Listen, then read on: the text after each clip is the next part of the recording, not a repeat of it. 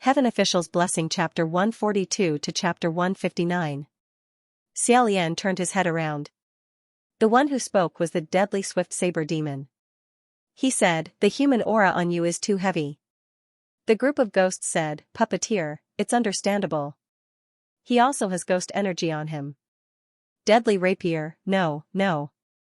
Take a closer look. The ghost chi on this puppet master doesn't come from the inside at all. Instead, it seems like it's coming from the outside. It was originally possible to bluff his way through by being tainted with ghost chi from the outside. However, once he became the center of attention, the details would be magnified. When this quick killer saber demon first came out to stir up trouble, he didn't seem to be in a good state of mind. It was almost the same as the opening of the Heaven's Eye. Xiaolian still thought he was an insignificant character. Who knew that it would not be easy to fool them? The ghost said, "This one seems to be very knowledgeable." So, was there a definite answer? How was he supposed to judge? Do you have any ideas? Quicksaber demon, yes. There was a kind of prop. We can determine what he is. He took something out of his sleeve. When the ghosts saw this, they immediately retreated in a large circle. "Oh my God! You carry a yellow talisman with you? I think you must be the priest who sneaked in." Deadly Swiftblade Demon said coldly, "Wrong. It's just that I killed a few Taoists on my way here. He just casually took their things. This was just an ordinary yellow talisman. It could only be used to deal with small ghosts and small fries. Since all of you were able to make it here, I believe that this talisman won't be able to do anything to you. Watch carefully."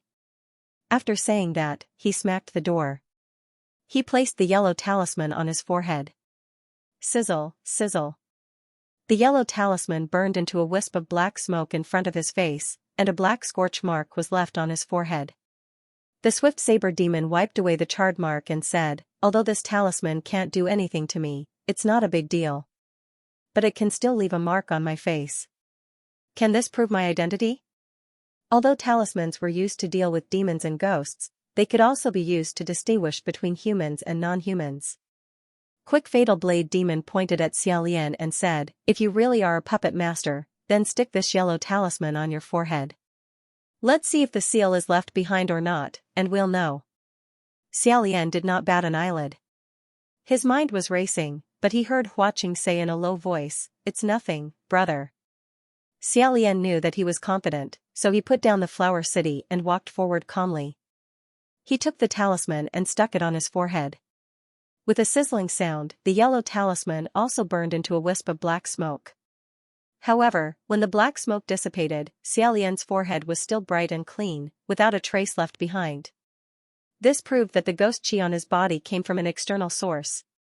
Apart from the cloaked man with his arms crossed, the hundreds of ghosts instantly surrounded them and started to shout. Many strange weapons were about to fly towards them, but they were all repelled by an invisible barrier. The ghosts were shocked. "Oh? His cultivation is quite high." Xiaolian spread his hands and said, "I didn't do anything." At this moment, Huaqing, who was standing behind him, spoke. He walked over with his hands behind his back and said, "You bunch of country bumpkins who haven't seen the world, what are you making a fuss about? Hey, you little rascal, have you seen much of the world? It's true that he doesn't have any ghost chi on his body. Who are you guys? Quickly tell me." Huaqing said, "Nonsense, of course he doesn't have any. That's because I'm the puppet master." As soon as he finished speaking, the group of ghosts felt an extremely cold air sweep over them, as if the entire area was frozen. Their bodies were originally cold, but now they all started to shiver.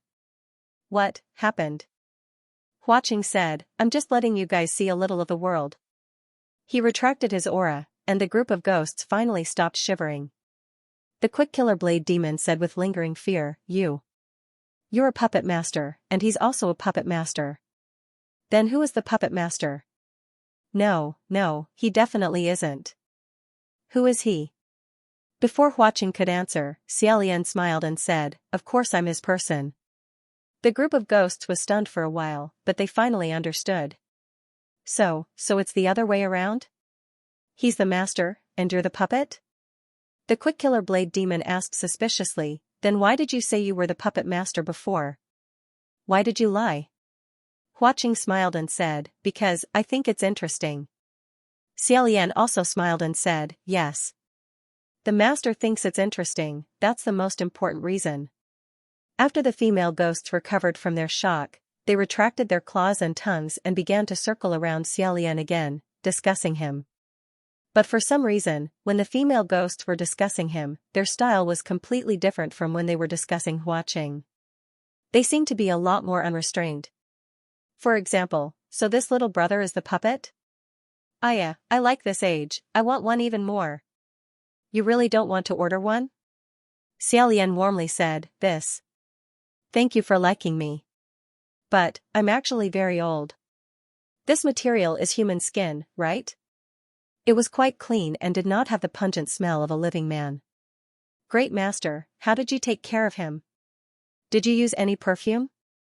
Xiaolian said, it's human skin. No perfume.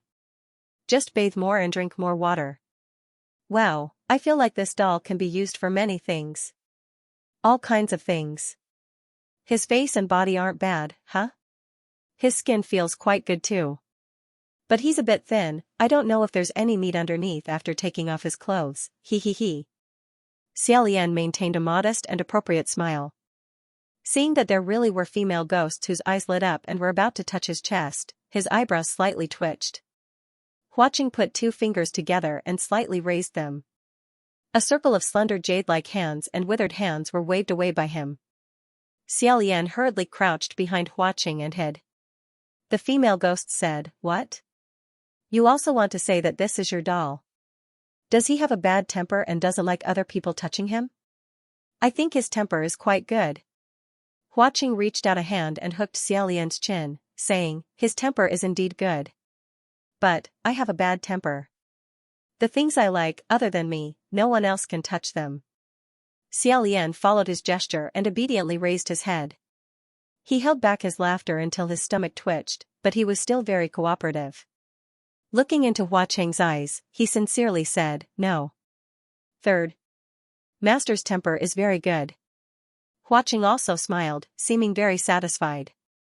Just as the two of them were singing along, a ghost at the side interrupted, I still feel that he has too much of a human scent. The female ghost said, then what do you want? The ghost said, I heard that the fillings inside the doll are not flesh and blood, so it won't bleed if you stab it. Let me try stabbing him. Before it could finish, it was frightened by a dagger glare and dared not make another sound. Huaqing said coldly, who dares to touch him? Do you think I can let you touch the things that I cherish in my heart? The group of ghosts was already intimidated by his aura, and now that he directly threatened them, they did not dare to act rashly. Unknowingly, they had already cleared out a large space in the middle of the group. The initiator of all this, Swift Blade Demon, saw that the situation was not good and instead tried to mediate. Puppet Master, please don't be angry. We have not entered Bronze Cauldron Mountains territory yet, we can talk about what will happen after we enter. Let's not start an internal conflict now. Huaqing's gaze swept to the side, rather than pestering my doll, why don't you ask why that person over there still refuses to take off his cloak? Beside Xiaolian stood a strange cloaked man. After all this commotion, he still did not take off his cloak, and had his arms crossed as if he was watching the show. But after Huaqing singled him out, he could no longer watch the show, and the main character became himself. Swift Blade Demon took a step forward, friend, please take off your cloak and let us have a look. The cloaked man paused for a long time. Just when Xiaolian suspected that he was waiting for an opportunity to escape, the cloaked man suddenly stretched out his hand and directly lifted his cloak. Under the cloak was a handsome but ordinary face. Such a person, if thrown into a crowd, although not ugly, would be quickly forgotten. No one would remember his face, causing the ghosts to be disappointed when they saw his true appearance. However, Xiaolian's vigilance was raised. Huaqing said, one look and I can tell it's a fake face. Only Xiaolian could hear this voice. Xiaolian nodded. Sometimes, some heavenly officials or famous ghosts would need to make a trip to the mortal world, and it would be inconvenient for them to use their real body, so they would transform into a fake face. At this time, the key to shapeshifting was to be ordinary. Whether it was good-looking or not, the more ordinary, the better. Even if people stared at the face for an hour, they would immediately forget it. Only then would it be considered a successful shapeshifting. This cloaked man's face perfectly met this key point, so this face was most likely not his real face. The only thing they didn't know was who this person was. Swiftblade Demon handed over a yellow talisman. The cloaked man took it, and without the slightest hesitation, he pressed it against his forehead. Sizzle, sizzle, smoke, leaving a mark. It seemed that he was also a ghost, not a human.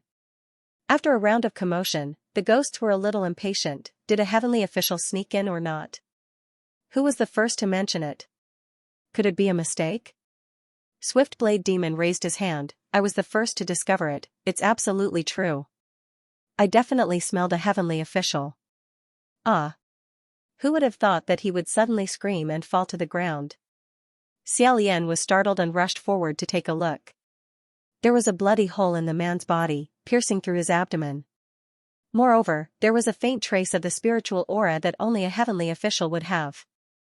The ghosts exclaimed, "Look at his wound. There's really a heavenly official among us." Swiftblade Demon covered the bloody hole and shouted, "Everyone be careful. He's trying to silence us." The ghosts were all shocked by this.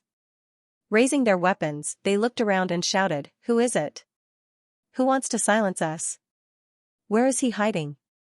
After Swiftblade Demon suffered that blow, the first thought that flashed through Xiaolian's mind was, sure enough, people with such exaggerated names are often the first to be killed.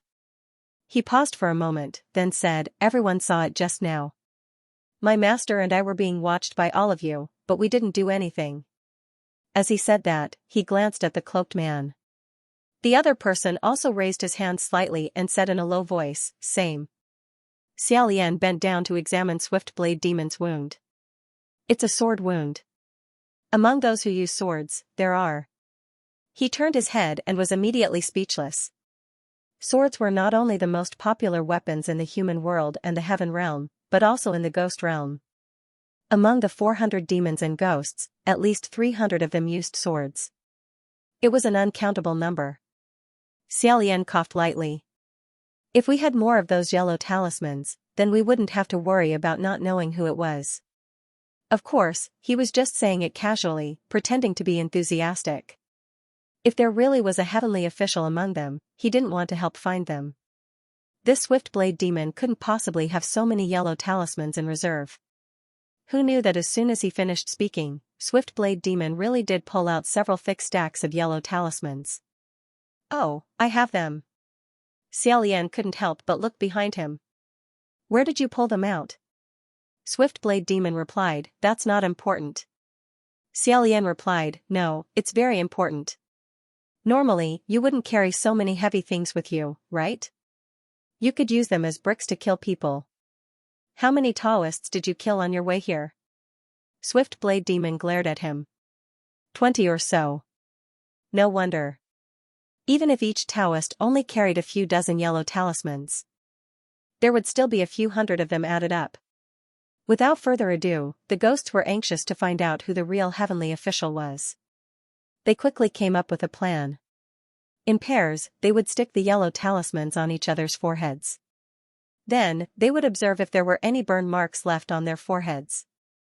Some of the ghosts were still a little afraid of the yellow talismans. "Are we really going to stick them on? Will it scatter my soul?" "It won't. It's exactly the same as the one we stuck on them just now. It's very weak, at most it'll leave a mark." "Oh." Huaqing narrowed his eyes, as if he had sensed something. Not long after, a large number of the 400 or so ghosts had the same yellow talisman stuck on their foreheads. It looked strange and funny. However, nothing happened after they stuck the talismans on them. The ghosts looked at each other in dismay. "What's going on?" "Hey, Swiftblade Demon, what kind of Taoists did you kill? They're so weak that even the talismans don't work?" Xiaolian had felt that something was wrong from the start. Now, he frowned even more. Just as he was about to speak, a female ghost beside him pouted. "I'm not sticking anymore, tear." "Huh? What's going on? Why can't I tear them?" The female ghosts all screamed, "Me too."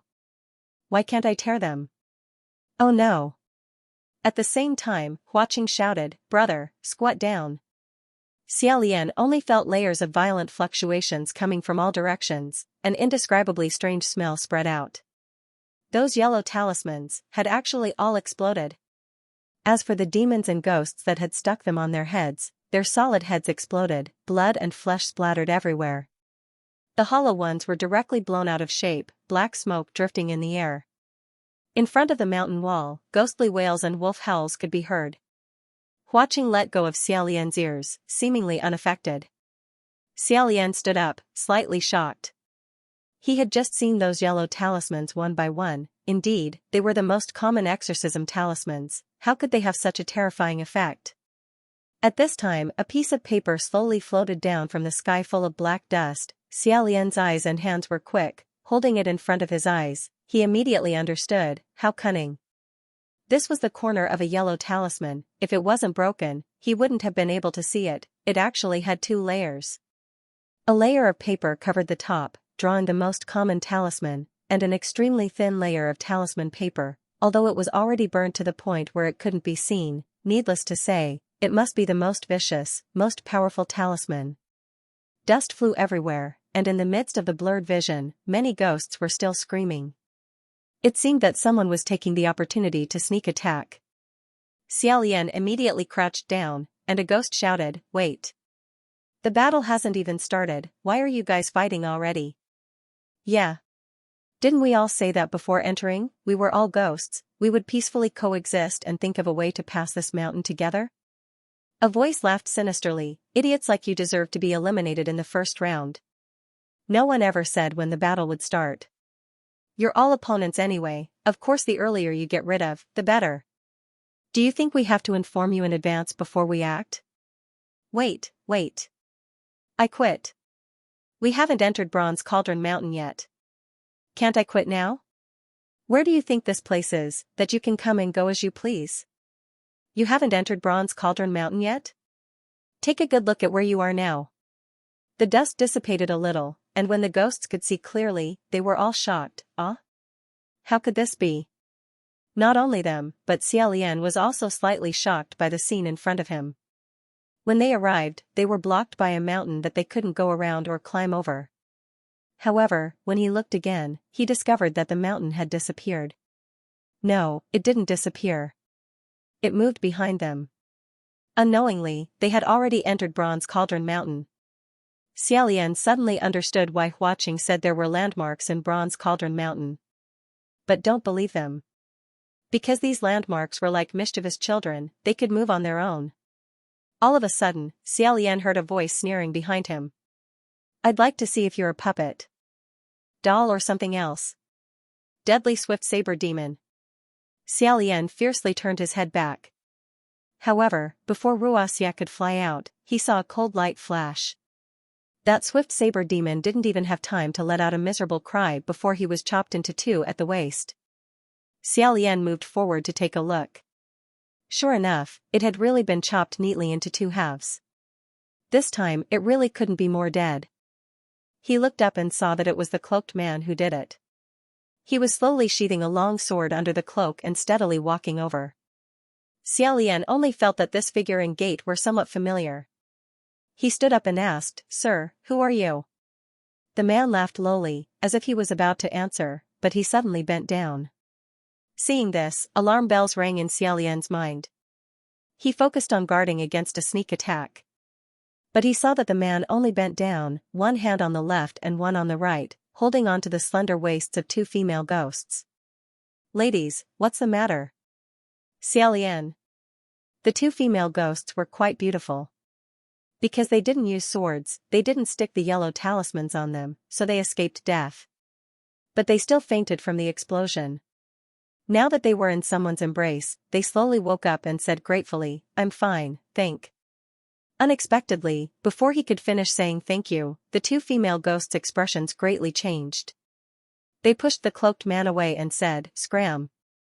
Then they hurriedly crawled to the side. After being slapped away, the man didn't get angry. He just seemed to feel strange. Rubbing his chin, he frowned and said, This shouldn't be? This face isn't ugly, right? Although he still hadn't taken off his disguise, Xiaolian already knew who he was. He said, General Pei, why did you also come? The newcomer turned to him and smiled. He wiped his face with his hand and revealed his true appearance. It was Pei Ming. He said, naturally, Di Jun sent me here to help Your Highness the Crown Prince. Xiaolian said, really? Then I'm really sorry. As you can see, it's quite dangerous here. Huaqing said, Gij, you don't need to be embarrassed. He must have asked for a lot of benefits from Junwu. Pei Ming walked in front of Huaqing and squatted down. Using his hand to measure his current height, he smiled and said, I'm not seeing things, right? Don't tell me this is Your Excellency Blood Rain Tanhua? Sure enough, a scholar who has been away for 3 days must be looked at in a new light.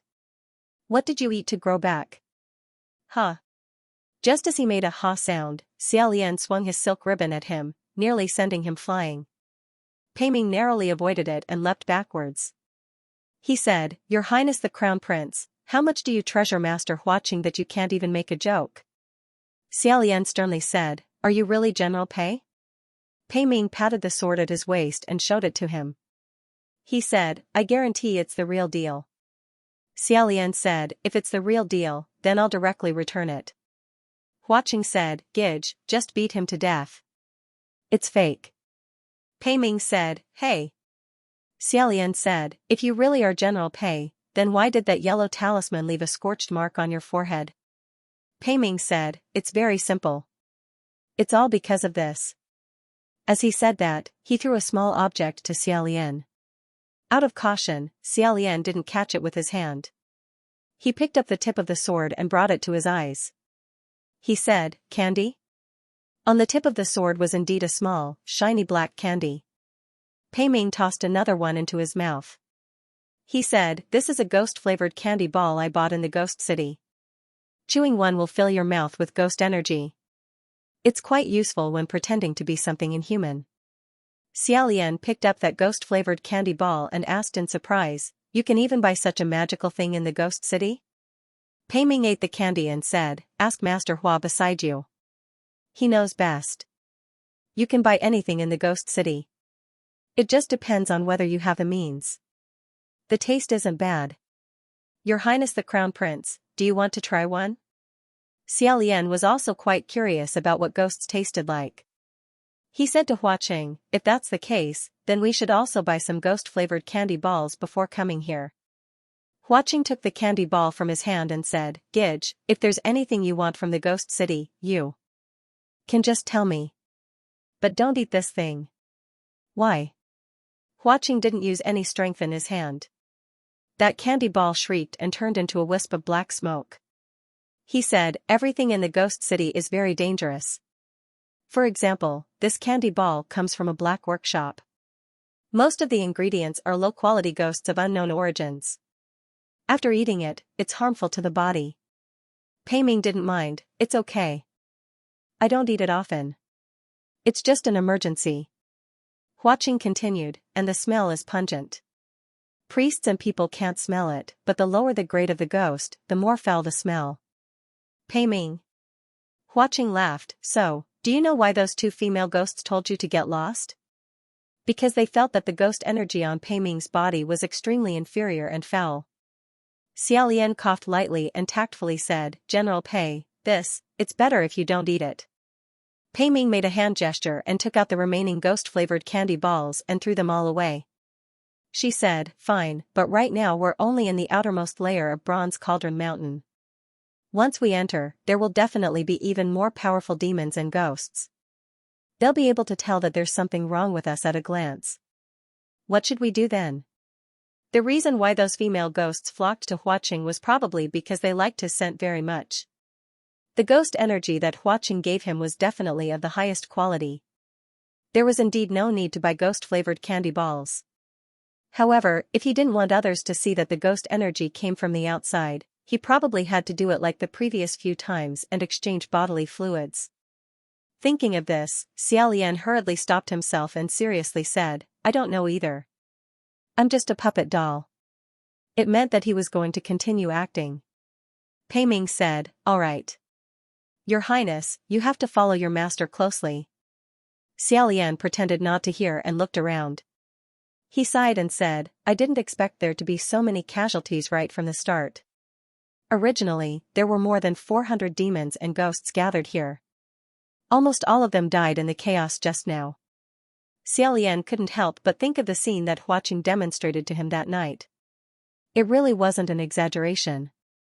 It was like a gust of wind blowing all the weeds away. There were less than a dozen of them who had escaped and were not completely dead yet. Their limbs were scattered all over the place, and they were moaning in pain. Hua Qing stood in front of them and said, "Now do you know what kind of place Bronze Cauldron Mountain is?" The surviving ghosts didn't dare to make a sound. Xiaolian said gently, "Right now, you are only in the outer layer and can still leave. If you don't want to go deeper and encounter more terrifying things, then wait here and find a chance to leave." The ghosts had the same intention.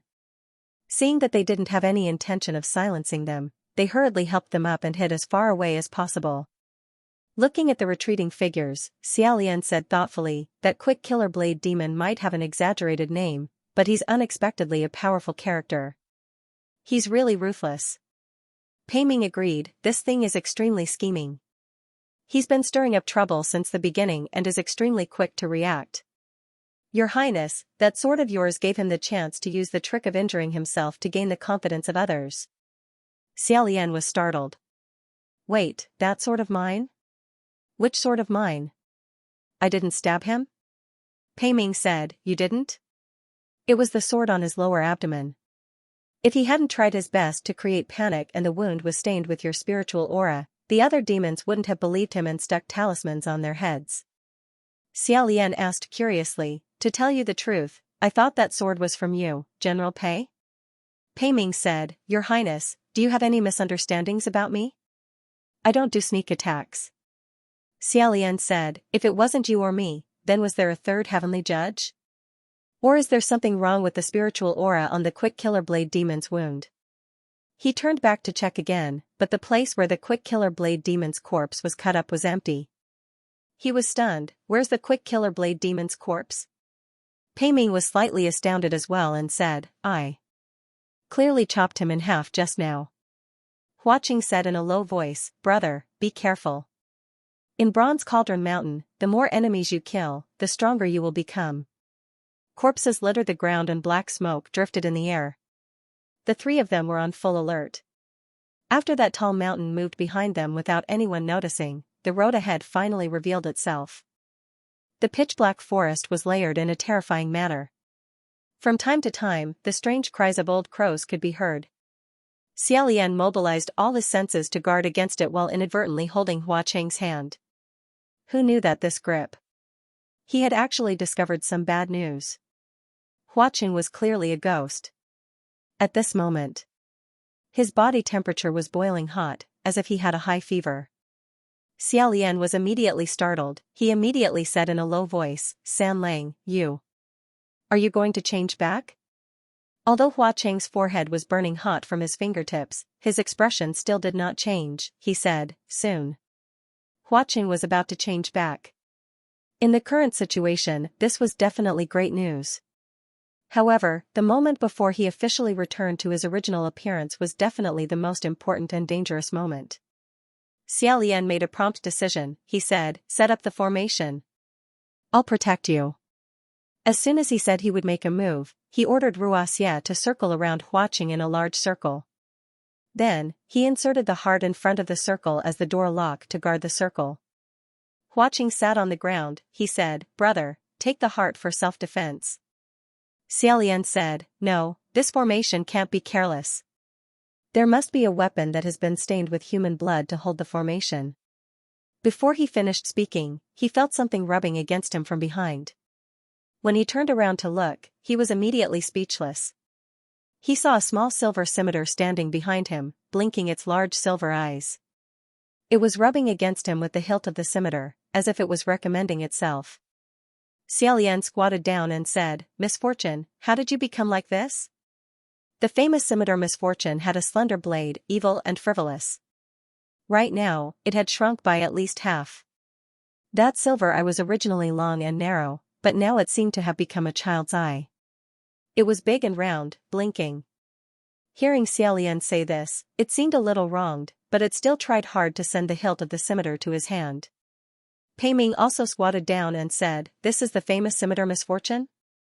As he spoke, he seemed to want to reach out and touch it. However, Doom Exterminator's expression changed instantly, and the blade pointed threateningly at him. Fortunately, Pei Ming's hand moved quickly. Otherwise, he would have drawn blood on the spot. Xiaolian touched Misfortune and said, "It's better to let Fragrant Heart do it." Her heart did not waver. She offered herself to Hua Qing but was rejected outright. She wept and jumped back to Hua Qing's side. Hua Qing didn't even look at it. He gave it a backhand slap and said, "What are you crying for? It's all because you're useless. Trash." Doom fell to the ground like a piece of trash that no one wanted. He seemed to have fainted from the slap. Xiaolian didn't know whether to laugh or cry. He hurriedly picked up Misfortune and held it in his arms. He said, "No, no. Don't listen to him, you're not useless, you're very useful." Pei Ming couldn't stand the atmosphere in the circle any longer. He walked out and stood outside the circle. He slowly pulled out his sword again and said, "It wasn't supposed to be this tense. I didn't expect to meet such a troublesome and powerful character. Your Highness is really lucky." Their group had come to Bronze Cauldron Mountain to get rid of the non-human beings that could become extinct. They were looking for powerful characters. Xiaolian didn't know whether this was good luck or bad luck. Hua Qing said, "General Pei, why do you think that it's your Highness's luck? Have you ever thought that the deadly swift saber demon might be coming for you?" Pei Ming laughed. "If it's a female ghost, I'll believe it's coming for me." Unexpectedly, he didn't laugh for long before his expression suddenly changed. He leaped to the side. When he looked up again, blood was flowing down his face. There was a bloody mark on Pei Ming's face. He touched his face in disbelief. His entire palm was dyed red with blood. This wasn't a small scratch. The two of them had been on guard just now, but Xiaolian was unharmed. He didn't feel any killing intent directed at him. He said honestly, "It looks like it's coming for you, General Pei." Pei Ming was about to speak when the sound of a sharp blade came again. This time, he was prepared and swung his sword down. This sword really hit something. A figure appeared in the air, split into two. It fell to the ground with a thud. Half of its upper body and the other half its lower body. The upper body lay on the ground, staring at Pei Ming with a malicious gaze. It was Quick Deadly Blade Demon. Pei Ming walked over and stepped on his chest. He pressed the tip of his sword against his throat. "What are you?" This thing had said before that he was a spiritual monster formed from an executioner's knife. If that was true, he should have returned to his original form after being cut in two by Pei Ming. What kind of knife could still be used after being cut in two? Unexpectedly, Quick Deadly Blade Demon's eyes suddenly widened. He sneered and broke Pei Ming's sword with his bare hands. Clang! Pei Ming's eyes suddenly widened. He wasn't the only one. Xiaolian had the same reaction. Pei Ming was a martial god that had officially ascended. Even if he was in Bronze Cauldron Mountain and his magic power was suppressed to the minimum, his artifact shouldn't have been broken so easily. Swift Saber Demon laughed and said, "Such a useless sword, how can you even take it out?" Pei Ming immediately used his fist to replace the sword. Quick Deadly Blade Demon slapped the ground with his left hand and soared into the air. He closed his right hand and slashed with his palm. Wherever his palm wind passed, there was a metallic glint. It was actually the wind of a sharp blade. It could be seen that his true body was indeed a sharp weapon. Xiaolian stood within the circle and wanted to go out and help. However, Hua Qing stopped him and said in a low voice, "Brother, look carefully." Pei Ming also shouted, "Don't interfere." He was the martial god of the north. If he couldn't even defeat a saber demon at the outermost layer of Bronze Cauldron Mountain, how could he get over his own heart? However, although Quick Deadly Blade Demon only had his upper body, he was extremely agile. He seemed to be able to predict where Pei Ming was going to attack first. This was very disadvantageous for Pei Ming. After a few hundred moves, Pei Ming's body was already covered in dozens of wounds. Xiaolian couldn't stand it anymore and said, "General Pei, come into the circle first." Pei Ming's expression became more and more unsightly. He wasn't willing to retreat, and Xiaolian couldn't rashly help him fight 2 against 1. For some martial gods, asking for help in a one-on-one fight was a form of humiliation. Xiaolian could only say, "General Pei, come back first. Didn't you notice something strange? This person knows your sword art and movement technique like the back of his hand." Pei Ming naturally noticed this as well, but he couldn't believe it. But even Xiaolian, who was watching from the side, could see it. Even if he didn't want to believe it, he had to believe it. Xiaolian pulled out the heart and temporarily opened up a gap. He took the opportunity to jump back into the circle, his expression extremely ugly. Xiaolian put the heart back in and said, "General Pei, aren't you going to pick up your broken transcendent artifact?" Pei Ming wiped away the blood on his forehead and said in a low voice, "That isn't my transcendent artifact. I just randomly picked it up. It's still quite convenient." Hearing this, Xiaolian let out a sigh of relief. Although the sword Pei Ming randomly picked up should be very valuable, it at least couldn't compare to a transcendent artifact. He then said, "General Pei, why didn't you bring a transcendent artifact here?" Pei Ming said, "I didn't refine one." Xiaolian was even more curious. Why? Most martial gods would choose to refine the weapon they were most familiar with into a transcendent artifact. This way, when attacking, they would naturally be like a tiger that had grown wings. Before Pei Ming could reply, Quick Deadly Blade Demon snorted coldly and said, "That's naturally because the sword he used the best was gone a long time ago." Pei Ming's brows furrowed. "Just who are you?" Xiaolian said, "Aren't you going to ask what he is?" Quick Deadly Blade Demon snorted. "Who am I?" "Huh. Pei Ming, when you broke me with a single palm strike, did you ever think there would be a day like this?" Xiaolian slightly opened his eyes and said, "General Pei, do you know him?" Pei Ming thought for a long time. His expression became more and more solemn as he probed, "You are Ming Guang?" Hearing this name, Quick Deadly Blade Demon stopped smiling. The current him looked completely different from the little demon that had blended into the crowd in the beginning. Xiaolian said, "He's called Ming Guang?" "General Pei, isn't it you who is General Ming Guang?" In an instant, countless unimaginable stories quickly emerged in his mind, such as impersonating someone else, stealing a beam and swapping a pillar for a pillar, etc. However, because he repeatedly went to the heavenly court, it couldn't be considered unimaginable. He couldn't help but think, could it be another geomastery? However, Pei Ming seemed to see what he was thinking. Clutching his wound, he said, "Your Highness the Crown Prince, what are you thinking? I already said I'm the real General Pei." "It's me." Xiaolian said, "Then why did you call him Ming Guang?" Pei Ming said, "Because he was originally called Ming Guang. This is the name I gave him. He is my sword." Xiaolian exclaimed, "Could it be General's broken sword?" Pei Ming said, "That's right. Ming Guang was my sword when I was a human. Several hundred years ago, I personally broke it. No wonder. No wonder this Quick Deadly Blade Demon knew Pei Ming's sword techniques like the back of his hand. It was as if he could see what he was going to do next. No wonder he could still move freely even though he was clearly cut in half. The wound on his abdomen also didn't have any effect on him. This was because this sword had followed Pei Ming through countless battles. Naturally, it knew Pei Ming's habits and routines like the back of his hand. This was because he had long since been cut in half. Xiaolian said, "So, the previous sword wound, was he stabbing himself? Then what was the spiritual light on the wound?" Pei Ming said, "Mine. Back then, after I broke him, I immediately ascended. I think it must have been stained at that time and can't be removed." Quick Deadly Blade Demon, no, Ming Guang, began to use his hand as a blade, hacking towards Pei Ming's heart. The expression on his face was sinister, as if he was hacking at Pei Ming himself. Xiaolian couldn't help but ask, "That General Pei, why is your sword so resentful towards you? What did you do to him? What's going on with General breaking the sword?" Pei Ming touched the medicine bottle on his body as he said, "It's a trivial matter from several hundred years ago. Why are you still mentioning him now? Let's first think of a way to beat him back." Although there was Ruaxia's circle, once Pei Ming's heart was cut in half, the circle would be broken. It would be like smashing a lock, leaving only the door. Xiaolian looked behind him.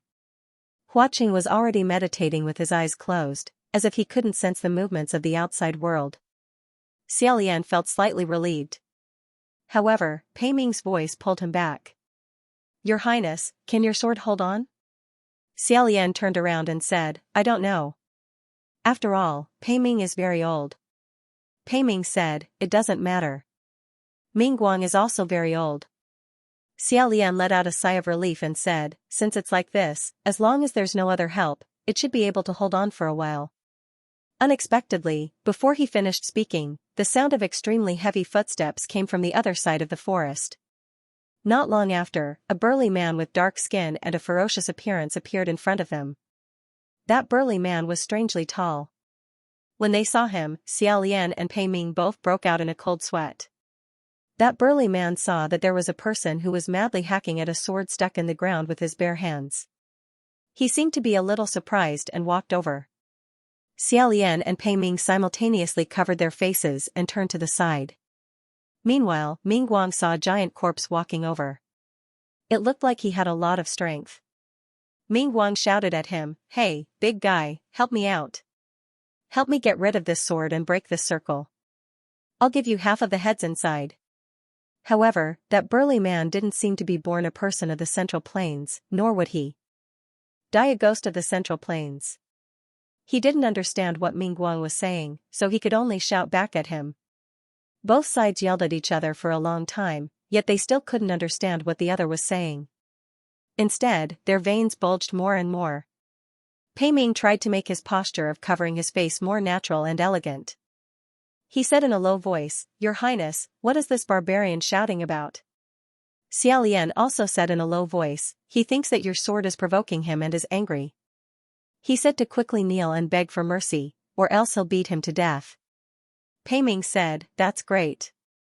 I hope they quickly start fighting. Unexpectedly, that burly man seemed to hear their whispers.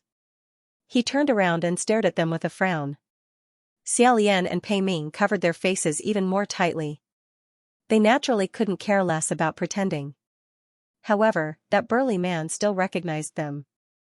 He stomped his feet, causing the entire ground to tremble. He shouted, It's you. The Taoist who collects trash. Pei Su's boss. Seeing that he recognized them, the two could only put down their hands. After a moment of deliberation, Xiaolian said in the half-moon language, General Kumo, calm down. This strange burly man was naturally Kumo, who had escaped from Bronze Cauldron Mountain after the tens of thousands of ghosts became restless. He was captured by Xiaolian. Later, during the interrogation, he saw Pei Ming, who was standing on Pei Su's side. When enemies met, their eyes were exceptionally red. Without a second word, he kicked at her heart, causing the sword to tilt by an inch. Xiaolian wanted to protect Huaqing. He couldn't be distracted. And Pei Ming was in front of the weapon he was most familiar with. It wasn't a threat at all. At this moment, he suddenly heard Ming Guang scold, This ghost barbarian. Can you not hit me when I hit you? You hit my hand. Kumo directly ignored him. Seeing that the two of them were slightly rubbing against each other, Xiaolian grabbed Pei Ming and said, General Pei. Kumo doesn't believe that you have no malice towards him. He must find you for an explanation. Quickly put your 5 fingers together. Cross your wrists above your head. Press them down from the top of your head and then separate them. This is the common gesture of their clan to ask for peace. In short, express your good intentions to him first. Let him stabilize.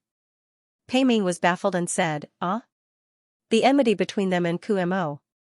This wasn't a small misunderstanding. How could a gesture be used to ask for peace? How could they let him stabilize? Xiaolian didn't explain. He grabbed him and said, Come. Do this action with me first and make him stop. However, Pei Ming's hand was injured, so he grabbed it. The corner of his mouth twitched and he was about to do as he was told. However, Ming Guang had already heard all of their words. He rushed in front of Kumo, crossed his hands above his head and slashed down. He separated his hands and proudly said to the two people in the circle, It's not that easy. Who knew that when Kumo saw this action, his eyes widened and blue veins bulged on his iron-black skin. He opened his 5 fingers and his palm was like an iron palm leaf fan as he directly slapped Mingguang horizontally. The moment that slap flew out, Pei Ming and Mingguang didn't understand what happened. After a while, Pei Ming turned around and said to Xiaolian, "Your Highness, I thought that Mingguang was very cunning. I didn't expect you to be even more cunning than him. This Pei admires you." Xiaolian wiped his cold sweat and said, "Not at all, not at all. I'm ashamed." Those words just now seemed to be said to Pei Ming, but in reality, they were said to Mingguang. After Mingguang heard it, in order to not let them have their way, he would definitely take the initiative to express goodwill to Kumo. However, this action of Xiaolian's wasn't a request for peace, it was a provocation.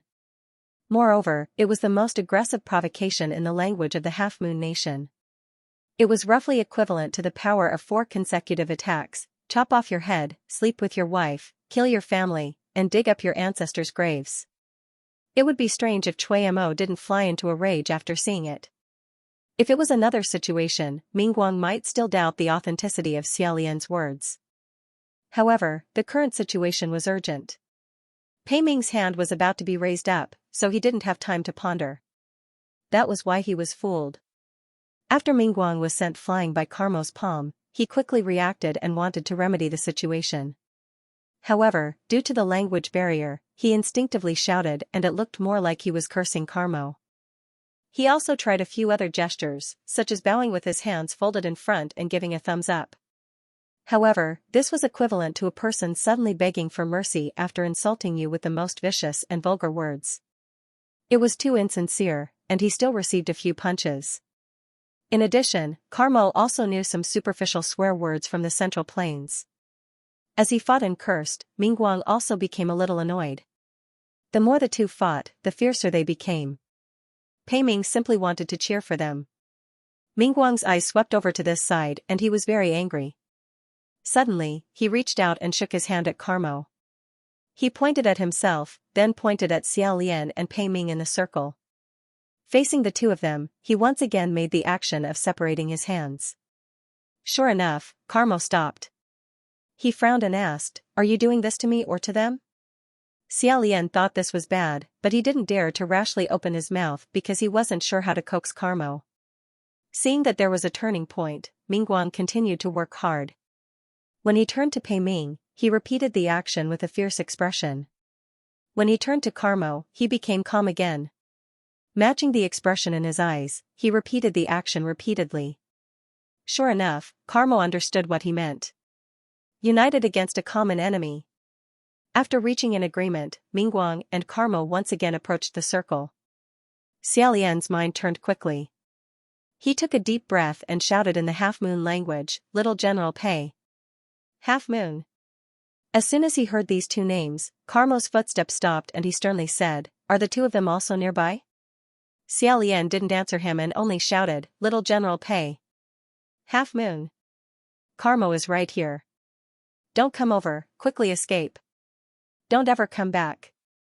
With him shouting like this, Carmo naturally thought that the two of them were really nearby and that Xiaolian was informing them to escape.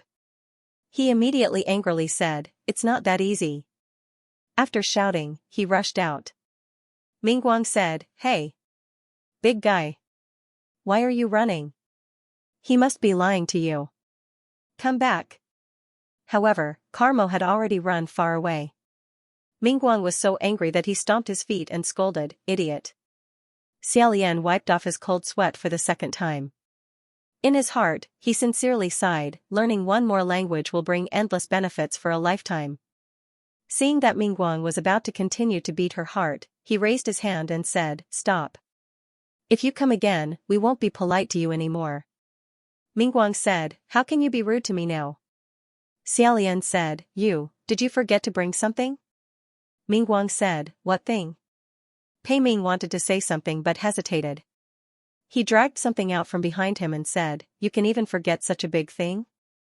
What he was dragging were 2 human legs that were connected to a small part of his waist. When Mingguang saw this, his expression turned cold. He said, "Ah? My lower body." Just now, he had been using his palms to walk. He used his hands to support himself as he hopped around. Unknowingly, he got used to this method of movement. He actually completely forgot that he hadn't reattached his lower body. While he and Karma were fighting fiercely, Pei Ming went out and dragged the lower body that was thrown on the ground nearby into the circle. She threatened, "You better not act rashly." It was just that this threat seemed very awkward. Because, if the hostage was a complete person, when she said this, Pei Ming could put her hand on the other party's neck or grab the top of the other party's head. This way, the scene would appear very intimidating. It wasn't just a joke. However, right now, they only had the lower body in their hands. Then, where should he put his hand so that it wouldn't appear awkward and at the same time could deter the other party? He couldn't think of anything, so Pei Ming could only step on his foot. Mingguang said, "Are you joking with me?" Xiaolian also felt that this wasn't serious at all. He tactfully said, "General Pei, stepping on his foot isn't very convincing. Can you let him feel that you've caught his vital point?" Pei Ming said, "Your Royal Highness, don't say it so lightly. If it wasn't for this Pei not wanting to do such a shameless act, do you think I want to step on his foot? Why don't you come and grab his vital point?" In short, the two of them didn't want to grab this vital point. Xiaolian said, "Forget it. Then why don't we do this?" After discussing for a moment, the two of them each grabbed one of Mingguang's legs. This way, there was a lot of deterrence, and it wasn't awkward anymore. Xiaolian said, "Please step back. Otherwise, I'm afraid your real body will have to be broken again." Mingguang sneered and said, "Ha! Do you really think that my lower body is useless?" As soon as his voice fell, Xiaolian felt a murderous aura quickly rising up from his palm. He immediately waved his hand and said, "General Pei, be careful." That originally dead lower body was unexpectedly caught off guard, and with a schwa-schwa sound, 2 kicks flew out. Pei Ming also waved his hand in time, which was why he wasn't kicked by those 2 sharp wind blades. That pair of legs somersaulted in the air, landing on one knee. Then, it slowly stood up and stood in place. These few movements were unexpectedly very nimble, with quite a bit of posture. Xiaolian couldn't help but say, "Good." After praising it, he immediately changed his words, "Not good." What was good about it? He had painstakingly set up a protective circle just to prevent Mingguang from coming in. This was great. Although Mingguang's upper body was still outside, his lower body had already come in. Pei Ming also came to his senses and said, "We've fallen into a trap." This kind of monster whose real body was divided into 2 halves, some could only move the leading half, and some could move both halves. It was impossible to determine which category Mingguang belonged to, but his lower body had always been lifeless. It didn't move even after being stepped on, so Pei Ming thought it was the former. Thinking about it, he must have deliberately pretended not to move. Mingguang clapped his hands outside the circle and laughed, "Not bad. This is called luring a wolf into the house, catching a turtle in a jar." Right now, there were 3 people inside the circle. Huaqing was meditating with his eyes closed and was at a critical moment. Pei Ming's sword had long been broken by Mingguang, and Xiaolian's heart had become the door lock of the protective circle. Both of them were unarmed, so Xiaolian could only say, "Misfortune." The scimitar misfortune that fell to the ground like a broken piece immediately stood up and flew into Xiaolian's hands. Xiaolian held the hilt of the scimitar and swung it. Mingguang's lower body kicked out and received the blade. He took 2 steps back and almost fell out of the circle. His upper body was outside the circle, and his expression changed slightly. It seemed that he was a little afraid. He clapped his hands and his lower body returned to its original form. A nearly 3 feet long green blade hung in the air with a murderous aura. Xiaolian didn't use a blade often, but with misfortune in his hand, it was quite easy. Just as he was about to face it, Pei Ming said, "Your Highness, this Pei didn't deliberately cause trouble at this time, but you, Master Huaqing, seem to have some problems?" Xiaolian was shocked and looked back. Sure enough, Huaqing's eyebrows furrowed even more. The hands that were placed on his knees were also trembling slightly. As soon as he was distracted, that broken blade took the opportunity to stab him. At this moment, misfortune broke away from Xiaolian's control and met that broken sword in the air with a dang sound. Xiaolian said, "Misfortune, I'll have to trouble you to hold on for a while." He squatted in front of Huaqing and said, "How could this be? In the end, what's the problem?" Pei Ming said, "Your Highness, don't ask me. This Pei isn't as familiar with the Ghost King as you are." Xiaolian said to Huaqing, "Sanlang? Can you hear me? Don't bear it anymore, come out." At this time, he heard Mingguang shout from outside the circle, "A small knife. Dares to stop me." While he was speaking, Mingguang's broken blade and misfortune had already clashed dozens of times in the air, sparks flying. If it was the usual scimitar misfortune, it would naturally have the upper hand. But now, in front of Mingguang's long blade, misfortune looked like a child fighting against an adult. Although it was fierce, because its limbs weren't long enough, it was inevitable that it would be restricted. There were a few times when the situation was very critical. Xiaolian took the time to look back and said, "Be careful." After he shouted, misfortune suddenly turned into a silver whirlwind and slashed at the broken blade. Outside the circle, Mingguang cried out, "Ah!" It seemed that this cut wasn't light. Xiaolian praised, "Good misfortune." Pei Ming suddenly said, "Wait, Your Highness, I feel that when you praised it, it seemed to have grown bigger." Xiaolian looked carefully and said, "Really?" Pei Ming said, "It seems so. Why don't you try again?" Anyway, it was just a compliment, so Xiaolian said, "Okay.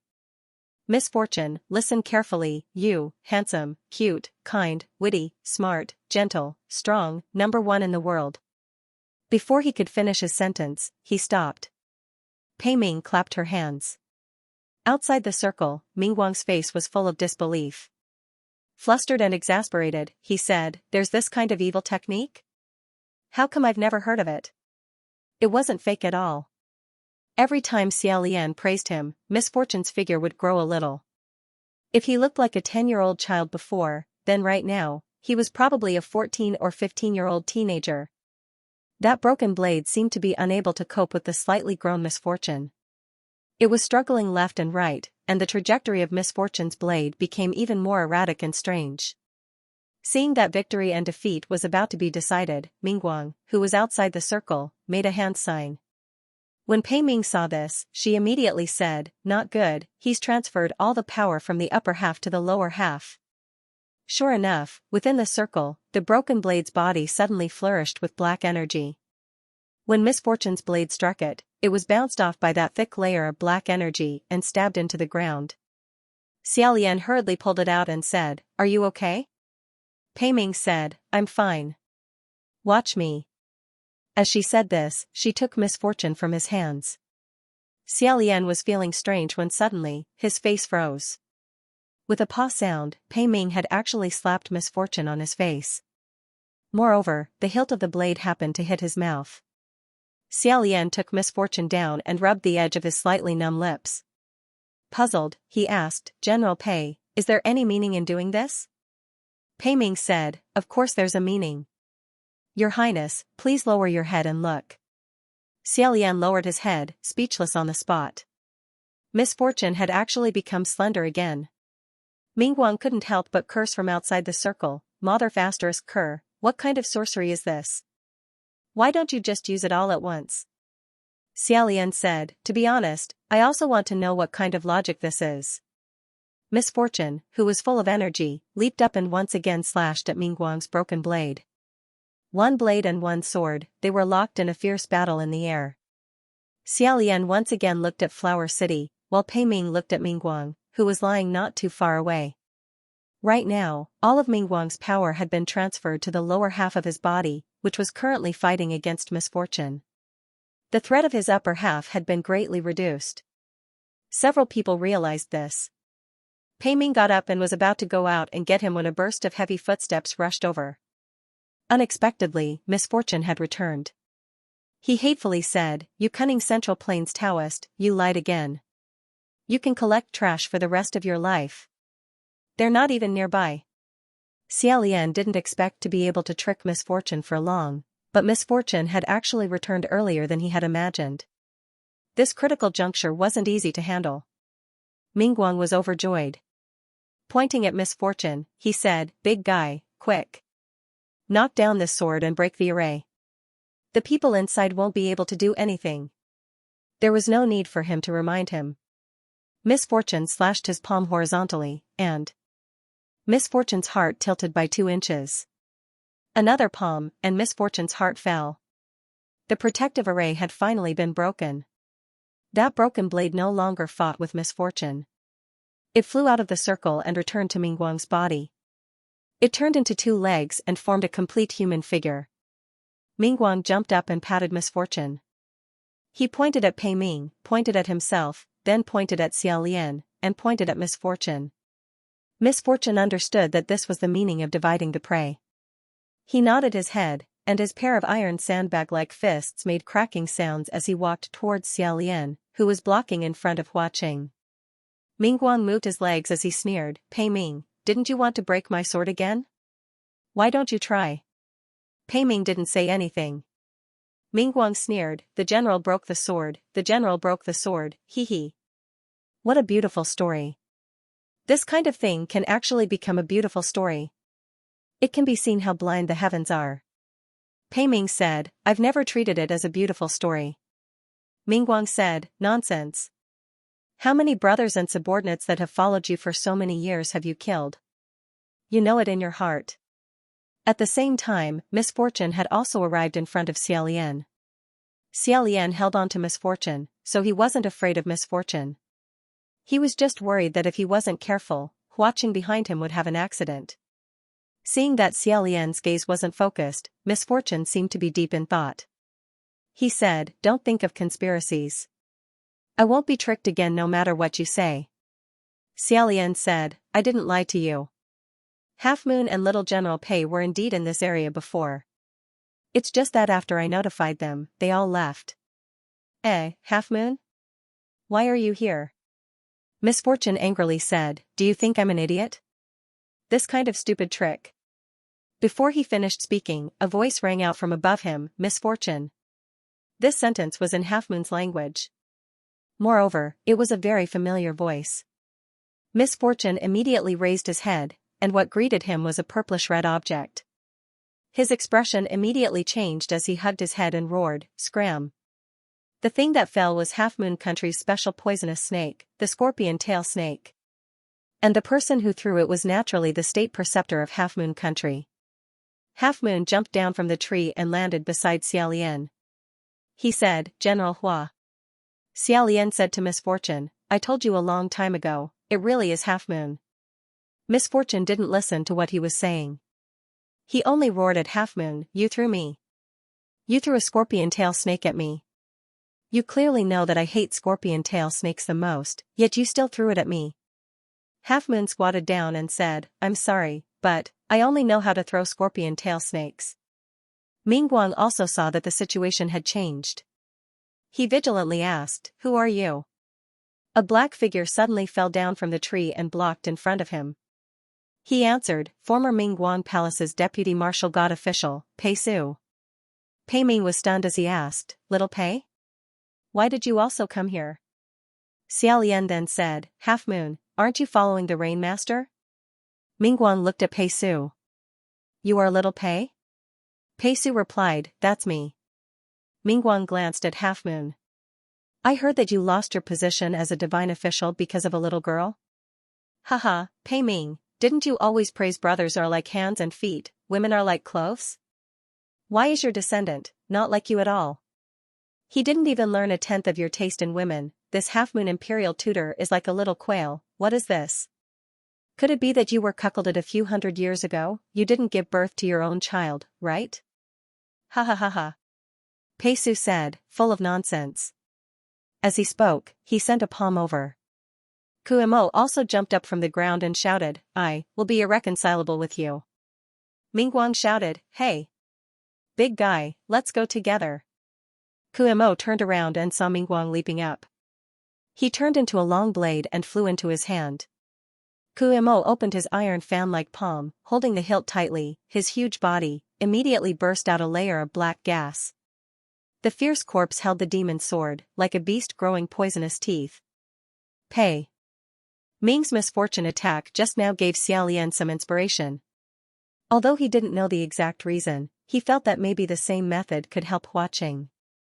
He originally wanted to secretly transfer his chi to Huaqing to see if there was any relief. Seeing that the situation was critical, he had to say, be careful. Pei Ming couldn't join the battle, so only Pei Su and Half Moon could fight together. Although one's movement technique was sharp and direct, the other was erratic and strange. However, movement techniques alone weren't enough. Pei Su had no mana and Half Moon had no brute force. Against Kuemo and Mingguang, who had both mana and brute force, it was slightly strenuous. After being scolded by Kuemo, Half Moon was embarrassed to throw scorpion tails at him again. However, Pei Su didn't have any burden and threw the snakes like rain, angering Kuemo to the point that he kept roaring. Luckily, Mingguang's sword chi protected him so that the snakes couldn't get close. However, even so, Xiaolian felt relieved after watching for a while. Because he could see that Kuemo and Mingguang's cooperation wasn't good. Kuemo was born in Half Moon country and used a mace. He was used to using heavy and large weapons, but he was not so good with swords. Even if he was extremely strong, and the weapon in his hand was also incomparably sharp, they might not be able to bring out the strongest effect. He couldn't figure out the trick in such a short time. Therefore, Xiaolian hurriedly took the opportunity to put his palms together in front of Huaqing and said, "Excuse me." However, looking at the snow-white, bright, and handsome little face in front of him, Xiaolian felt that it was difficult for him to make a move. With great difficulty, he made up his mind and closed his eyes to welcome Huaqing. In his nervousness, he couldn't help but kiss the center of Huaqing's forehead. It was a very gentle touch, but his heart was crumbling. A voice from the side said, "Your Highness, you're mistaken. What's the use of a forehead?" Xiaolian was so shocked that he almost fell to the ground. He turned around and saw Pei Ming squatting beside him. He said with rare indignation, "General Pei, can you stop looking?" Pei Ming raised her hand and said, all right. I won't watch anymore." She turned her head to watch the fight. After watching for a while, he said to Kuemo, "This sword isn't used like this. If you don't know how to use it, then don't use it." Kuemo naturally didn't understand, but Mingguang in his hand said, "I can't compare to you. You broke the sword with your own hands, and now you're still standing at the side like a piece of trash pointing at me."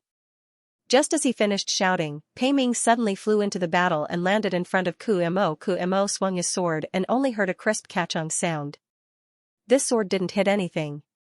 He looked down and couldn't help but be stunned. The Mingguang sword in his hand actually broke again. Taking advantage of this opportunity, Pei Su threw a large wave of scorpion tail snakes over. It was like splashing a large vat of dye, splashing Kumo's entire body with a purplish red color. He roared and tried his best to push those slippery snakes down his body. Pei Ming lowered his head and said to the sword, "You are very clear about my moves. Naturally, I am also very clear about where you are most easily broken." Half Moon raised 2 jars and descended from the sky. Without any explanation, she pulled the stunned Mingguang and angrily roaring Kuemo into the jars. At this point, Xiaolian finally let out a sigh of relief. In his heart, he said, "Having more people makes things easier." Half Moon sealed the jars, hugged the 2 jars and shook them.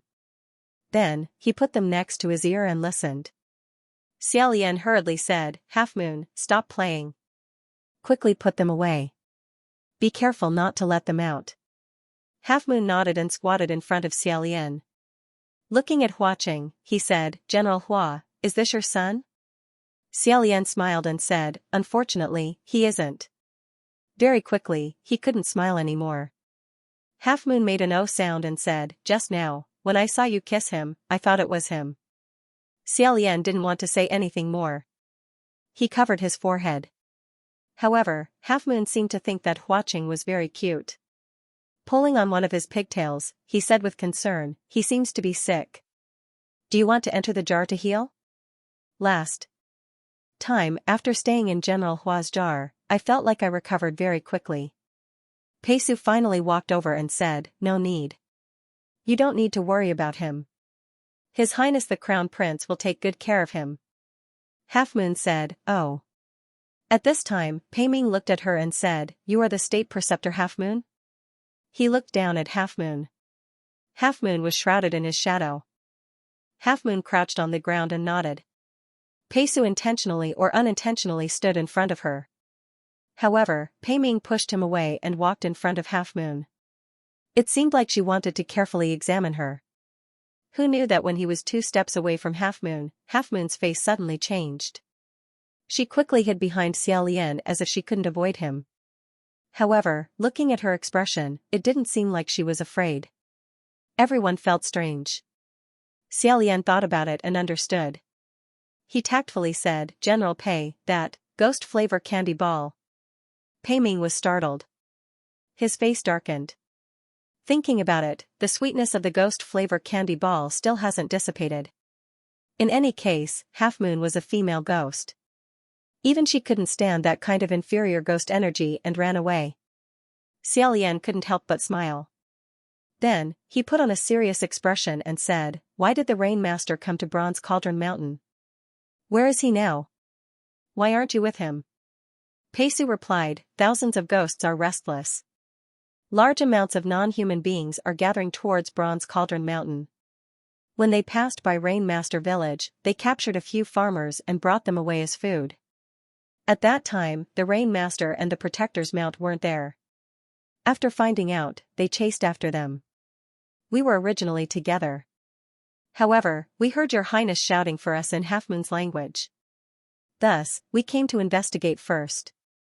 At that time, Xiaolian was just calling for help. He didn't expect them to actually be nearby. It was a stroke of luck. Rain Master Village looked like a peaceful little village. It wasn't strange for ghosts to randomly capture people when they passed by. Pei Ming frowned. "I couldn't find you in the human realm. How did you get to Rain Master's place? Don't tell me you chased after this Half Moon State Preceptor." Peisu lowered his head slightly. "No. It was Rain Master who saved me." It turned out that after Peisu was exiled to the lower bound, he had been wandering around the human realm.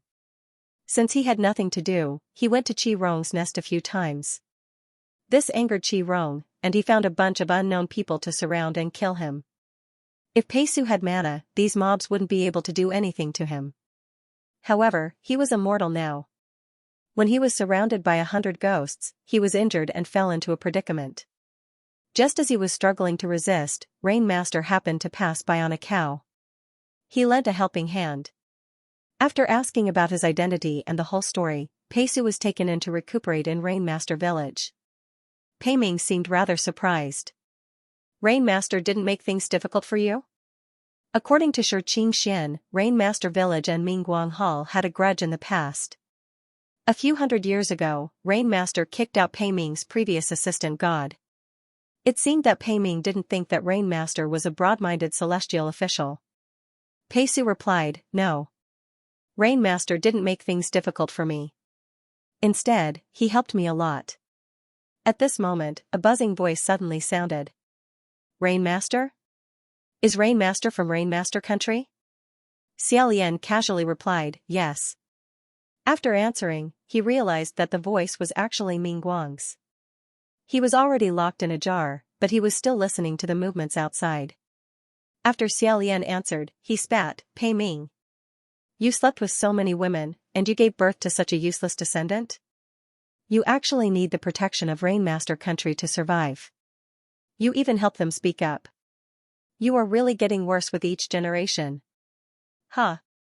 Hearing this, Pei Ming's expression became slightly uncomfortable. Xiaolian didn't understand what was funny and angry.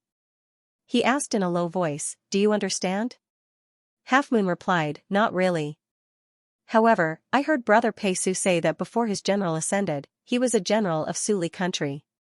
Pei Ming was a general of Suli Country. Was there a problem? There was a huge problem.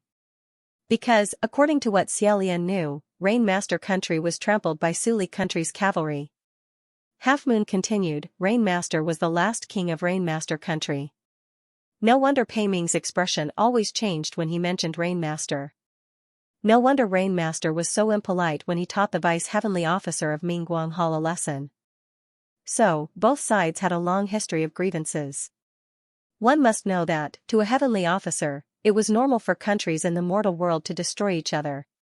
But when it was his turn, he couldn't let it go. If he was on the same level as the general who destroyed his own country, and this person was still loitering around the heavenly court, it was a bit annoying. Pei Su added a talisman and stuck it on the jar. Ming Guang's voice stopped. He asked, "Why did the general come?" Pei Ming replied, "Isn't it to get you back as soon as possible?" Xiaolian thought of Hua Cheng's words. It seemed that this was the benefit Pei Ming exchanged with Jun Wu when he was sent to Bronze Cauldron Mountain. Pei Ming patted Pei Su's shoulder and said, "Since you are here, perform well. If you do well this time, you might be able to return to the heavenly court in advance." Before Pei Su could answer, the talisman on the jar in his hand burned. It was actually Ming Guang who was locked inside, burning the talisman with his anger. He said, "Pei Ming, do you still remember what you said in the beginning?"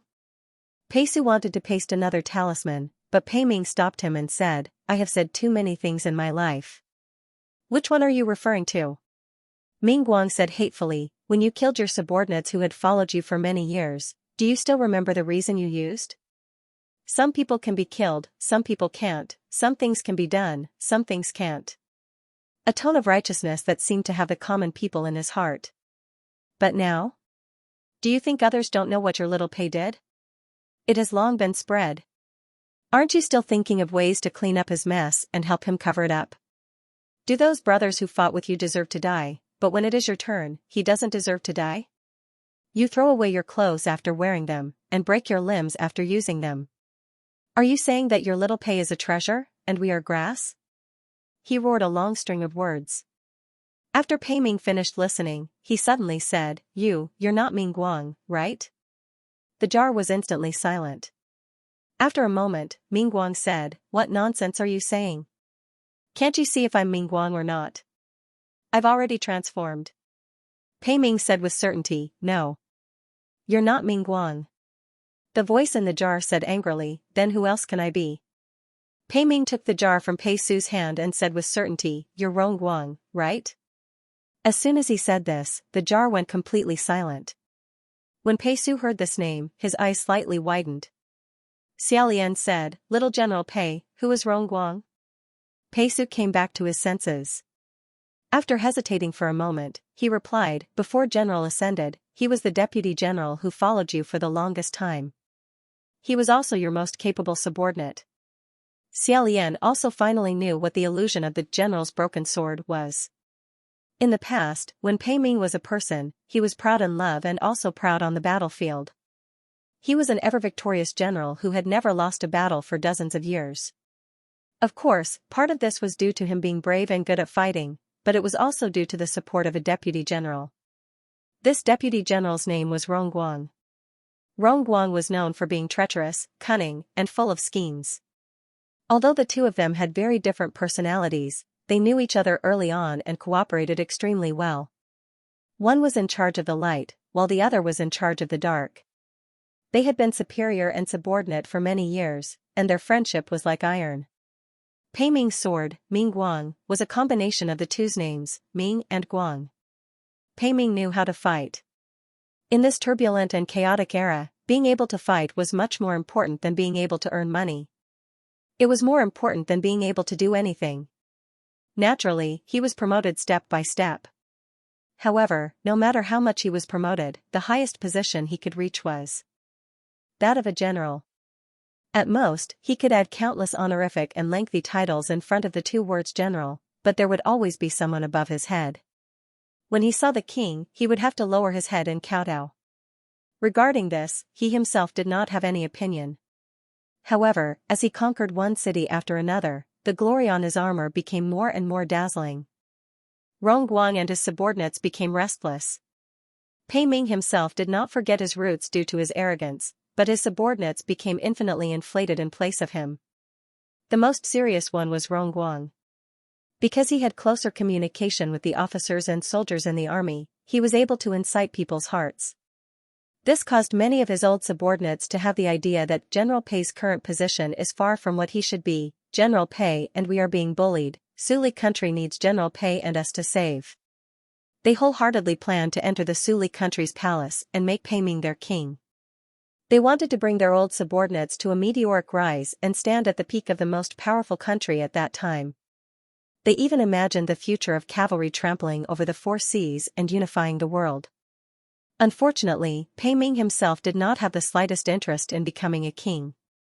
His life's joys were winning wars and sleeping with beautiful women, and these two things did not require him to be a king. Moreover, although the Suli country's king did not have any achievements, he did not make any mistakes. If it was him, he might not have been able to do better. Rashly rising would only bring harm and no benefit. Why cause trouble for no reason? Thus, Rongguang excitedly hinted to him a few times, but Pei Ming dismissed it with little effort. After many times, Rongguang was not persuaded in the slightest.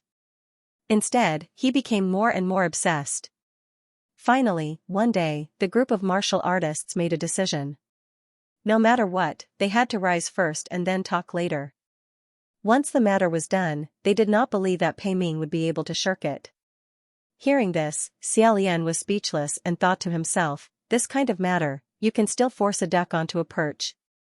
Pei Su saw that he was deep in thought and said, Rongguang might not really want to support General Pei as king, but he had to borrow General's name to rise. Because his prestige is not as high as General's, if he raised his own banner, he might not be able to convince the masses. Xiaolian thought about it and said, not necessarily. They raised the banner to support Pei Ming. Of course, Pei Ming could not pretend that he did not know about this. He immediately took his sword and a small number of trusted soldiers and rushed into the palace to fight. Xiaolian said, General Pei won. Or did he lose? Pei Su said, he won. He also lost. All the troublemakers had died under Pei Ming's sword. Among them, many were his old subordinates who had been friends with him for more than 10 years. This sword, Ming Guang, had always been used alongside these people. But now, it had become a weapon to kill these people.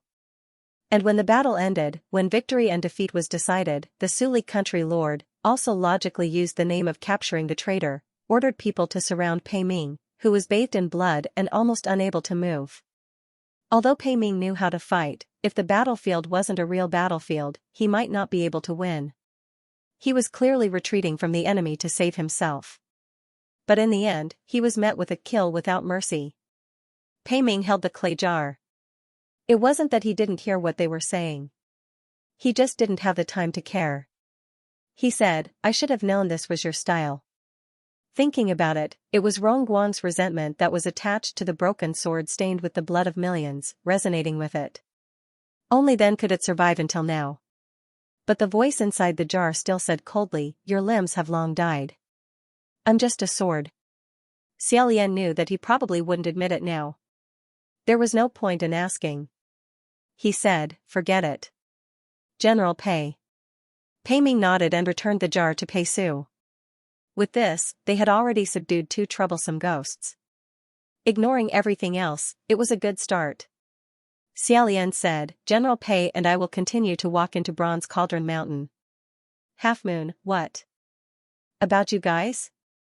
Are you going to find the Lord Rainmaster? However, Pei Su said, the Rainmaster has already chased after the demon that kidnapped the farmers. He has already gone inside. We are going the same way. We are willing to help General and the Crown Prince.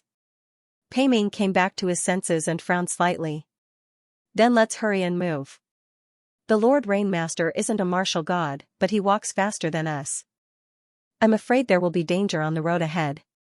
Xiaolian picked up Hua Qing, and Half Moon picked up the 2 jars. The group hurried deeper into the forest. As they were still in the outer perimeter of Bronze Cauldron Mountain, they did not meet any powerful characters along the way.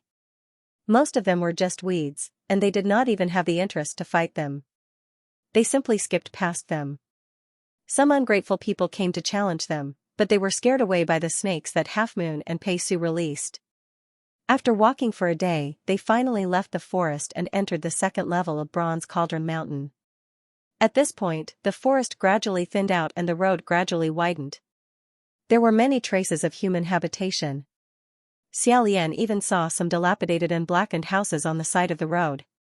In this isolated place, it was really too strange. He couldn't help but ask, why are there people living in these houses? Half Moon and Pei Su shook their heads. Pei Ming also said, I'm afraid you'll have to ask the Ghost King in your arms. As soon as Xiaolian finished asking his question, he thought that if Huaqing was awake, he would definitely be able to answer his question. Xiaolian lowered his head to take a look. Although Huaqing's unusually high body temperature had gradually subsided, his eyes were still tightly shut. He couldn't help but feel deeply worried. Pei Ming reminded him, "Your Highness, we're about to enter the next level. The things ahead will be even more powerful.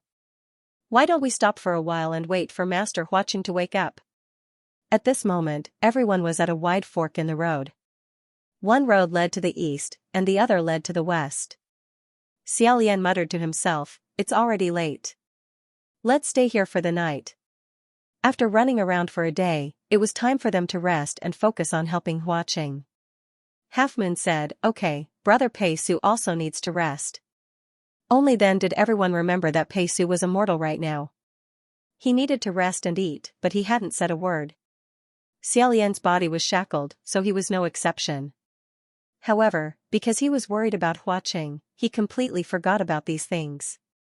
The group immediately set up camp at this fork in the road. Half Moon started a fire, and Pei Su went hunting. Seeing everyone busy with their own things, Xiaolian stared at Huaqing's face again. Not long after, his intuition made him suddenly turn his head. Sure enough, Pei Ming was looking at the two of them. The two looked at each other for a while. Pei Ming laughed dryly and said, "Okay. I'll leave." Xiaolian said, "No. Let's not. It wasn't like he wanted to do anything shameful, so why did he say it like he was a thief?" At this time, Half Moon carried a jar of food and walked over, saying, "General Hua."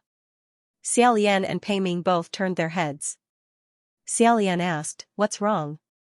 In the black jar was a frightened pheasant, and it was tied up.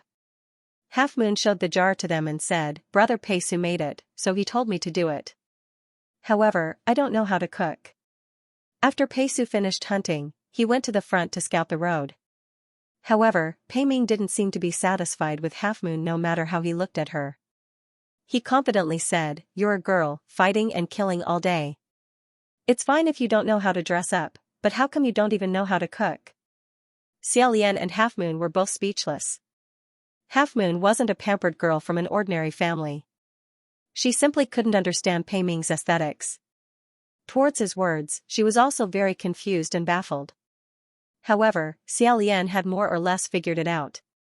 When it came to women, Pei Ming couldn't explain it in a few words. He said, "Half Moon, put it down. I'll teach you." Half Moon originally trusted him a lot, so naturally she happily agreed. After the time it takes to burn a stick of incense, Xiaolian plucked at the pheasant's multicolored feathers. Pei Ming raised his blood-stained palm and sighed, "A general killing a pheasant, and the crown prince plucking its feathers. This is a famous scene." Xiaolian watched as he killed the pheasant with his bare hands. He said, "General Pei, can't you use a knife or a sword or something like that? It's a bit cleaner." Pei Ming said, "Is there?" As soon as he said that, the two of them couldn't help but look at the two jars on the ground. Inside the jar, Rongguang seemed to sense these two strange gazes. The body of the jar trembled and shouted, "Hurry up and scram. The further the better. Be careful that I smear poison on the blade and poison you to death." The two of them hurriedly walked away. After walking to a place where the jar couldn't hear them, Pei Ming shook his head and said to Xiaolian, "You still insist on saying no. He's always been like this. It would be strange if he wasn't." Xiaolian had also heard how Rongguang scolded him. He had long since developed a subtle sympathy for him. He said, "I understand you. I have a younger cousin who is a bit like General Rong. He's even better at scolding than him, but he doesn't know how to do things." In any case, Rongguang could help Pei Ming fight a battle. If Qi Rong helped Xiaolian fight a battle, before Xiaolian was killed by the enemy first, he would definitely be killed by Qi Rong. Pei Ming seemed to imagine what a Rongguang who only knew how to scold people but didn't know how to fight a battle would be like. He sincerely said, "That really is too scary." Xiaolian threw the pheasant back into the jar. He filled it with water and threw it over the fire to cook. From time to time, he would throw in some wild fruits and herbs to adjust the flavor. Bao Yu also learned from him.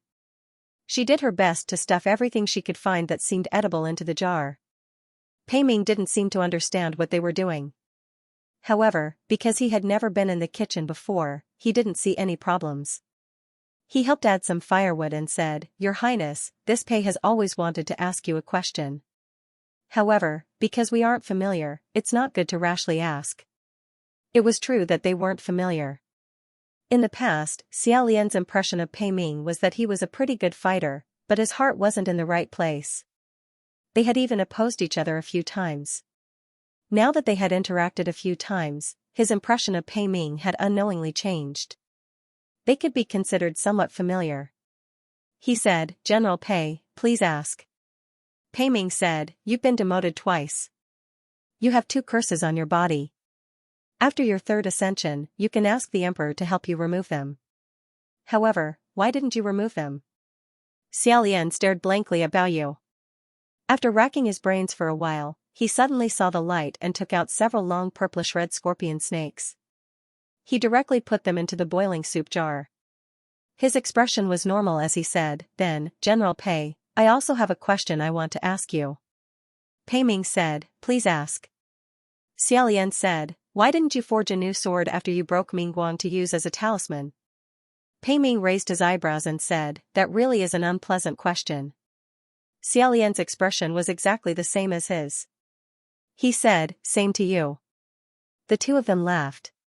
Suddenly, Pei Ming said, "I never thought that was a good story." Xia Lian said, "I understand." He was about to open his mouth when he heard a strange movement coming from behind him. His heart moved, he turned around and said, "San Lang?" Sure enough, it was Hua Qing sitting up. Xia Lian was pleasantly surprised. He hurriedly went over to support his shoulder and said, "San Lang. You're awake. You seem to have gotten bigger?" Indeed, before, Hua Qing looked like he was only 10 years old. Now, he looked like he was 13 or 14 years old.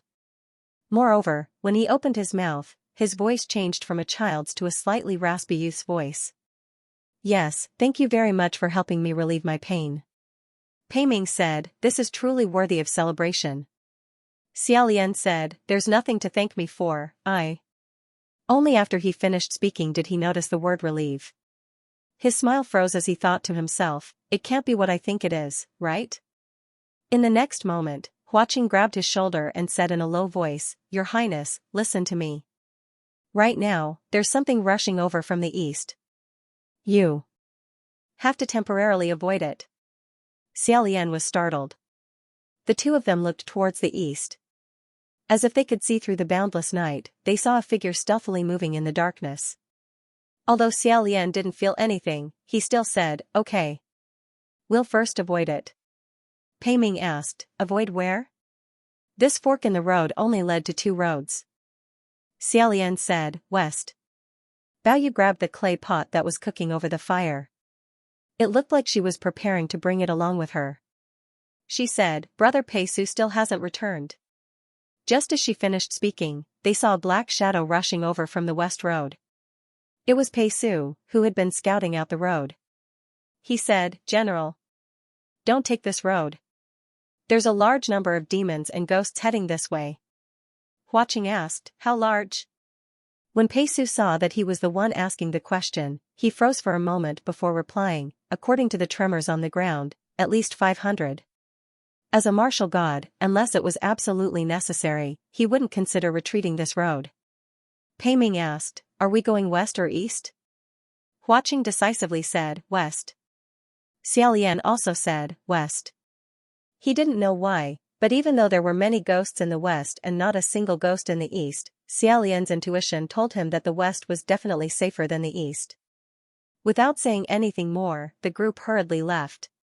Originally, Xia Lian had already prepared to meet a wave of demons and slaughter them. Who knew that after running for 6 or 7 miles, he didn't hear the slightest movement? He couldn't help but feel strange and asked, "Little General Pei, where and when did you hear that 500 demons and ghosts were approaching?" Pei Su replied, "It was in the vicinity. At that time, they were 5 or 6 miles away from me. Their speed was extremely fast." Xia Lian said, "That's very strange." Their group ran west, while those 500 demons and ghosts ran east. Their speed was extremely fast, so they should have quickly bumped into them. Why was it that not only did they not see a single ghost, there wasn't even the slightest movement? Pei Ming said, Little Pei can't have heard wrongly. Did they go back the way they came? Pei Su replied, I don't think that's possible. Because their speed was extremely fast, it sounded like they were. Hua Qing said, running for our lives. Suddenly, Xiaolian stopped in his tracks. Not only him, but everyone in the group also stopped. That was because in front of them was a field of corpses, blocking their path. Among these corpses, there were humans and beasts, all kinds of strange shapes and sizes. There were also souls that had been scattered, leaving only wisps of black smoke and will-o'-the-wisps floating in the air. The scene was extremely mournful. Xiaolian squatted down to examine for a moment before saying, they really were running for their lives, but they didn't manage to escape.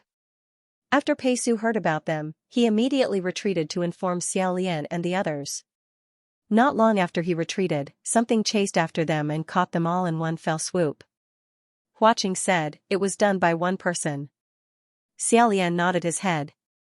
If both sides had the advantage in numbers, it would have been impossible for them to kill so cleanly, and the battle wouldn't have ended so quickly. In such a short period of time, to kill 500 demons and ghosts, this person was undoubtedly stronger than the Swift-Blade demon. It seemed like this was the main target they needed to pay attention to. Half Moon hugged the soup pot and said, Lord Rain couldn't have chosen this path, right? Pei Su said, don't worry, Lord Rain has a guardian mount.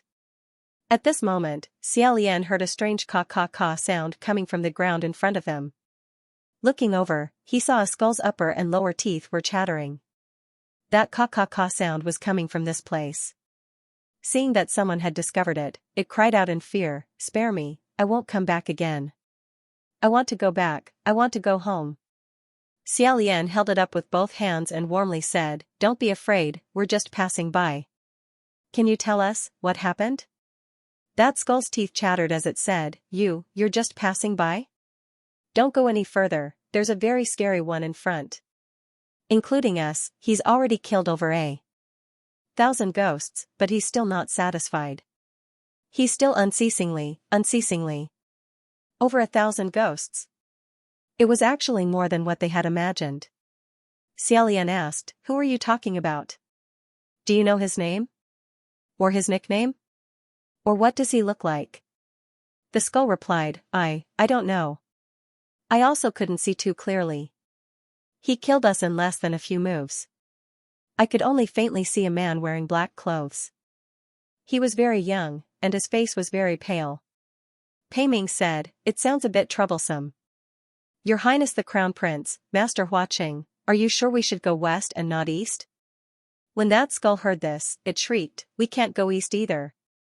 Absolutely not. Xiaolian asked, what about the east? More than 2,000. Hearing this, everyone's expression froze. Xiaolian looked at Hua Qing. Looks like choosing the west was the right choice. The skull's teeth chattered. Sigh. It's the wrong choice, there's no other way. Indeed, for ordinary brats like them, choosing either side would be a disaster. East or west, we can crush them easily, and whichever way we go, either way, they would be reduced to ashes and become nutrients for the enemy. After a few dry howls, the ghost fire in the skull's eyes slowly died out.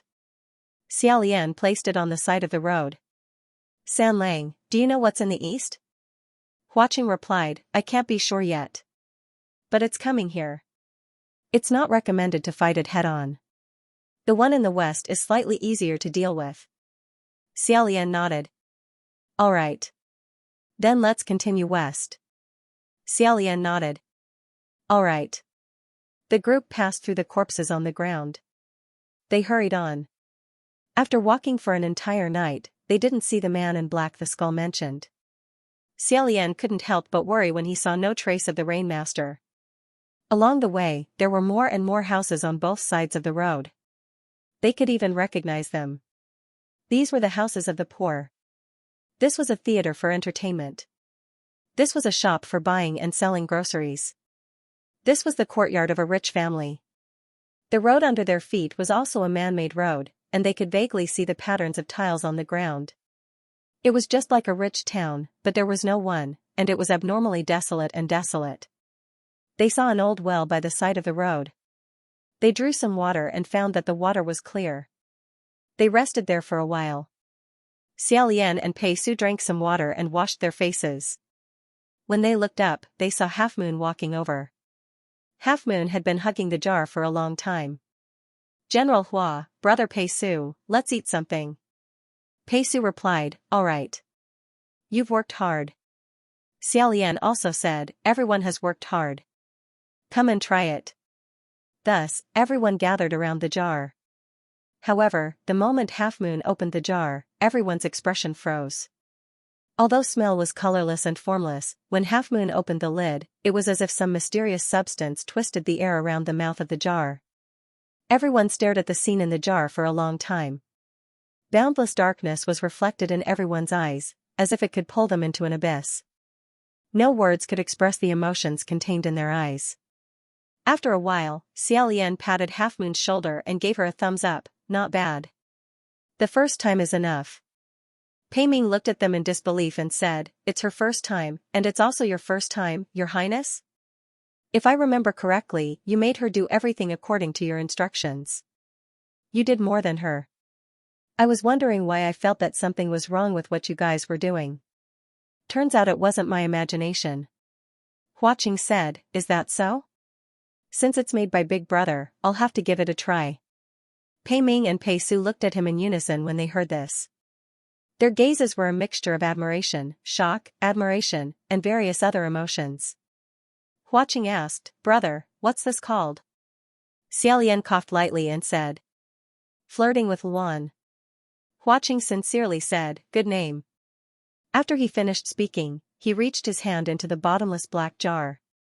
Pei Ming and Pei Su's eyes were filled with nervousness, as if they were worried that he was about to be swallowed by the jar. Hua Qing calmly took out a small piece of something that looked like a burnt corpse and calmly put it into his mouth. Pei Ming said, how is it?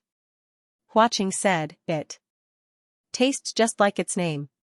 Pei Ming said to Pei Su, who had a complicated expression on his face, I made it for you. It's up to you. Pei Su.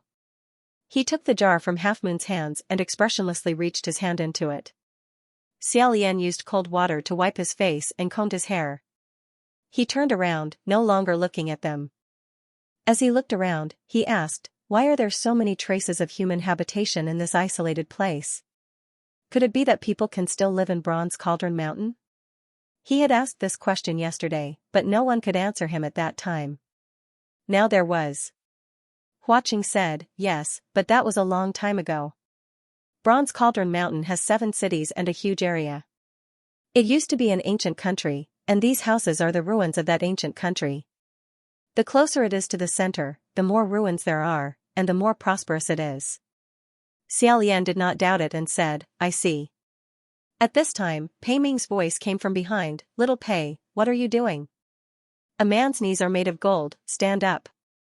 Xiaolian did not turn back. Do you know the name of this ancient country, Sanlang? Hua Qing did not turn back either, Wuyong country. Pei Ming scolded, Your Highness?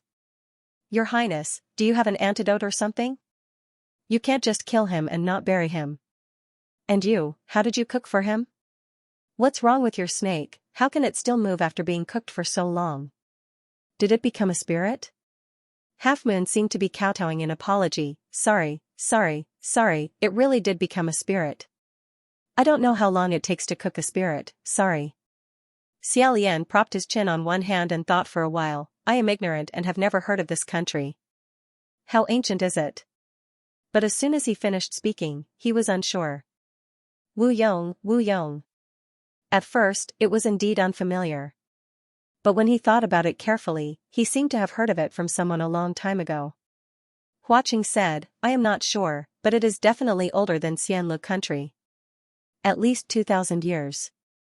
Xiaolian looked around and said, but these buildings do not look like they have been here for 1,000 years.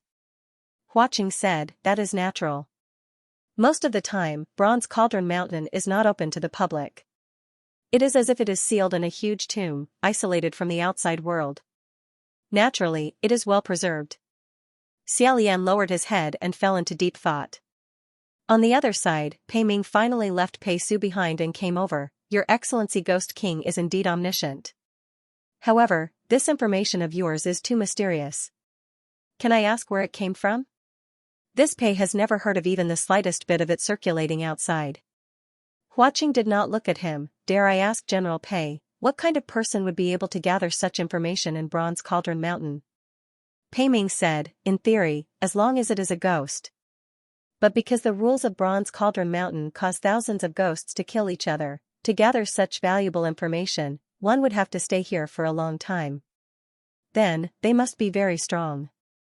Hua Qing said, after gathering this information, what kind of person would be able to come out of Bronze Cauldron Mountain?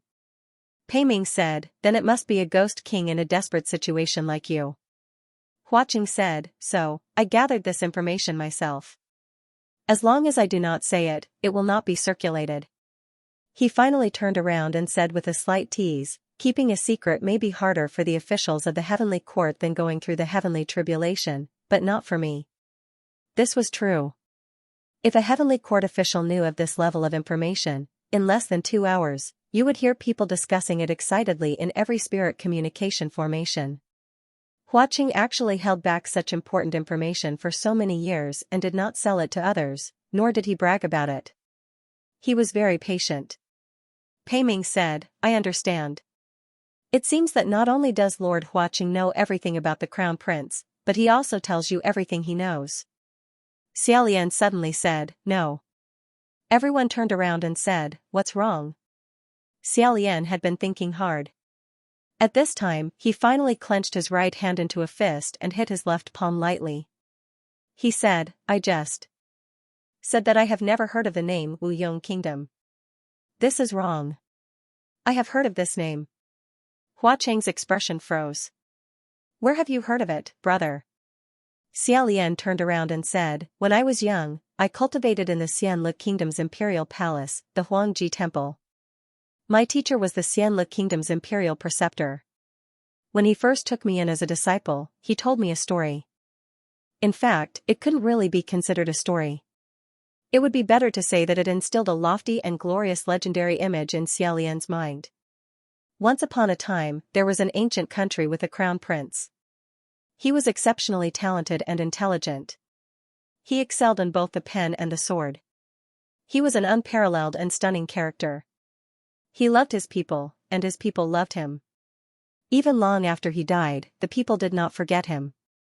The imperial preceptor said to Xiaolian in a kind and sincere tone, child, I hope you can become that kind of person.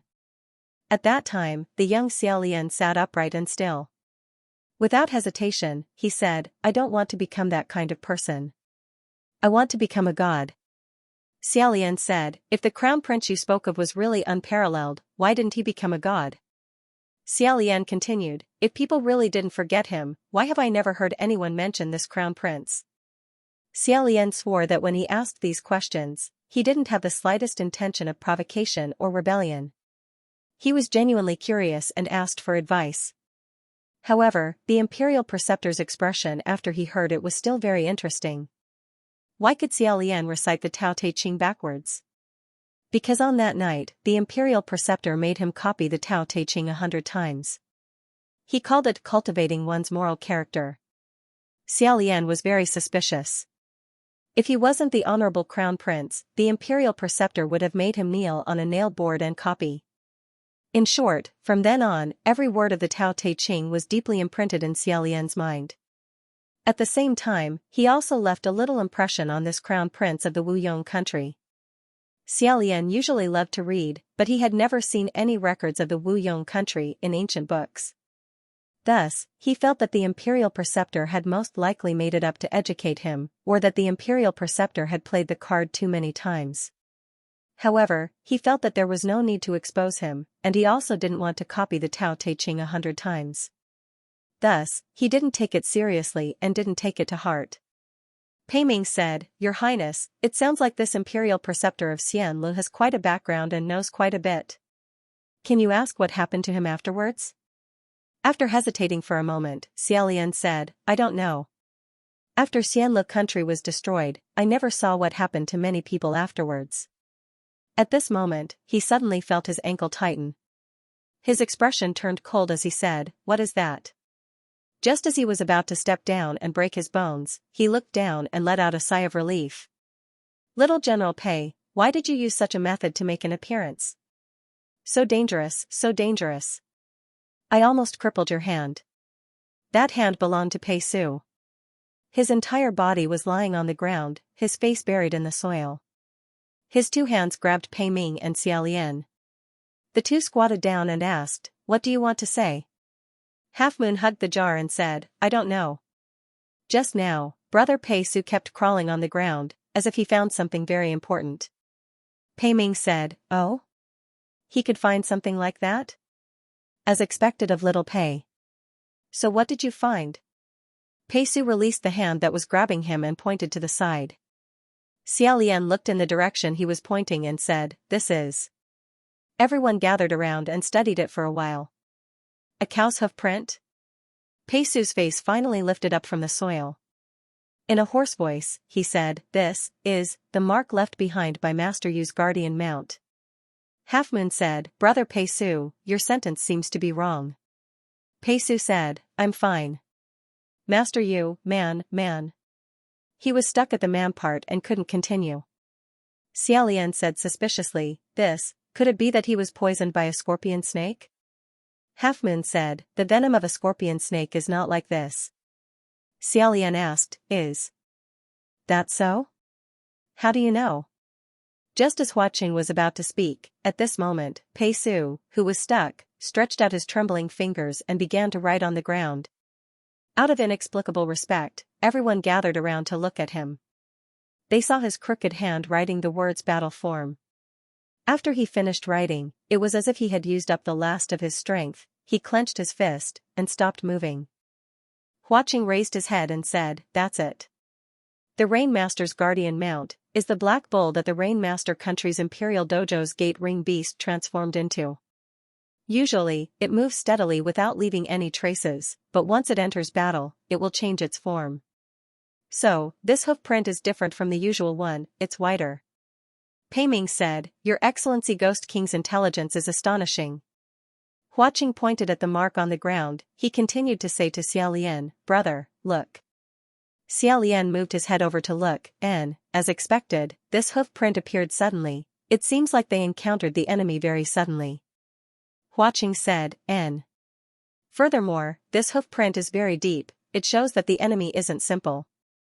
That bull wrestled with the enemy here and was forced to sink more than 2 inches into the ground." The two of them simulated the battle scene at that time. Pei Ming was not to be outdone and said, "But in the end, the two sides still fought to a draw." Xiaolian said, "That's right. There were no traces of blood around, nor were there any drifting ghost energy. It seemed like they collided here and exchanged a few moves quickly and fiercely. Then, they realized that the other party was a hard bone to chew and thus gave up." Huaqing informed them that the east and west had changed directions. The group continued west, but their speed was slightly slower. Not long after, a tall and strange building appeared by the side of the road. From afar, it was more imposing than the other houses. Even though a few walls and some eaves had collapsed, it still made people look up to it. Xiaolian couldn't help but stop and ask, "What is this place?" Huaqing only glanced at it and said, "Wuyang's shrine." Pei Ming held on to Pei Su's arm and dragged him along, asking, "How did Master Huaqing know that this is a shrine?" Huaqing said, "Because it's written here." Hearing this, everyone looked up and saw that there was indeed a row of incomparably large words carved on the stone beam in front of the building's entrance. Although there were still some strange scratches left on it due to the passage of time, they were still quite clear. However, after a moment of silence, Xiaolian said, "It's indeed written, but he couldn't understand these words at all." Who would have thought that even this wasn't a problem for Huaqing?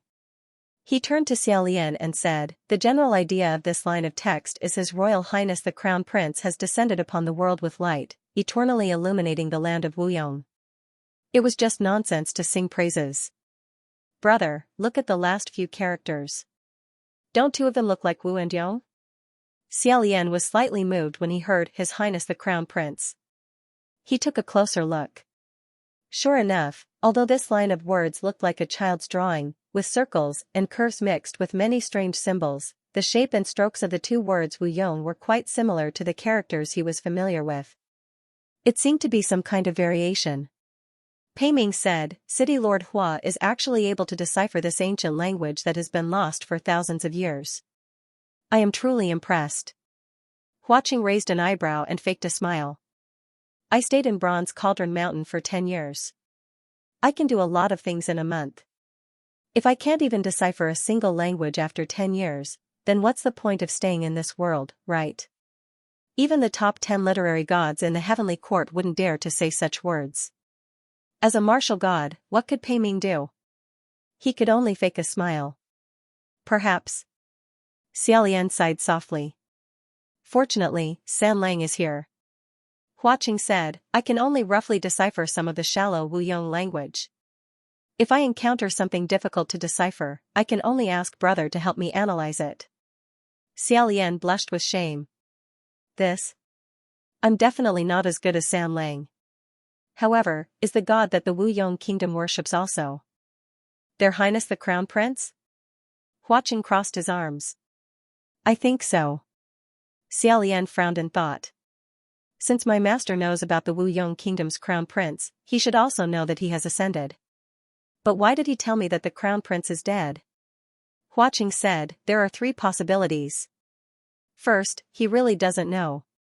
Second, he's lying. Third, he's not lying. The Wu Yong kingdom's crown prince is dead, but not in the normal sense of dead. Pei Ming said, if the emperor is here, maybe we can ask him if he knows about this country, and if he knows about this person. However, Hua Qing said, that's not necessarily true. The Wu Yong kingdom disappeared more than 2,000 years ago. Compared to it, Junwu is just a young kid. It's all skipped generations. Junwu ascended about 1,500 years ago. He was a famous general in chaotic times. Later on, he proclaimed himself king. After ruling for a few years, he successfully ascended to become an immortal.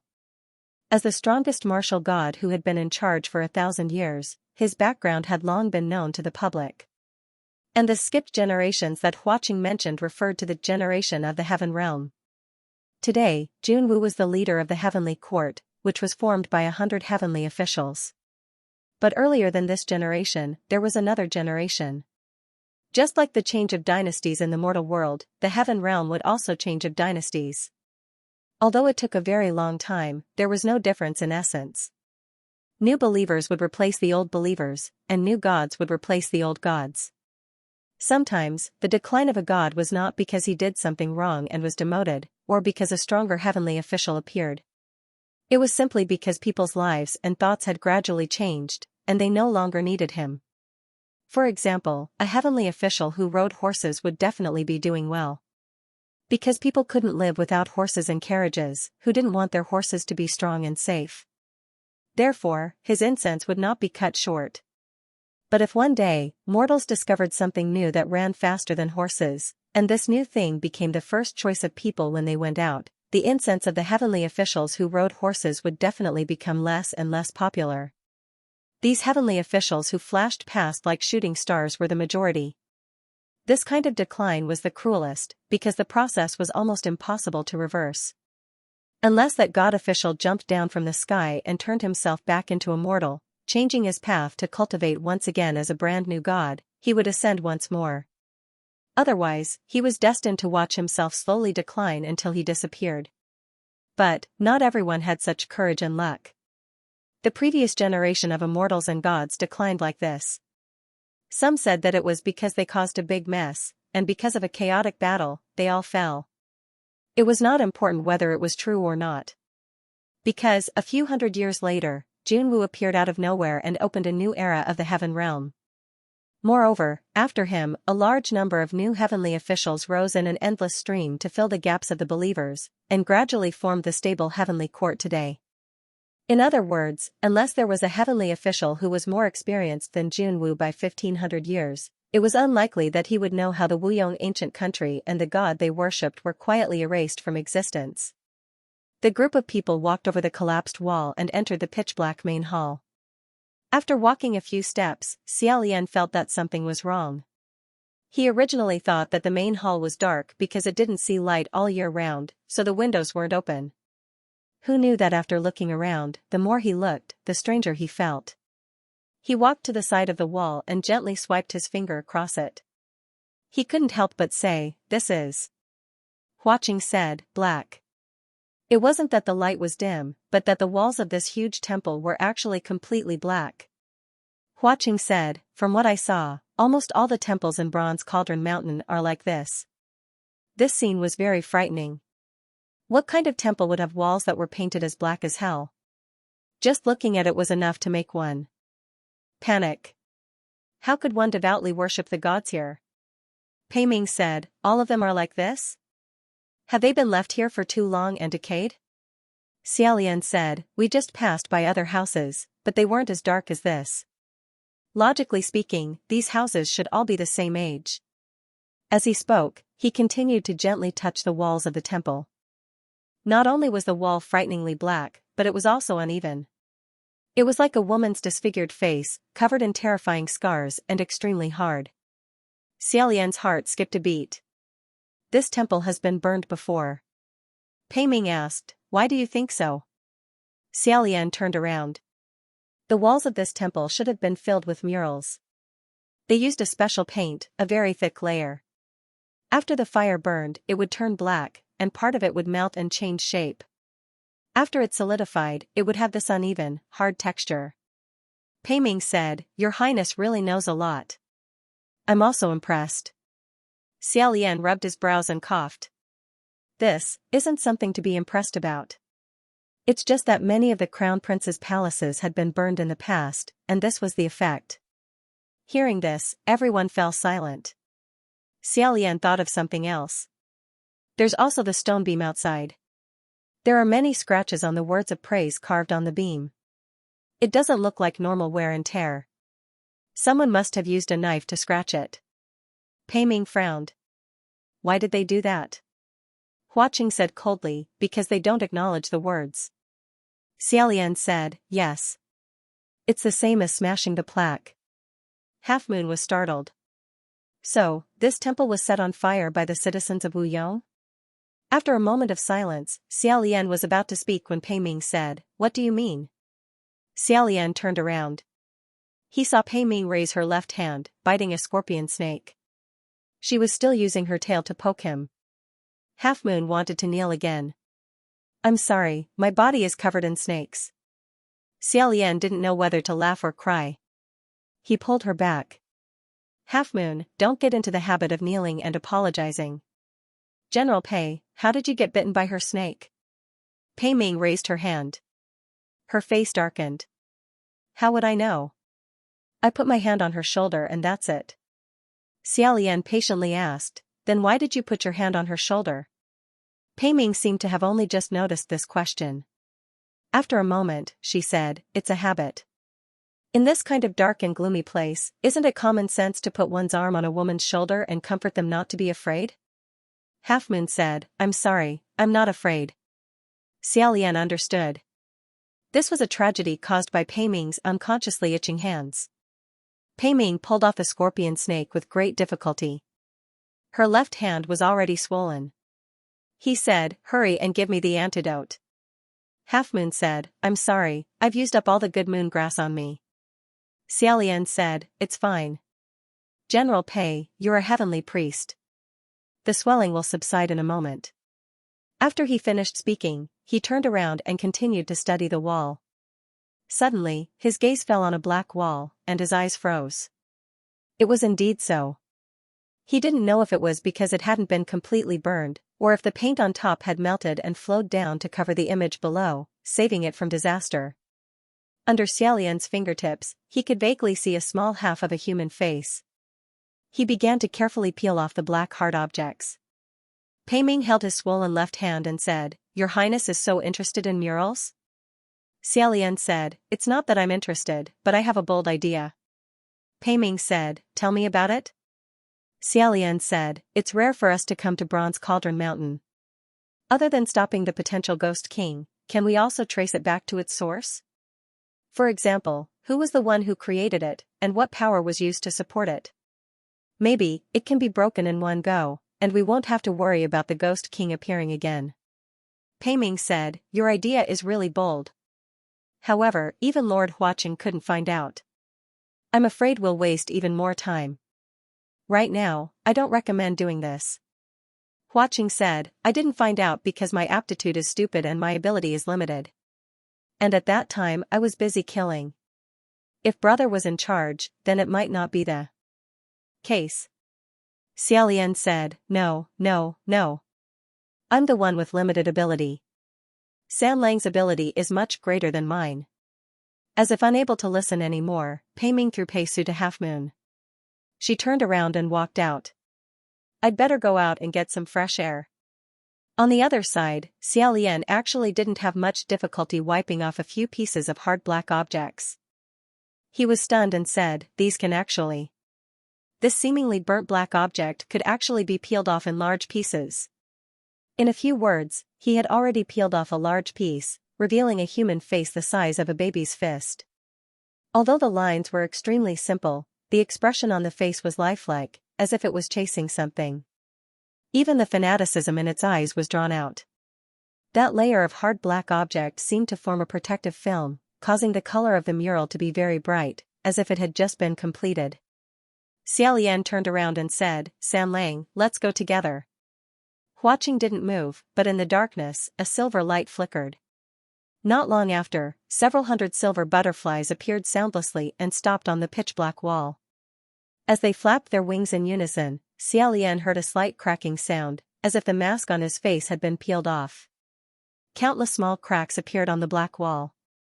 Then, collapse. The hard black objects that were originally attached to the wall fell off, revealing the true appearance behind them. It was a huge colorful mural. Xiaolian looked up at the wall and felt his scalp go numb.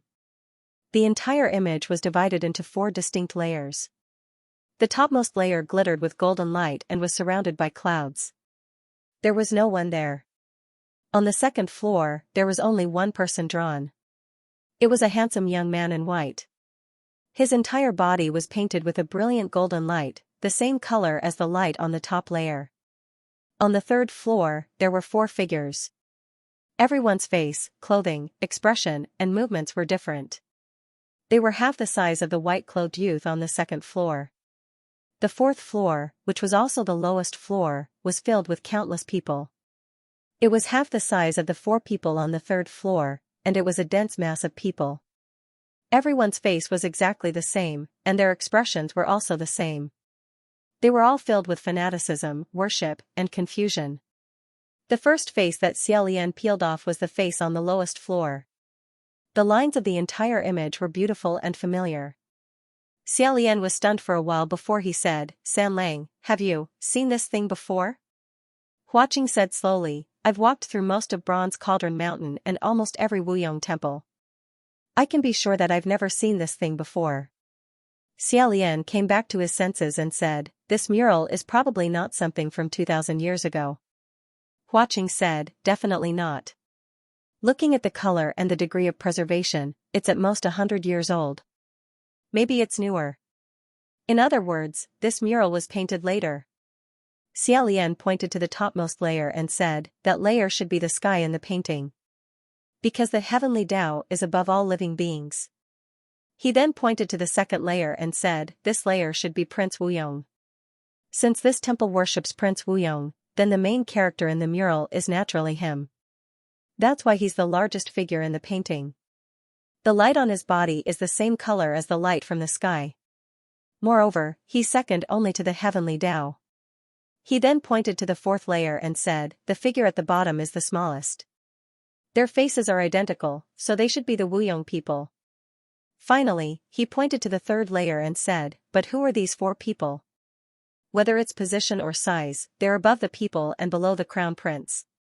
This means that their status should be the same. Are they ministers? Guards? Or? Huaqing walked a few steps closer and said, brother, look, there's a layer of spiritual light on their bodies. Sure enough, there was.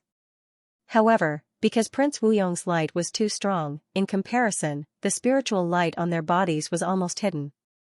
Xiaolian understood and said, it's the heavenly officials that the crown prince appointed after he ascended. That meant they were characters equivalent to Feng Xian and Mu Qing. Xiaolian walked around the temple and confirmed that only the wall facing the main hall door had hidden mysteries. The other 3 walls were burnt to the point where they couldn't be more scorched. Who left this mural? Who was it for? What kind of message was it trying to convey?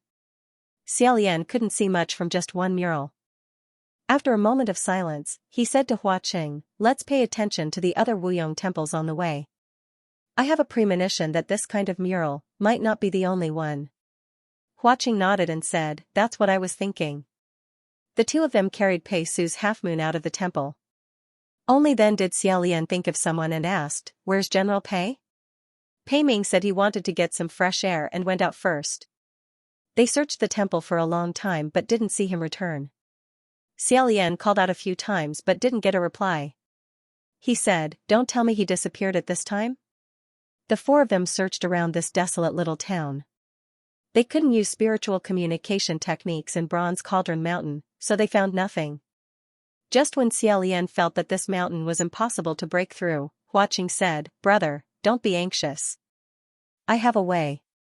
He stretched out a hand and an extremely small silver butterfly lightly flapped its wings in his palm. It flew around Xiaolian a few times. Although Xiaolian thought it was cute, he didn't know what to do with it. He said, this is.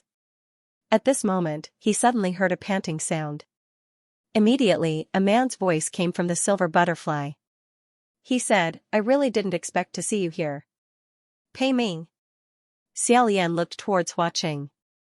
Hua Qing laughed and said, yesterday, I placed a silver butterfly on everyone's body. Pei Su forced himself to raise his head and said, then, you can use the silver butterfly to monitor the other party's every move, and the other party won't be able to detect it, right? As expected of Blood Rain, 3rd flower. Hua Qing said, don't speak if you don't know how to speak. Xiaolian held the small silver butterfly in his palm and said to it, General Pei? Where are you? Who's opposite you? Hua Qing said, sorry brother, I can only listen and not speak. Xiaolian thought for a moment and said, that's true. If the listener's voice could also be transmitted, wouldn't it be easy for them to detect? Then, another cold young man said tiredly, Old Pei, a word of advice. Don't talk nonsense right now. Be careful that I don't slap you to death. Hearing this voice, Xiaolian slightly opened his eyes. It was Ling Wen's male appearance. He said, so that's how it is. That black-clothed man who killed everyone along the way, was Ling Wen in male appearance. Pei Su said, yes, did Senior Ling Wen take General Pei away? Xiaolian said, I don't know, I'm still listening. On the other side, Pei Ming said, Jia Qing, why are you so angry? Ling Wen said, shut up. I told you to stop talking. It's not me who's angry, it's someone else. Let me say this first, I can't control my body right now. If I accidentally cripple you, don't blame me. Pei Ming said, we're all like this right now, unable to move. Who's trying to scare who? Xiaolian raised his head and said, it wasn't Ling Wen who took General Pei away. Right now, they're all trapped somewhere and under someone's control. Then he thought for a moment and said, even the embroidered clothed immortal can be suppressed. Pei Ming then said, what are you wearing right now? He didn't say what it was, but everyone understood what he was referring to. The embroidered clothed immortal. Ling Wen said, yes. He really doesn't like you. You better be careful with what you say. Pei Ming said, how do you know what he's thinking? I really give it to you.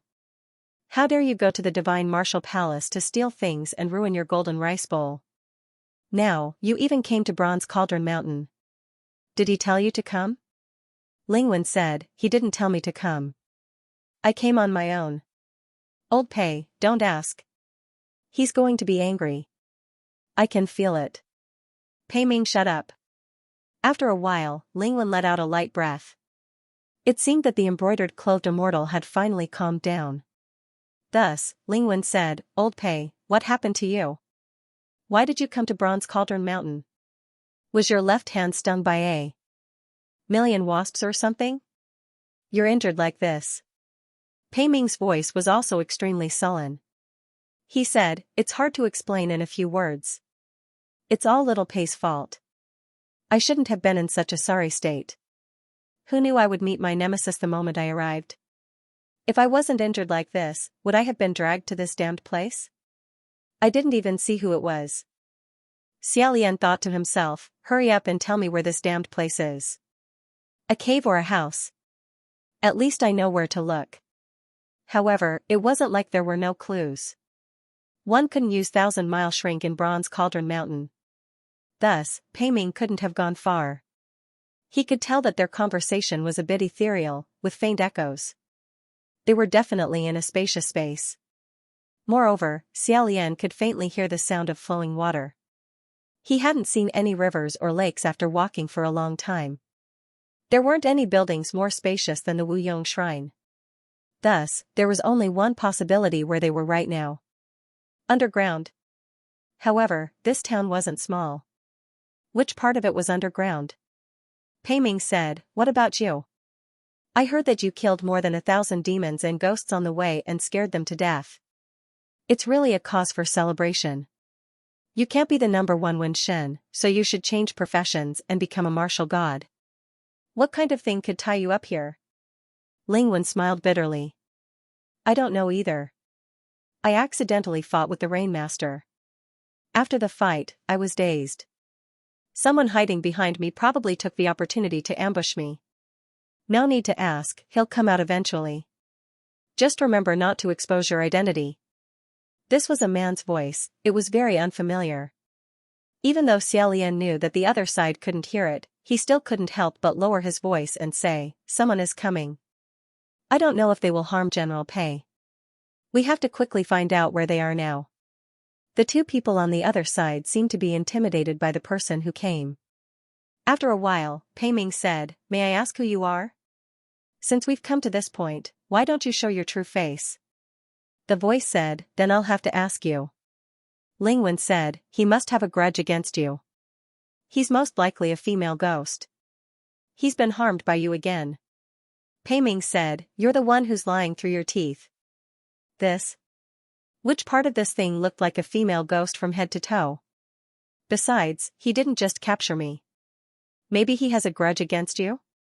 Ling Wen said, "Forget it, let's not push the blame to each other at this time. Let's get through this together. It's also possible that he has a grudge against both of us at the same time. Do you remember any such people?" Pei Ming said, "I can't remember. There are too many." The man seemed to have walked closer. His voice was a little louder, but strangely, he didn't hear the sound of footsteps. Instead, he heard a strange dong-dong sound. He said, "Can you guys have some face and stop flirting in front of me?" It seemed that the wording and tone of this sentence had exposed something. After a moment of silence, Ling Wen said, "You are Jing Wenjinjuan?" The voice didn't answer. Pei Ming also seemed to be stunned. She said, "Jing Wenjinjuan?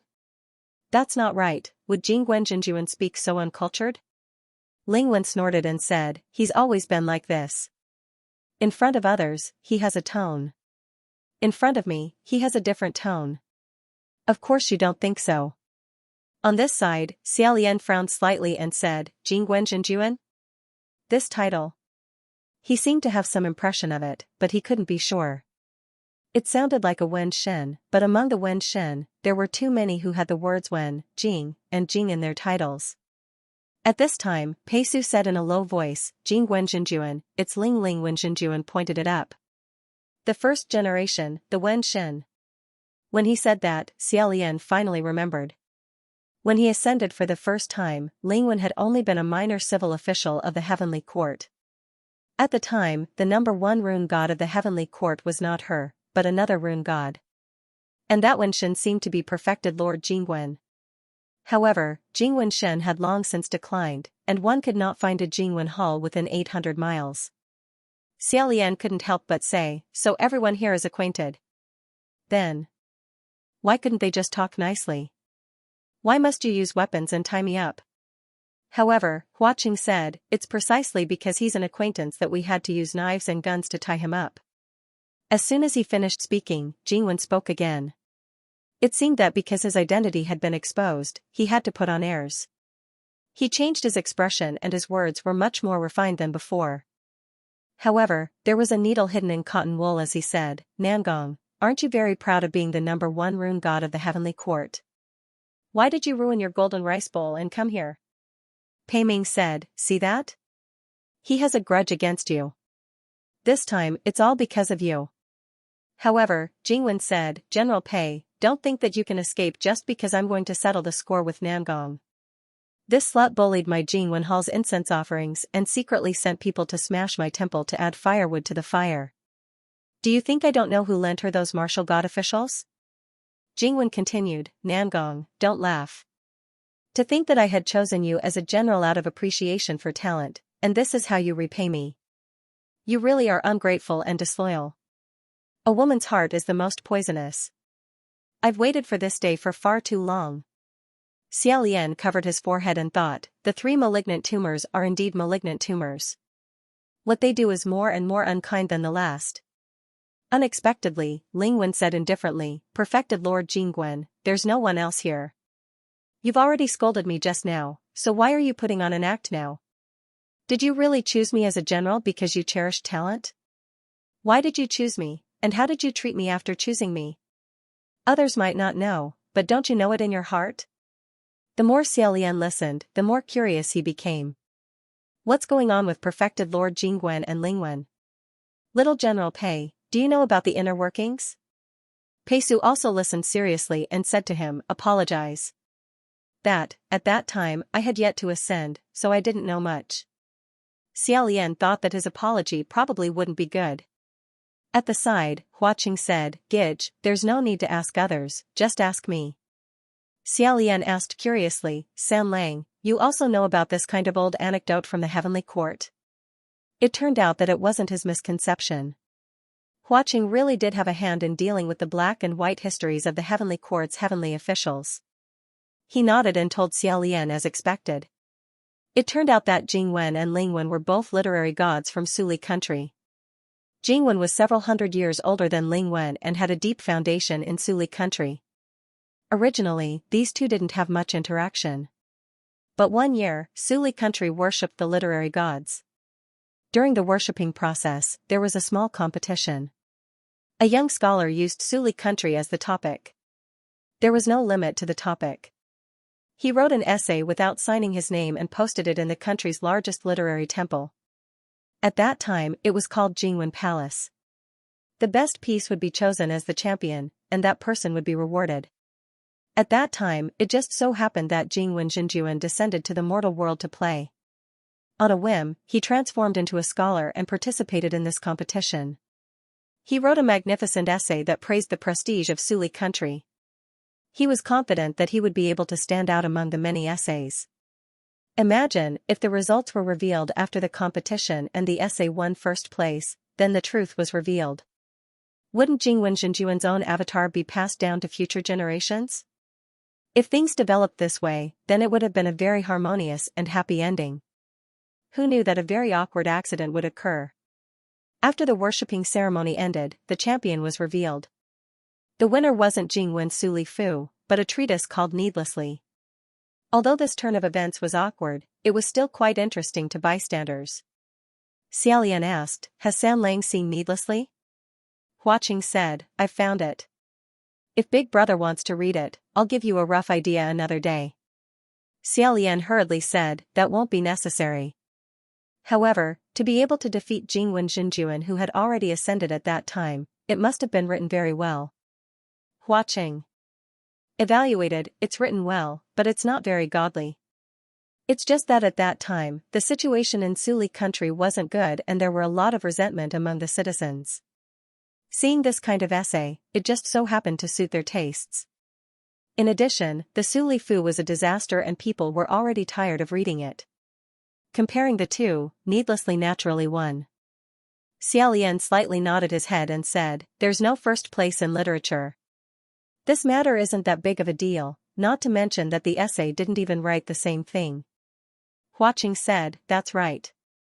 In the beginning, Jingwen also thought the same. The citizens of Suli country searched everywhere for the author of Needlessly, but of course, no one claimed it. Who would dare to claim this kind of thing? If someone was greedy and faked it, it would be very easy for them to be exposed. Not long after, because it was noticed by the officers and soldiers, the worshipping ceremony removed the champion essay. Regarding this competition, although Jing Wenjinjuan wasn't very happy and scoffed at it, after a few months, he also forgot about it. The bad thing was that after a few months, an astonishing piece of news spread among the literary gods of the heavenly court. The person who had won the first place with needlessly in the Suli country's literary god ceremony had finally been found. Now, he had already been arrested and locked up in prison. And this person was actually a young woman who sold shoes on the side of the street. How could this be? Xiaolian said. Sell shoes. Huaqing said, yes. Nangongjia used to do this in the human world. No wonder he had heard people privately call Lingwen Palace Hall, Broken Shoes Palace Hall, more than once or twice. However, Xiaolian didn't think he should get to the bottom of this kind of thing, so he never knew where it came from. Originally, no one would have associated Needless Lily with a shoe-selling girl. However, that young woman would occasionally help people copy letters and write love poems for them to earn some writing fees.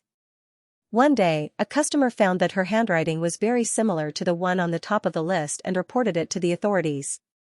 That was how she was caught.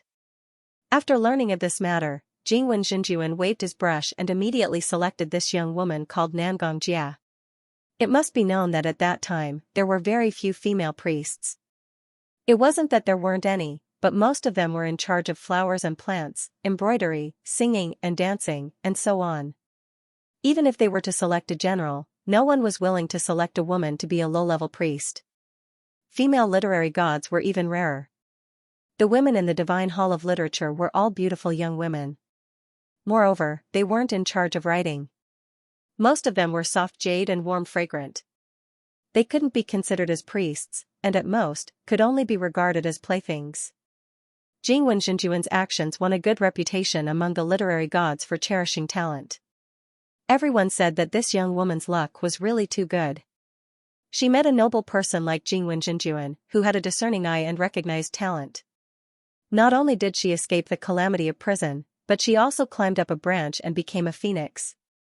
However, at this moment, the protagonists of this story were aggressively confronting each other. On the other side, Jingwen said, I value you greatly, but when it comes to your mouth, it instead becomes that you have bad intentions. Lingwen had always treated people politely, neither servile nor overbearing. At this time, she said mockingly, forget it. You also don't go around all day telling others how much you value me. If you really thought highly of me, you wouldn't have asked me to serve tea and water to everyone in your hall every day for dozens of years. You wouldn't have asked me to walk hundreds of miles to pick up a manuscript of a poem, and you wouldn't have asked me to give gifts to other heavenly officials during festivals. Xiaolian thought about it. It seemed to be true. When he first ascended, every time he saw Lingwen, she was always doing odd jobs. It was because she did so many odd jobs that Xiaolian vaguely remembered there was such a person. Jingwen said, in the end, you are simply blaming me for not being willing to promote you. But why don't you think about why I don't promote you? Lingwen said, why? I also want to know why. Originally, as a mortal, I still had the free time to read and write. Even when I was locked up in prison, I could at least face the wall and meditate. But after I was appointed, there wasn't a moment when I wasn't working like an ox or horse for you, kneeling and doing odd jobs for you. If you want to torture me to death like this, your method isn't bad. Jingwen shouted, Nangong. Even now, you still refuse to admit your mistake. Lingwen retorted, what did I do wrong? Jingwen said, then is it still my fault? What I told you to do, was what was most suitable for you to do. If you can't even do such a small thing, what right do you have to do more important things? I gave you so many opportunities to cultivate in order to temper your temperament. It was your own lack of ability, how can you blame me for not being willing to promote you? Your aspirations are too high, but you are a woman after all. You can't reach that high. You have to admit this fact. Lingwen laughed, seeming to be angered by him. Lowering her voice, she said, good. You say I can't reach that high. Then, let me ask you, during your most flourishing period, Can your Jingwen Palace Hall reach my Lingwen Palace Hall's knees? Xiaolian could smell the old resentment and anger in the words of both sides. He thought to himself that he couldn't let them continue talking. As a last resort, he used an extremely crude method. He fiercely punched the ground. Accompanied by an earth-shattering sound, the ground split open with him as the epicenter, forming a 4-zhang-wide crater. Huaqing immediately understood what he wanted to do and said, "Gidge." Xiaolian waved his hand to disperse the dust in the air. Coughing a few times, he said, "This is the most direct way. I'll be in charge of testing this side. San Lang, you and little General Pei, lie on the side." He originally wanted to arrange for Huaqing and Pei Su to test in other directions, but right now, these two people's conditions weren't as good as his. Naturally, Huaqing wouldn't listen to him and obediently lie on the side. Choosing the opposite direction from Xiaolian, he summoned his misfortune and stabbed it into the ground. This stab had the same effect as Xiaolian's punch. The two of them alternated, creating loud noises one after the other as the distance between them grew larger and larger. After punching a few times, Xiaolian attentively listened. Pei Ming and Ling Wen didn't have any reaction, as if they hadn't heard the loud rumbling noises he created. As for Jingwen, it seemed that Ling Wen had poked his sore spot. He was so angry that he started laughing. With one move, he tore off his originally refined mask and changed back to the sharp tone he used when cursing the adulterous couple. He said, "Nangong Jia, stop acting cocky in front of me. Back then, if I hadn't pointed you out, I'm afraid you would have already given birth to God knows how many children in the human world's prison." These words were a bit lacking in elegance, causing Xiaolian's hand to almost slip. Even Pei Ming couldn't stand listening anymore. He said, "In any case, you're a Wen Xin. Can your mouth not be so vulgar?" Jingwen said, "Nangong, look, your goodbye too is protecting you. What kind of reputation do you have, General Pei? How could you have the nerve to say that I'm vulgar?" Ling Wen said, "In your mind, who isn't my Bai Tu? Do you want to settle accounts? Then let's settle them properly." Xiaolian had already leaped quite a distance away. Once again, he punched the ground. This time, Jingwen, who was on the silver butterfly's side, said in alarm, "What's that sound?" Xiaolian was delighted. He had found the right direction. Pei Ming and Ling Wen also heard it. Pei Ming hesitated and asked, "Who's fighting up there?" Continuing his attack, Xiaolian sprinted several feet forward and threw another thunderous punch. Pei Ming said, "Even closer. What a strong explosive force. It's coming from above. It's here." Xiaolian didn't punch anymore. He pulled out his maiden heart and slashed down, the sword chi flourished, and the ground suddenly collapsed. Immediately after, he fell into a cold hole in the ground. Xiaolian prayed in his heart that he didn't hit Pei Ming and Ling Wen. He waved the dust in the air, stood up, and turned around with his sword in hand. He said, "Too." Seeing an uninvited guest suddenly barge in, Jingwen vigilantly asked, "Who are you?" However, the one questioning him wasn't a person, but rather an extremely rough stone statue of a man. It was naked, but its entire body was wrapped in strips of cloth. It was inexplicably strange. It was also inexplicably comical. No wonder he didn't make any footsteps when he walked. No wonder Pei Ming and Ling Wen were intimidated when they saw him. No wonder Pei Ming said that Ling Wen was lying through his teeth. Because, this thing from head to toe, really didn't look like a female ghost at all. Pei Ming and Ling Wen were both wrapped in scroll-like objects, firmly held in Jingwen's hands. They couldn't move. Xiaolian finally regained his senses. He said, "Me?" Jingwen said, "You're the Crown Prince of Xianlu?" Xiaolian was startled and said, "Ah? You actually recognize me? This is really..." However, it wasn't strange. When Xiaolian first ascended, the lineup was huge. He might not recognize every heavenly official in the heavenly court, but every heavenly official in the heavenly court definitely recognized him. Just like now, he simply couldn't remember what Jingwen looked like. Jingwen still remembered him and said, "Of course. Your Highness the Crown Prince's path to immortality is full of ups and downs. It's hard for me not to recognize you." Xiaolian was inexplicably moved. He subconsciously said, "It's my honor, But, how did you become like this? Jingwen said, how did I become like this? Xiaolian coughed lightly and nodded. He felt that his question was a bit rude. Jingwen took the opportunity to explode and said, it's all thanks to that slut Nangong Jia. After Jingwen Palace declined, my powers became weaker and weaker. She even threw stones at me while I was down and chased me everywhere. I had no choice but to attach myself to this stone statue to survive until now. Lingwen said, compared to you, it's not that much, right? At that time, you personally ordered me to stay in Jingwen Palace until the third watch. In the blink of an eye, you said that I shamelessly stayed late at night to pester you. Words kill invisibly, so I responded with a knife. I was much more polite. After saying that, he suddenly kicked out and kicked Jingwen's crotch. From Xiaolian's point of view, this move really didn't have much power. After all, the stone statue wasn't made of flesh. At most, it could only break the few strips of cloth on Jingwen's body. Unexpectedly, Jingwen let out a shrill scream, as if he had really been kicked in the groin. He covered his lower body. However, it was too late. The layer of white cloth around his crotch had been kicked off by Lingwen. Xiaolian quickly saw that there was nothing underneath the white cloth. Nothing meant that this was a naked stone statue. However, there was nothing under his crotch that he should have. This stone statue was actually a statue of an eunuch. Xiaolian thought in his heart, so it's a statue of a eunuch. This kind of stone statue was commonly seen in the mausoleums of high officials and nobles. It was a kind of funerary object with extremely heavy yin qi. It was indeed a good choice to possess.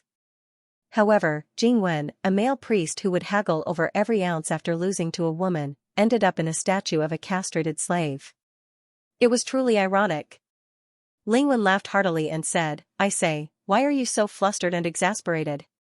So that was how it was. I can't reach that high?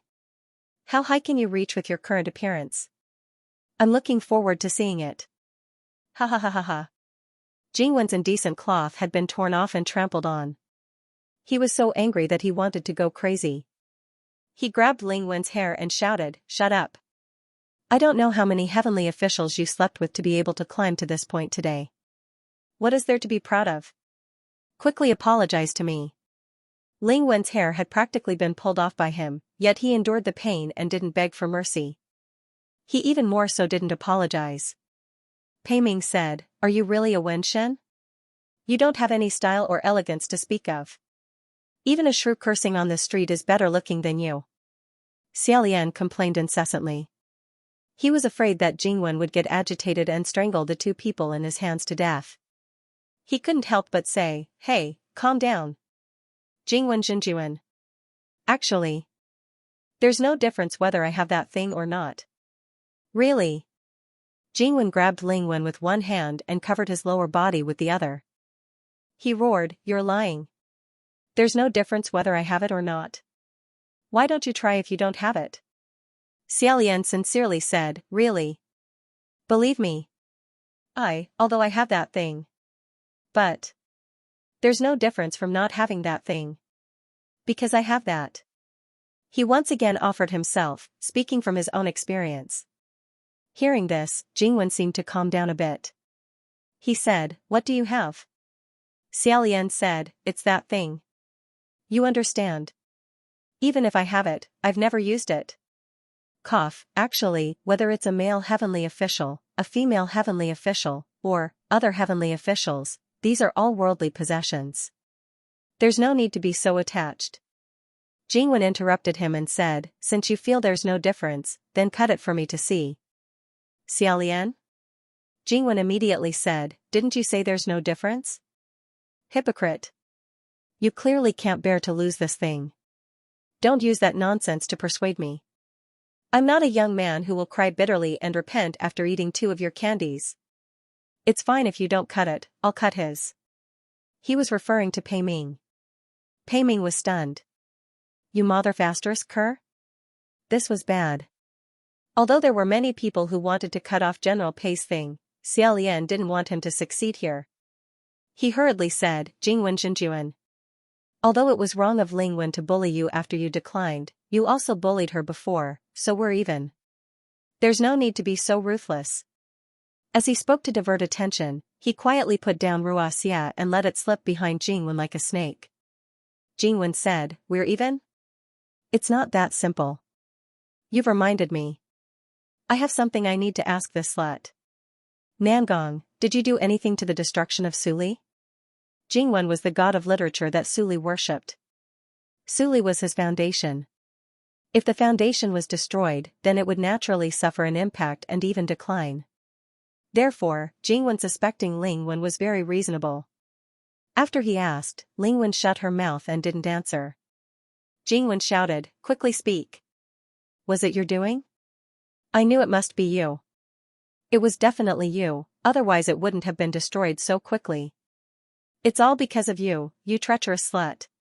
That idiot general must have been harmed by you." Xiaolian thought to himself, Lingwen hasn't even answered yet, so why are you answering your own question? Wait, what? What general? On the other side, Lingwen suddenly started laughing. If it weren't for the fact that Jingwen was currently attached to the eunuch statue with an expressionless face, he probably would have long since gnashed his teeth in anger. He asked, "What are you laughing at?" Lingwen slightly raised her head and softly said, "Do you know what the consequences of calling him an idiot in front of him will be?" Jingwen still didn't understand. In the next moment, the scroll binding Lingwen cracked open.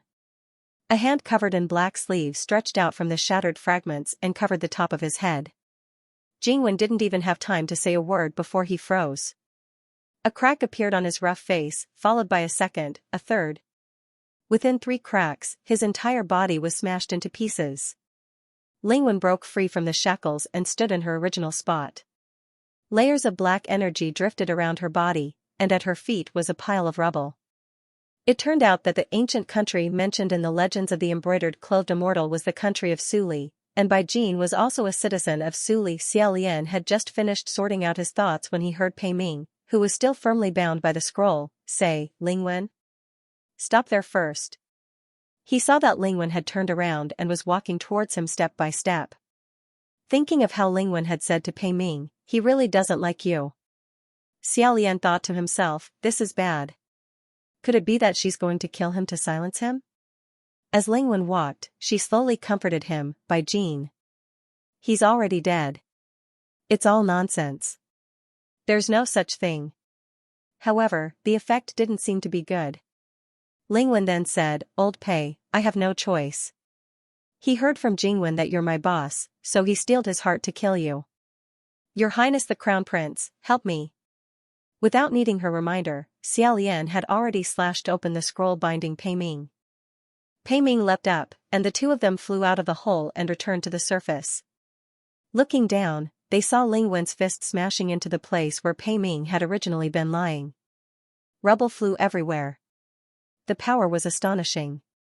Compared to the punches Xiaolian had thrown just now to scout the path, this one was even more ruthless.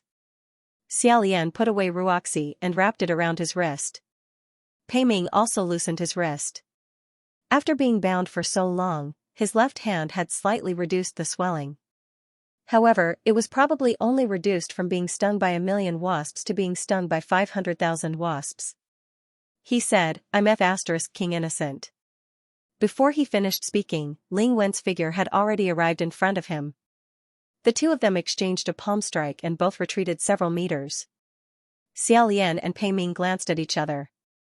In their hearts, they knew this was a thorny problem, so they broke into a run. As Xiaolian ran, he turned around and shouted, "Lingwen, can you persuade General Bai again?" Lingwen madly chased behind them and said, "I persuaded him. But, he doesn't believe me." Pei Ming said, "It must be because you lied to him that he got injured." Xiaolian said, "Lingwen, can you turn back into a woman? The lethality of a woman's body will be slightly restrained." However, Lingwen said, "No." Xiaolian said, "Why not?" Lingwen said, "He won't let me change back." Pei Ming said, "I understand. This brat doesn't dare to stick close to a woman's body. He's a coward." Rumble. A roof smashed down from behind, almost crushing Xiaolian and Pei Ming. Lingwen said, "I didn't throw it." "Who told you to scold him? You made him even angrier." Both of you are in danger. Xiaolian hurriedly said, "Ah? What does it have to do with me? I didn't say anything." Ling Wen, can you tell him not to count me in? Pei Ming said, count me in. The more people there are, the easier it is. Your Highness the Crown Prince, what about Xiao Pei? What about the half-moon imperial tutor? What about your blood rain flower Tanhua? Xiaolian said, he went in another direction to look for you guys. Don't count on him. We've already run a few dozen kilometers. Let's run first and talk later. He's already absorbed over 1,000 demons. It's not good to fight him head-on. Unexpectedly, just as he finished speaking, the soles of his feet suddenly floated and his entire body was lifted up. It wasn't just him, Pei Ming was the same. Looking closely, the two of them were each caught in a large net and hung in the air. This was truly an unexpected disaster. That net seemed to be made of special materials and couldn't be torn apart with bare hands. At the same time, many green-faced, ferocious-fanged demons and ghosts jumped out from the forest in all directions. There were at least 100 or 200 of them. All of them clapped their hands in ecstasy. Caught it. Ha ha ha ha, how many have been caught already? This trap is really good. Hurry up and see what they caught. How many heads are there? They had actually been careless in a moment of panic and had fallen into the trap of these third-rate little demons. Xiaolian subconsciously reached for Maiden Heart to draw the net. Only when he touched empty air did he realize that because the net had suddenly risen, Maiden Heart had slipped out of his hands and fell to the ground. He hadn't been able to bring it up, and Ling Wen had already caught up to the bottom of the net. The group of little demons still didn't know what had come. They happily said, another one came. Ling Wen raised both of his hands, and a ball of pitch-black will-o-wisp appeared in each of his palms. He raised his head and said to Xiaolian and Pei Ming, both of you, I really had no choice. Xiaolian exhaled and said, Ling Wen, can I ask what would happen if I were hit by this thing? Ling Wen said, last time, I used such a large ball of will-o-wisp to hit His Highness Qiying. He was injured. But fortunately, he can still run and jump. It seemed like the damage wasn't that great. Being hit wouldn't be a big deal. Xiaolian and Pei Ming both heaved a sigh of relief and said, fortunately, fortunately. Just as they finished saying fortunately, the two balls of will-o-wisp in Ling Wen's hands suddenly increased tenfold, turning into two blazing flames that shot into the sky. Xiaolian. Pei Ming. Ling Wen said, but I don't know what would happen if I were hit by such a large ball of fire. Pei Ming roared, wait, but I'm really not your F***king lover. Ling Wen said, how could I not know? But it's useless if only you and I know. The group of demons and ghosts were stunned by the two balls of will-o-wisp. They hurriedly surrounded them and shouted, good kid. You're very bold. You're about to die, but you still want to steal our heads. Kill him. However, these little ghosts posed no threat to the embroidered clothed immortal. At most, they would become a new wave of nourishment for the embroidered clothed immortal. Ling Wen tilted her head slightly, the phosphorescence of the will-o-wisp reflected in her eyes. It seemed like she was ready to receive the heads that were delivered to her. At this moment, a sudden gust of wind blew past. Amidst the wails and screams, the group of little ghosts were blown into the sky in an instant. Rather than saying that they were blown into the sky by the wind, it would be more accurate to say that they were grabbed into the sky by a strange, invisible hand. The embroidered clothed immortal seemed to have sensed something and became vigilant. Ling Wen lowered the hand that was holding the will-o-wisp and slowly scanned the surroundings. Xiaolian did his best to look up, but his line of sight was blocked by the dense foliage.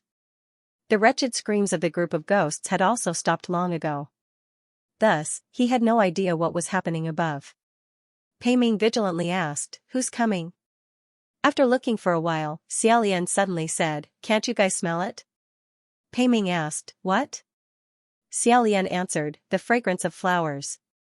Pei Ming suspiciously asked, there's that kind of thing?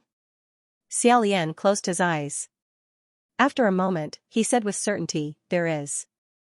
It really is the fragrance of flowers. It was a faint, strange, and cold fragrance of flowers. He didn't know what it was called or where it came from. It was extremely faint and shallow, as if there was nothing there. Pei Ming frowned and said, I didn't smell the fragrance of flowers, but I did smell. Before he could finish speaking, he felt something drip onto his face. He casually wiped it away, and his pupils shrank. It was blood. 2 drops of will-o-wisp also fell from Ling Wen's hand, and the flames immediately weakened. His expression became even more vigilant, and he suddenly raised his head. In that instant, a foul wind and rain of blood descended from the sky. Pei Ming was hanging higher than Xiaolian, so he was immediately beaten into a bright red drenched chicken by the sudden rain of blood. Only his pair of eyes remained open, black, white, and white. The will-o-wisp in Ling Wen's hands had long since been completely extinguished. He dodged and hid under a tree, avoiding the same fate as Pei Ming, who was completely defenseless. Xiaolian suddenly felt the net of binding him break, and his body sank as he fell. He somersaulted in the air and steadily landed on the ground. Coincidentally, the rain of blood was also about to descend. There was no time to dodge anymore, so Xiaolian raised his sleeves, preparing to block as much as he could. However, after the darkness, he heard a low chuckle. The air was suddenly filled with the mysterious and bewitching fragrance of flowers. Xiaolian slightly raised his head. He didn't feel the rain hitting his face, but rather, he felt something extremely soft brushing against his face. He reached out and caught it. Lowering his head to look, he saw that what quietly fell into his palm was actually a small dark red flower petal. He raised his head again and held his breath. He could only feel disbelief. The rain of blood that filled the sky had actually turned into a rain of flowers. There was no need to guess who it was at all. Xiaolian closed his fingers and held the flower petal. He blurted out, San Lang. As soon as he turned around, he saw that Ling Wen had silently fallen to the ground. And that tall, slender youth with black hair and red clothes, who else could it be but Hua Qing? Xiaolian stepped on the ground covered in broken vermilion flowers. He walked over slowly. When she saw the red stains on Hua Qing's shoulder, she wanted to brush it off for him, but she suddenly realized that it would be too intimate. She restrained herself and put her hands behind her back. He laughed and said, I didn't know. Apart from bringing blood rain, he could even summon flying petals. Interesting, interesting. Hua Qing also walked towards him. He casually brushed away the petals on his shoulder. He also smiled and said, this is an improvisation. It was a new move he had just created today. Originally, there was going to be a rain of blood. However, he suddenly remembered that his brother was also here. Can't you blame me? Thus, he reined in his horse at the precipice and turned into a flower. As long as it's interesting. However, Xiaolian didn't get drenched, but Pei Ming was. In the air, he said, excuse me. Both of you. Can you put me down first? A few silver butterflies flapped their wings, their phosphorescent wings cutting through the mesh. Only then did Pei Ming manage to escape and land firmly on the ground. Xiaolian lowered his head and saw a silver butterfly resting in the center of the butterfly bone on Ling Wen's back. He asked, San Lang, are Ling Wen and embroidered gown immortal all right? Hua Qing replied, don't worry. I had them hibernate together. Xiaolian asked curiously, this embroidered clothed immortal was so violent, yet you subdued him so quickly. Hua Qing raised his eyebrows and said, it's all right. For some reason, it doesn't seem to want to fight me. After muttering to himself for a moment, Xiaolian said, that's true. When you wore it before, it couldn't do anything to you and even revealed itself. Meanwhile, Pei Ming walked over and said, let's talk later. Aren't you going to help him take off his clothes first? Xiaolian said, this isn't too convenient, right? Pei Ming didn't mind. He's a man now. What's so inconvenient about that? As she spoke, she started to fight. However, just as he stretched out his hand to Ling Wen's collar, it was as if he was fiercely pricked by something. His expression changed greatly, and he abruptly pulled his hand back. His hand was covered in blood as he said, these clothes. It actually bites. Only then did Hua Qing say leisurely, the immortal in embroidered gown is not willing to let Ling Wen go. She can't take it off. Pei Ming looked at the 2 bloody hands and said, if something like this happens again, can you tell me earlier? Xiaolian warmly said, General Pei, it's not that he didn't say it earlier, it's that you acted too quickly. Huaqing giggled, that's right. Even though he was crippled, he was still determined. If the three of them wanted to go back the way they came, one of them had to carry Ling Wen, who looked like a man. Pei Ming took the initiative to bear this responsibility. Pei Su and Half Moon were still in the small town. The group gathered near the Wu Yong shrine. Seeing them return, Pei Su strode forward and said, General, Your Highness, the murals in this shrine have disappeared. Pei Ming carried Ling Wen with one hand and wiped her bloody hair back with the other. What mural? Half Moon's eyes widened when he saw that Pei Ming was covered in a purplish-red color. Xiaolian exchanged a few words with Pei Ming before following Pei Su back to Deity's Templar. Sure enough, the original wall had become exactly the same as the other three walls that had been burnt by the fire, as if there had never been any murals. Huaqing took his hand off the wall and said, that mural was created using magic. Xiaolian nodded, maybe, the person who left it behind had his own concerns and didn't dare to let it exist for too long. On the other side, Half Moon hesitated for a long time before asking Pei Ming, Are you alright? Pei Ming looked at her and threatened, ask your snake. It bit me like this, is it alright? Pei Su opened his mouth, but he wasn't sure if he should say a few words of justice. Half Moon's eyes widened even more. She tried to explain, but, being bitten by a scorpion snake, it won't spread to the whole body. Pei Ming waved her left hand in front of Half Moon's face, proving that she was indeed bitten. Half Moon had no choice but to say, I'm sorry. Pei Su couldn't stand it anymore. He patted her shoulder and said, Don't mind, it's not yours. It's the snake's bite. Xiaolian also couldn't stand it anymore. He said helplessly, General Pei, can you not tease a little girl like this, at a time like this? However, Pei Ming's source of life was here. He used his magic power to wash off the blood stains on his body. His face was glowing again. He laughed, isn't a little girl meant to be teased? Moreover, Half Moon Imperial Tutor is already a few hundred years old. What kind of little girl is she? Are you afraid that she will be embarrassed? No one wanted to talk to him anymore. Even though Pei Su's sentence was not good, he could move freely. He took over the task of carrying Ling Wen. The group walked past the small town and continued to the next level of Bronze Cauldron Mountain. A day later, they arrived at a small valley. There were towering mountains on both sides of the valley, rock cliffs, and a mountain path in the middle. At this point, Ling Wen finally woke up in a daze. Even though he was awake, he still couldn't move because the silver butterfly was still firmly perched on his back. Ling Wen noticed that he was being carried on someone's shoulder, but his expression didn't change. He only asked in confusion. Why are there so many people? Why are you all here? Isn't this Bronze Cauldron Mountain? Pei Ming said, that's a lot? Let me tell you, there will be more people later, some you haven't seen yet. You can gather a few tables to play cards. Xiaolian had the same feeling. He couldn't help but laugh. He paused, then said, that's right, Ling Wen, Qing chased after you at Puqi Monastery. Where is he now? Ling Wen said, I don't know. After entering Bronze Cauldron Mountain, there were too many inhuman creatures. Prince Jing lost him. I also don't know where he is now. Pei Ming sighed to Ling Wen, you actually didn't tell me that you were the one who took away Su Li's last hope. How unkind. Xiaolian then remembered that Pei Ming was also from Su Li. However, he didn't seem to have any feelings for Su Li. After all, he was only a general, not the monarch. Moreover, before ascending, he was tricked by the monarch, so there wasn't any sorrow in his words, it was mostly mockery. However, Xiaolian was worried that talking too much about Su Li would anger Embroidered Clothes Immortal, so he quickly changed the topic and asked, San Lang, actually, I have a question. After entering the canyon, Huaqing had been observing the mountains on both sides with rapt attention. He said, ask. Xiaolian said, what is the copper cauldron of Bronze Cauldron Mountain? Is it really a big cauldron? Huaqing smiled and retracted his gaze, saying, of course not. However, Big Brother asked at the right time.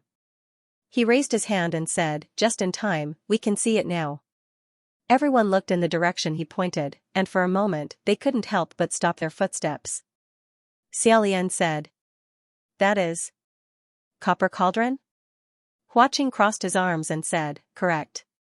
In the depths of his pitch-black eyes, there was a mountain far, far away. Far away on the horizon, high above the world, above the peaks of the mountain, it was a deep blue color.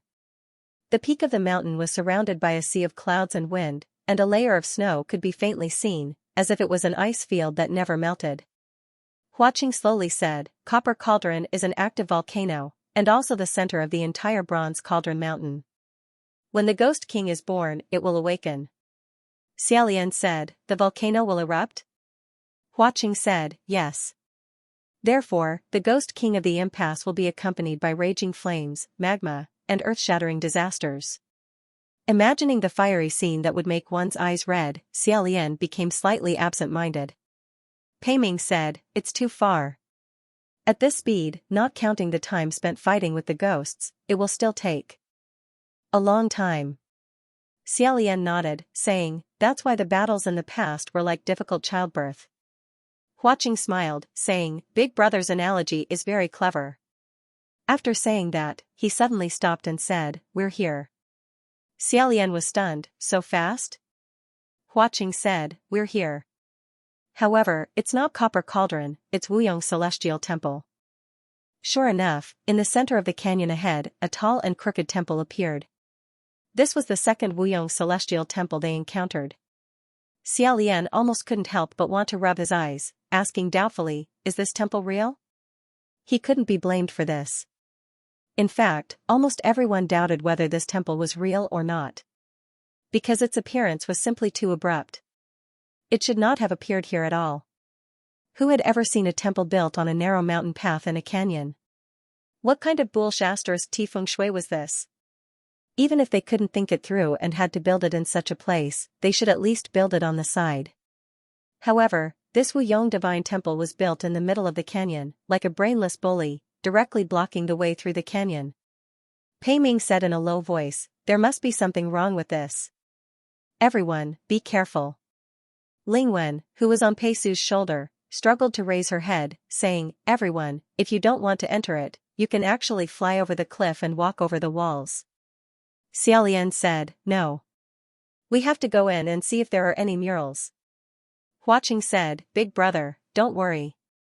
If you want to see it, go ahead. It's not a big deal. With that said, everyone inexplicably calmed down, and the group slowly approached. They walked all the way to the front of the temple, but nothing unusual happened. Passing through the gate, he entered the main hall. Sure enough, the walls of this divine hall were also pitch black after being burnt by the fire. With a light poke, a small hard fragment fell off, just like the previous divine hall. Xiaolian had been very vigilant at first, but now that there seemed to be nothing hiding in the dark, he felt slightly relieved. Thus, he said, let's do it. Not long after, the charred black protective layer on the wall was removed bit by bit, revealing the murals behind. Xiaolian and Huaqing carefully studied it together. The contents of the murals in this temple were completely different from the previous one. They looked from the top level. On the top of the painting, a white-clothed youth was sitting on a jade couch. He had handsome features, and it was Crown Prince Wuyong. His eyes were closed, and looking at his posture, he seemed to be meditating. However, it was not peaceful. This Crown Prince frowned, and a few drops of cold sweat seemed to flow down his forehead. There were 4 people around him, and their faces were full of worry. They were the 4 guardian deities in the previous mural, and their hair and clothes were exactly the same as the previous mural. Continuing to look down, the protective layer was still slowly falling off, and had not been completely removed. Xiaolian saw a mess of red, and frowned slightly, saying, strange. He stretched out his hand and touched the wall gently, and said doubtfully, is this mural not well preserved?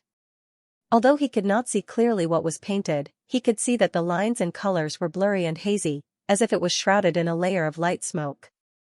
However, this mural was formed by a spell, so how could it not be well preserved like a real mural?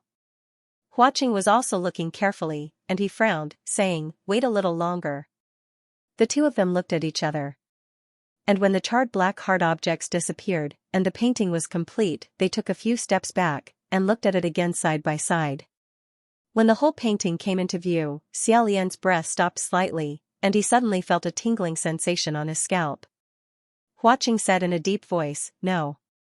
It's the human world. It was indeed the human world. Because, what was depicted in the painting, was densely packed houses, trees, and people. However, they were all submerged in an endless sea of fire and flowing magma. The blurry red that Xiaolian saw just now was the color of fire. The houses and trees were burning, and the people's bodies were on fire, they were screaming. The distorted face was too lifelike. Xiaolian seemed to be able to hear their screams. At the center of the painting, there was a bright red mountain in the painting, which looked like a giant furnace that was burning red. It was very terrifying. And those flames and magma were all spat out from the mouth of this mountain. Xiaolian said, "The meaning of this mural is, a volcanic eruption, the destruction of the Wuyong kingdom?" Huaqing said, "Yes. That's not right either." Xiaolian understood, this statement is not accurate. Because this is a dream. The tragedy of the human world below should be depicting Prince Wuyong's dream. Prince Wuyong and the four protectors' bodies were painted with golden light, indicating that at this time, he had already ascended. And he was being tortured by a nightmare, so the content, lines, and colors of the dream were all illusory, as opposed to real. Some heavenly officials had powerful magical powers and extraordinary talents. After seeing some small signs, they could peek into the future in their dreams. In other words, they could have prophetic dreams. I wonder if the dream of His Highness the Crown Prince, did it come true? Was this how the Wuyong kingdom perished? After pondering for a moment, Xiaolian said, "Someone must want to tell us something. The story of this mural should follow on from the last one, I thought. When we reach the vicinity of the final copper furnace, we will definitely be able to answer many questions." At this moment, Lingwen looked out the window and said, "Everyone, there is something I have to ask. Don't you think it's strange?" Pei Ming said, "What's strange?" Lingwen said, "I don't know if I remembered wrongly, but were these two mountain walls so close before?" Everyone looked out the window. Sure enough, when they came in just now, the mountain wall outside was about 10 feet away from the window. However, at this moment, it was extremely close, as if it was about to touch them. Just as Xiaolian was about to go over to investigate, he heard a series of strange ka-la and creak sounds, as if earth, wood, and bricks were being squeezed. This time everyone felt it. What's going on? The tiles under his feet were shaking, and the ceiling above his head was also shaking. One by two, gravel fell and dust rustled. Pei Ming said, "The ground moved?" As soon as he finished speaking, a few terrifying wrinkles were squeezed out of the wall. Xiaolian said, "It's not an earthquake. It was the mountain walls on both sides that were pressing towards the Wuyong Divine Hall in the middle." With no time to explain, he shouted, "Run!" Without needing him to say anything, Pei Ming had already kicked down a wall and opened up an exit. Everyone broke through the wall and ran forward. However, they were still running inside the Wuyong Divine Hall because this Divine Hall was very deep and long. Aside from the main hall, there were many side halls, small halls, incense rooms, Taoist rooms, and so on. As a result, everyone could only break down walls and kick down doors as they ran. At this time, the martial god style of action was a great help. However, just as they passed through two small halls, a large rock half the height of a person smashed through the roof and suddenly fell at Xiaolian's feet. This was a large rock that had fallen from the mountain walls on both sides. The rumbling sounds continued as more and more large rocks fell from the sky. The large ones were the size of water tanks, directly smashing through the roof. The small ones were the size of a human head, falling from a high altitude with astonishing power. Fortunately, there was a layer of roof blocking them, and everyone's skills weren't bad, so they were able to dodge in time. Only Huaqing was the most leisurely. As Xiaolian ran and dodged, he suddenly heard him say, "Gidge, are you coming?" Turning his head to look, Huaqing was following closely beside him, steady as if he was flying. Who knew where he had taken out his red umbrella, but he was currently smiling at him from under the umbrella. As for those falling rocks, Huaqing held the umbrella with one hand and didn't even shake it. Xiaolian immediately hid under the umbrella and said, "That was close, that was close." Luckily Sanlang was here. Huaqing smiled and considerately tilted the umbrella towards him a little. He said, "Come over here a little." Even though it was untimely, Xiaolian couldn't help but feel moved. He said, "Aren't you tired holding up like this? Do you want me to hold the umbrella for you?" The rest of the people ran and dodged, running like crazy. Seeing how relaxed they were, they couldn't help but say, "Hey, this isn't too fair. Master Huaqing, can I ask if you have any extra umbrellas? Can I borrow a place to hide for a while?" Huaqing faked a smile and said, "I don't have any. I can't." In the midst of everyone's protests, Xiaolian also felt a little embarrassed. He said, "This mountain is really strange."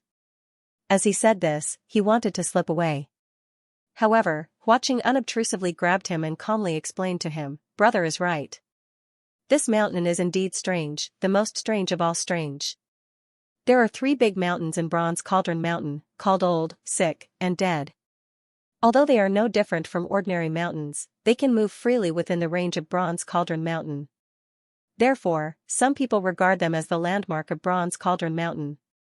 Rocks fell from above, but everything under the umbrella was harmonious." Xiaolian said, "So that's how it is." Previously, when Rongguang was disguised as the killer Quickblade demon, the mountain that blocked our path, was it one of these 3 mountain monsters? Lingwen bounced up and down on Pei Su's back, still trying hard to communicate. She said, "No wonder this Wuyong shrine was built in the middle of the canyon. I'm afraid the place it chose to stay wasn't this strange. It was those 2 mountain monsters that took the initiative to attack."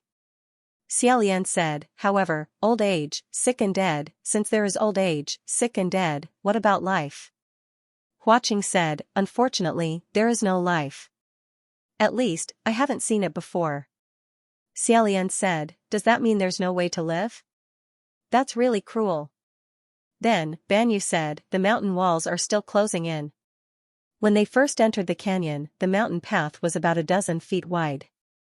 The further they went, the narrower it became. When they arrived in front of the Wuyong shrine, the path was less than 10 feet wide. But now, the distance between the 2 sides of the mountain walls was less than 3 feet. The houses and walls were all squeezed until they were wrinkled. This was because the Wuyong shrine used stone beams and other hard building materials to block the 2 sides of the mountain walls. However, they probably wouldn't be able to hold on for long. Pei Ming said, "The front and back are blocked. Let's break through the roof and go up. It's not a big deal to face the rain of rocks, just smash the falling rocks." However, Xiaolian said, "No. Right now, there is still the Wuyong shrine blocking the way. If we go up, if the 2 mountain monsters hit each other in midair, we will be directly killed by them." As they spoke, the 2 sides closed in even faster. Kala kala, the place where everyone could stand was less than 2 feet wide. Even under such circumstances, Lingwen still couldn't move. She couldn't help but say, "Everyone, can you quickly take some measures? If you can't, can you let me go and let me take the measures myself? I don't want to be sandwiched to death, thank you." How could it be so easy to think of a solution when the fire was burning their buttocks? When the space continued to shrink until it was only the length of a person, Pei Ming suddenly shouted and leaped into the air. He pressed his hands against the left side of the mountain wall and his feet against the right side of the mountain wall. His entire body turned into a thorn that was stuck between the 2 mountains. He said, "Even if I'm sandwiched to death, I don't F***king want to be sandwiched to death by this thing. I'll hold on first. Hurry up and think of a way." Everyone was shocked by his move. Lingwen barely gave him a thumbs up and said, "Old Pei, you're a real man." Pei Ming gritted his teeth and said, "You're welcome." There was no need to mention the martial god's strength. The 2 mountain walls were still closing in on the middle, as though they were forcefully stuck by Pei Ming and had fallen into a stalemate. However, this was the result of Pei Ming using all of his arcane energy. He definitely wouldn't be able to hold on for long. Just as Xiaolian was thinking of a way to escape, the 2 mountain monsters had the upper hand and pressed down on Pei Ming's knees. Seeing that the situation wasn't good, Pei Su said, General, I will help you." He threw Lingwen, who was on his shoulder, to Half Moon and joined the ranks of the human thorns. However, he was immortal now, where would he get his divine power? Lingwen with the embroidered clothes immortal could do it, but he was too dangerous. Letting him out would only add fuel to the fire. It was equivalent to falling into a wolf's den and stepping on a poisonous snake. Thus, Half Moon threw Lingwen down and said, "I'll help too." However, she was a little girl after all and couldn't compare to the long arms and legs of the two grown men. She was too short and couldn't get stuck on the wall. She could only slap Pei Su's back and transfer her arcane energy to him. Pei Su and Pei Ming slowly straightened their knees. The two of them released their power and their faces were blood red. Their veins were bulging. Hua Qing, who had the strongest arcane energy in the group, was watching from the side with a red umbrella. He wasn't enthusiastic at all. Suddenly, Xiaolian punched his palm and said, "I've got it. I've got it. I've got it." He had a plan. Xiaolian said, "Since we can't go forward or up, then we'll go down. We'll dig a hole and hide." Lingwen immediately said, "Good idea. Please start now." Pei Ming clenched her teeth and said, "Then I'll have to trouble you, hurry up." Xiaolian said, Okay. He had long since used his heart to crazily dig a hole in the ground, causing sand, stones, and dirt to fly everywhere. On the side, Hua Qing held an umbrella for him. Not only did he not work, he even advised, "Gidge, don't dig anymore. Sit down and rest." Everyone couldn't help but say, "Master Hua." Hua Qing said, "HM? Why did you call me?" Lingwen collapsed on the ground and said, "Master Hua, you and His Royal Highness the Crown Prince are also here. If you have any moves, can you help us? After all, no one wants to become a rock with stuffing." There was also a sentence that everyone was too embarrassed to say, "If you don't have any moves, can I trouble you to go up and be a meat splinter?" Although Xiaolian was anxious, he instinctively trusted him. As he dug a hole, he said, "San Lang, do you have a plan?" Hua Qing smiled and said, "Gidge, just wait. There's no need for you to do anything. It'll be done in a while." Right now, their butts were on fire. Although everyone felt that he should have a plan, they still couldn't help but feel that their butts were burning. Lingwen was about to say something when Xiaolian suddenly said, "What's that sound?" Amidst the rumbling of the falling boulders, another strange sound appeared and quickly approached. Kacha kacha. Kacha kacha kacha. Extremely fast, it got closer and closer. Moreover, Xiaolian felt that this sound was a bit familiar, as if he had heard it somewhere before. He stopped digging frantically and said, Could this be?" Just as he finished speaking, the ground at his feet suddenly caved in, revealing a black hole big enough for two people to crawl into. Inside the hole, the head of a shovel rose up, reflecting a snow-white light. The treasured shovel of a Earth Master. That shovel shone brightly and quickly retreated back into the hole. Hua Qing said, "A bit late, but we made it in time. Let's go." Without another word, Xiaolian first grabbed Lingwen and threw him in, followed by Half Moon, Pei Su, and Pei Ming. Without the splinter stuck in the middle, the two mountain monsters suddenly sped up. Amidst the creaking sounds, Hua Qing grabbed Xiaolian by the waist and said, "Let's go." With that, he carried him and jumped into the tunnel. Xiaolian only felt that he was immersed in darkness. Immediately after, a loud crash came from above. The two large mountains had finally completely merged. If they were still up there, they would definitely have been crushed into meat patties. After calming down from the shock, a few small flames ignited in the darkness. Xiaolian looked at the tunnel they were currently in. It was neither wide nor narrow, neat and tidy. It was worthy of being a tunnel dug by a geomaster's treasure shovel. The people who had landed first were all lying on the ground, panting slightly. Hua Qing let go of his waist, and Xiaolian also unconsciously removed his hand from his shoulder. He looked at the black-clothed man holding the shovel. That black-clothed man was also panting. Holding the shovel, he wiped a few drops of cold sweat.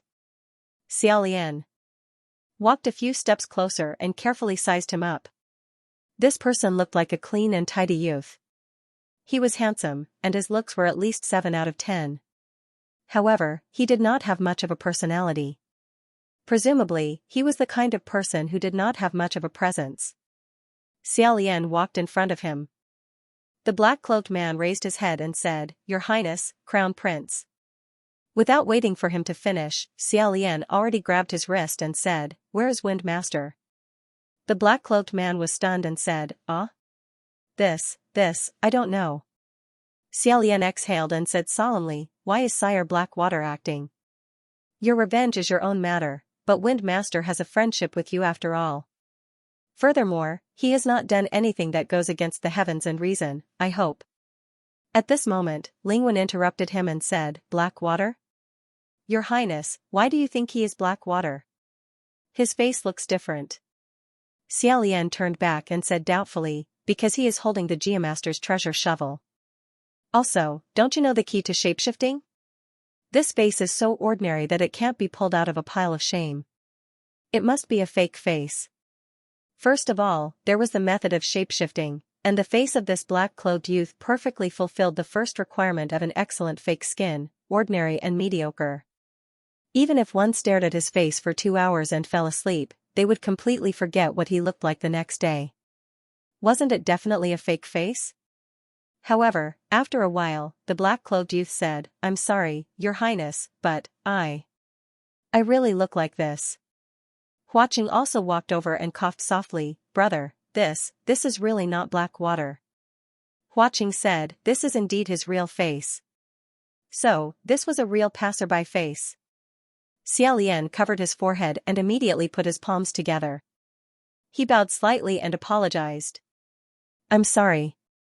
He actually took it for granted and said in front of the black-clothed youth that his face was ordinary and couldn't be pulled out of a pile of shame. It couldn't be helped, because his face was really too standard of shapeshifting. The black-clothed youth was also extremely embarrassed. He waved his hand and said, it's okay, I'm already used to it. Hearing this address, Xiaolian was startled. Only then did he notice that the young man's voice was a little familiar. He must have heard it a few times before. He then looked at the young man's wrist. Although the wrist was covered by the sleeve, he could confirm it. Under the sleeve, there must be a black curse hidden there. Pei Ming also stood up. He further confirmed the identity of this black-robed youth. His Highness Inu? It was true. I didn't expect to see you here. What are you?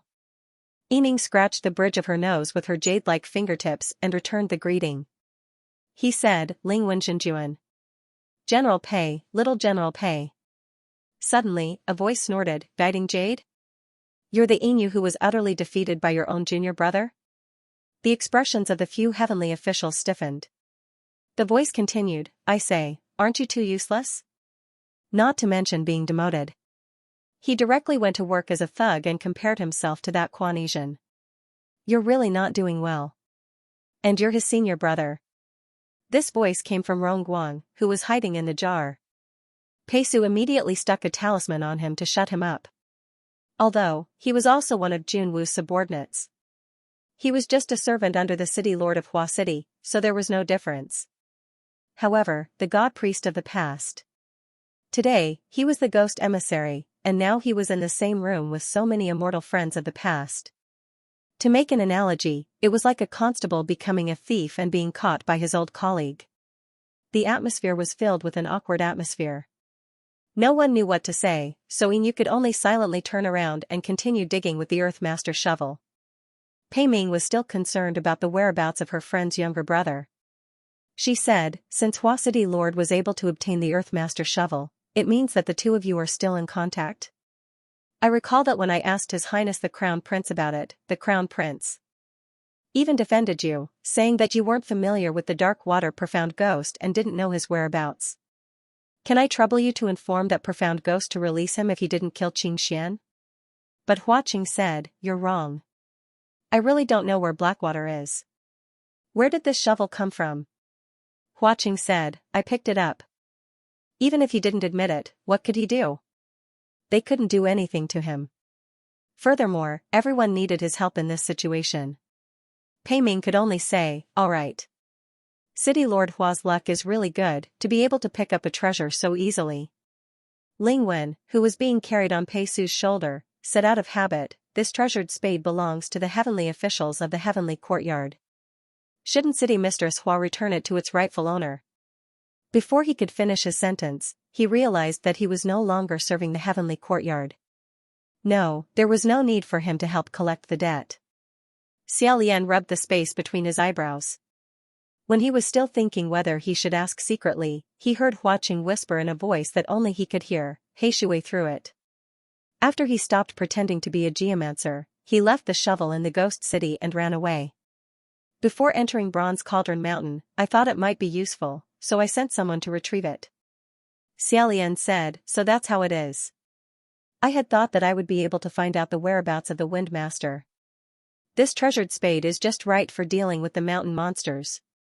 San Lang has truly considered everything thoroughly and has calculated every possibility. Hua Qing said, it's just that I was chased by the mountain monsters back then, so I learned my lesson.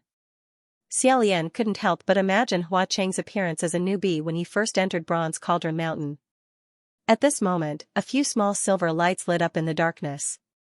It was the faint phosphorescence of the dead spirit butterflies. Xiaolian held onto a small silver butterfly as he looked up and said, what exactly is this mountain monster?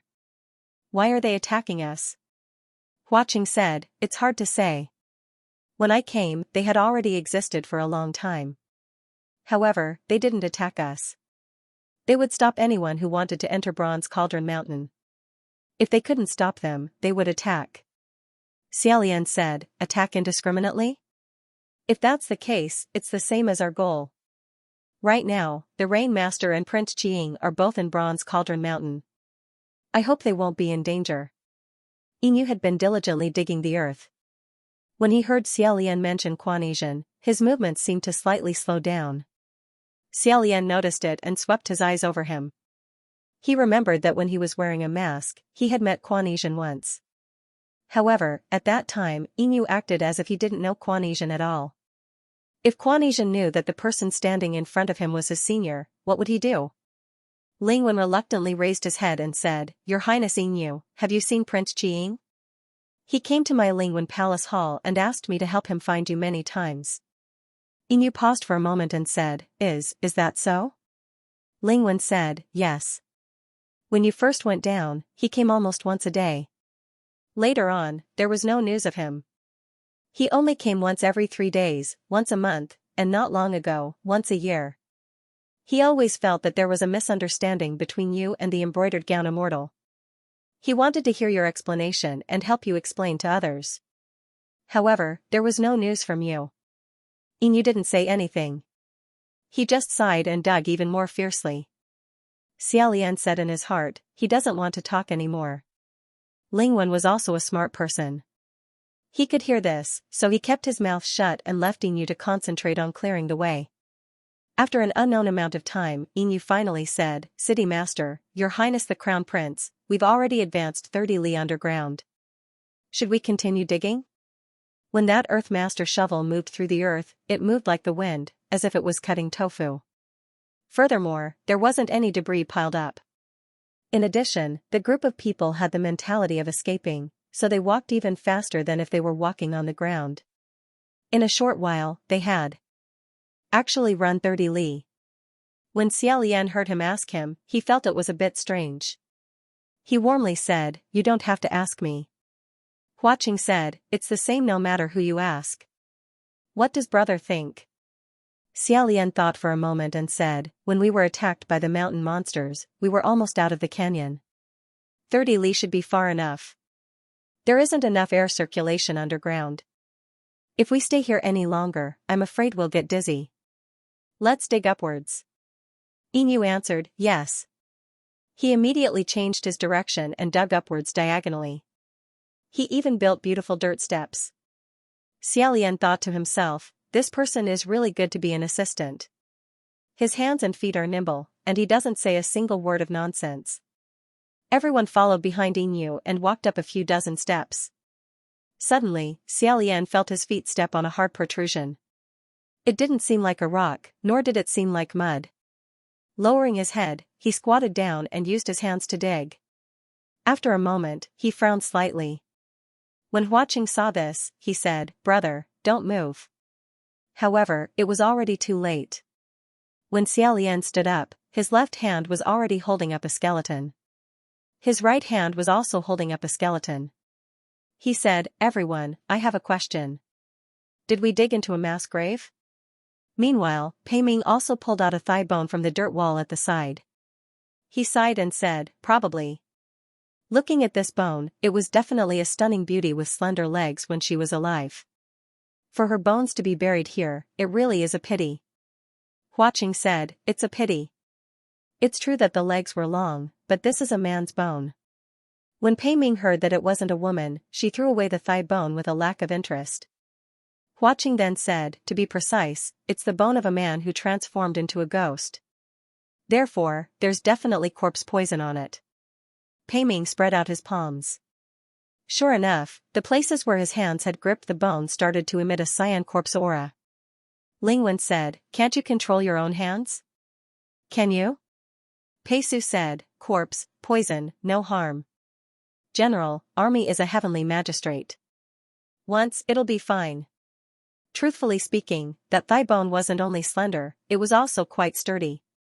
When it was waved around, it gave off a strong gust of wind. Pei Ming still picked it up and wrapped a few strips of cloth around its end. It seemed like he was planning on using it as a weapon.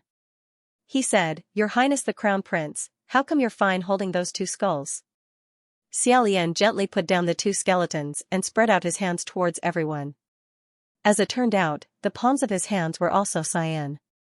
However, that cyan color was rapidly fading away. Xiaolian said, to tell you the truth. The number of times I've been poisoned by corpse poison, if not 1,000, then at least 800. Therefore, right now, my resistance is already extremely strong. This level of corpse poison is still fine. Hearing this, everyone felt inexplicably comical and wanted to laugh. However, Huaqing didn't seem very happy. When he walked over, he stomped the two skeletons into pieces. Xiaolian was originally quite at ease, but after hearing these two rough and even fierce crack-crack sounds, he sensitively caught on to Huaqing's unhappy mood. He wanted to ask what was going on, but he inexplicably felt that Xiaolian's unhappiness seemed to be caused by him. Thus, he was too stunned to ask.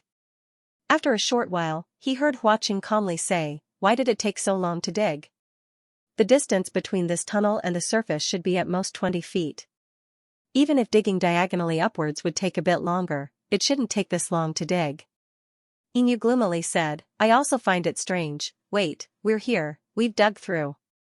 Just as Huaqing finished asking, the front end of the Earthmaster's shovel dug through. After digging through, Inu dug out a large hole with the shovel a few times. Taking the lead, he jumped out and said, We're out? Everyone climbed out.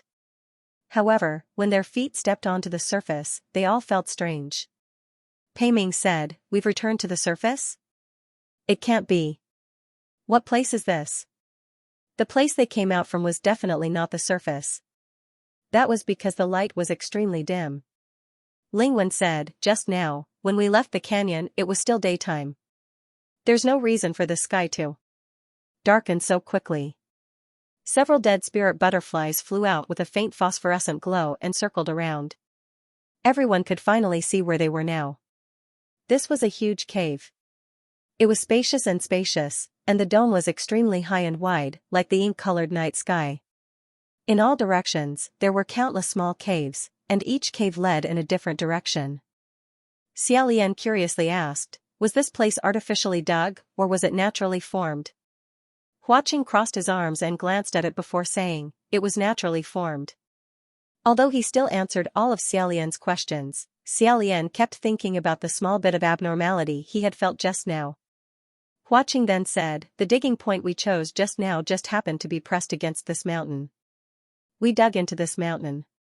Xiaolian nodded and said, So that's how it was. Then let's hurry and find an exit. Pei Su said, But, which way do we go? This was truly a difficult problem. Other than those small holes that a person couldn't fit through, there were still 7 or 8 holes that a person could pass through. Xiaolian crossed his arms and pondered. Pei Su said, Split, can we move? As fast as we can. Xiaolian put down his arms and said, No, moving separately is a big taboo. If there's something hiding in the dark, it'll be too easy to destroy them one by one. It's better to find the right path slowly than to split up. Pei Ming held the new weapon made from the thigh bone in her hand. She seemed to be addicted to waving it around as she said, Then let's move together. We'll take this path first. Thus, everyone chose a path and moved together. Huaqing and Xiaolian took the lead. After walking silently for a while, Xiaolian probed in a small voice, San Lang? Hua Cheng's expression had already warmed up. He said, brother, do you want to ask something? Xiaolian couldn't really ask him if he was a little angry just now, so he casually said, nothing. It's just that, this cave is as winding as intestines. I feel a little dizzy walking. When Hua Cheng heard this, he immediately said, then do you want to rest for a bit? He wasn't joking at all. Xiaolian hurriedly said, no need, no need. Behind him, Pei Ming said, I didn't hear wrong, right? Your Highness, you feel dizzy walking? Xiaolian also felt that his words were a little embarrassing. He pretended not to hear Pei Ming's words and solemnly said, everyone, you must follow closely behind. It's easy to get into trouble at the corners of this cave. As he said this, he turned around and was stunned. He grabbed Hua Cheng and said, San Lang. Hua Cheng said, what? As he turned around, he also frowned. There was actually no one behind them. Just a moment ago, Pei Ming was still mocking him not far behind. But now, in the dark cave, only the two of them were left. Hua Cheng immediately put his arm around Xiaolian's shoulder and said in a low voice, brother, stay by my side. Don't wander around. Xiaolian also held his breath and became alert. He asked, is there something hidden in the mountain? Hua Cheng said, there isn't. But, there isn't anything scary. Xiaolian softly said. No matter what, it's impossible for him to appear behind us without making a single movement. He's done such a big thing. Even if Xiaolian didn't believe in his own insight, he still believed in Hua Cheng. What's more, he really believed in his own intuition when it came to danger. Hua Cheng said, let's go back. Let's take a look. The two walked side by side. They returned the same way they came. After walking for a while in the tunnel, they stopped. It wasn't that they wanted to stop, but they had nowhere else to go. They were forced to stop. The tunnel they came from, although it was twisted and twisted, there was only one path. However, they still hadn't returned, yet a cold stone wall had appeared out of thin air. Both of their expressions didn't change. Xiaolian asked, is this an illusion or real? A silver butterfly leisurely flew forward. He bumped into the uneven stone wall, but there was nothing out of the ordinary. It bounced back. Hua Cheng said, it's real. Xiaolian nodded and said, then it'll be very troublesome. Ghosts hit the wall, common ones. There were two kinds of methods. The first was to make you see illusions. That is, you thought there was a stone wall here, but in reality, there wasn't. It was just an illusion. This kind was also very easy to break. You could directly go up and touch it. Otherwise, you could slap yourself in the face and pour a bucket of cold water over yourself. Then, you could go up and touch it again. The second kind was to make your memory of the road, sense of direction, and other senses become confused. This kind was slightly more powerful. For example, at a fork in the road, you thought you chose the left, but in reality, your mind was absent-minded and you went right. There was also the so-called ghost turning in circles, but it was just a small trick. When a person took a step with their left foot and right foot, there was already a subtle deviation in the distance between their steps. Non-human things would confuse your mind and expand this deviation. Unknowingly, when you walked down the road, you thought it was a straight line, but in reality, it was a big circle. After circling back, you would feel strange, why did I return here again? But for the two of them, these two kinds of methods were insignificant. This icy cold stone wall was actually the third type, it really existed. Xiaolian was just thinking about whether or not to violently break through this stone wall to see what was going on behind it when he heard Hua Cheng say, brother, give me your hand. Xiaolian, ? Although he was puzzled, he still obediently gave his hand to Hua Cheng. Hua Cheng gently grasped his hand and placed it in his palm. His other hand covered it as if he was putting something on it. Xiaolian also held his breath for a moment. A moment later, he raised his hand and asked curiously, this is? A thin red line appeared on the third finger of his left hand. It was Hua Cheng who had personally tied it for him. Moreover, this red line continued to extend and connected with the red line on Hua Cheng's finger. Huaqing raised his own hand and showed him the same little butterfly-shaped red knot on both of their hands. He smiled and said, "We've tied them together." Hearing this, Xiaolian felt his face heat up. He didn't know if he was too sensitive, but he quickly rubbed his face twice, as if he was afraid that Huaqing would notice that his heart was beating much faster than usual. He smiled and asked, "Is this some kind of spell?" "Yes." Huaqing's expression turned serious. He put down his hand and said, "Although we won't take the initiative to separate, it's just in case. This thread would not break, nor would it be short. As long as the thread doesn't break, we know that the person on the other end is fine. Unless the person is gone, we can definitely follow this thread to find the person on the other end of the red line." Xiaolian asked, "Gone? What do you mean?" Huaqing said, "Dead, or vanishing into thin air." Xiaolian was about to speak when he suddenly heard a faint tremor coming from the distance. He listened attentively for a moment before saying, "Who's punching?" This strength and frequency made it seem as if someone was smashing the mountain with one punch after another. Xiaolian said, "This kind of strength definitely isn't from an ordinary person. It must be a martial god. Could it be General Pei?" Huaqing said, "It's coming from the front." This front naturally referred to the place where they originally planned to go. However, because Pei Ming and the others disappeared halfway, they had no choice but to turn back. However, Pei Ming and the others had disappeared behind them. How could they suddenly run to the front? And if it wasn't Pei Ming, who could it be? The two of them looked at each other and walked side by side to see what was going on. Halfway through, the sound of fists hitting the mountain suddenly disappeared. They didn't know if it was intentional or if it was due to exhaustion. However, since they were already here, how could they give up halfway? Thus, Xiaolian and Huaqing continued walking towards the place where the sound came from. Several silver butterflies fluttered in front of the dark blue tunnel, illuminating the path ahead. Suddenly, Xiaolian's sharp eyes caught a glimpse of something strange on the stone wall to the side. "What's that? A red line?" Looking at it from afar, he really couldn't tell what it was. However, it was very strange. It looked like a red line, but it was much thicker than a red line. Furthermore, it was constantly twisting, making it look more like a long red worm. Xiaolian slowly walked to the side of the stone wall. After carefully looking at it, he said, "Isn't this a half-moon scorpion snake?" Sure enough, it was the lower body of a purplish-red scorpion snake. It was exposed outside the wall and was constantly twisting. Its upper body seemed to be buried in the stone wall. Xiaolian said, "Did it drill into a hole and can't climb out?" Huaqing said, "I'm afraid not." This scorpion snake's entire body was suspended in midair. Snakes didn't know how to climb walls, so how could it swim to such a high place before drilling into a hole? Moreover, there were many holes on this stone wall. Even if it wanted to drill into a hole, why did it have to drill into such a small one? This hole was also very strange.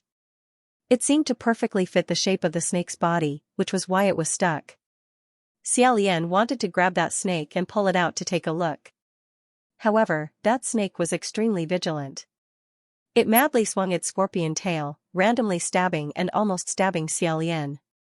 Thus, Huaqing flicked it. Although it seemed like a casual flick, that snake seemed to be scared stiff and didn't dare to move.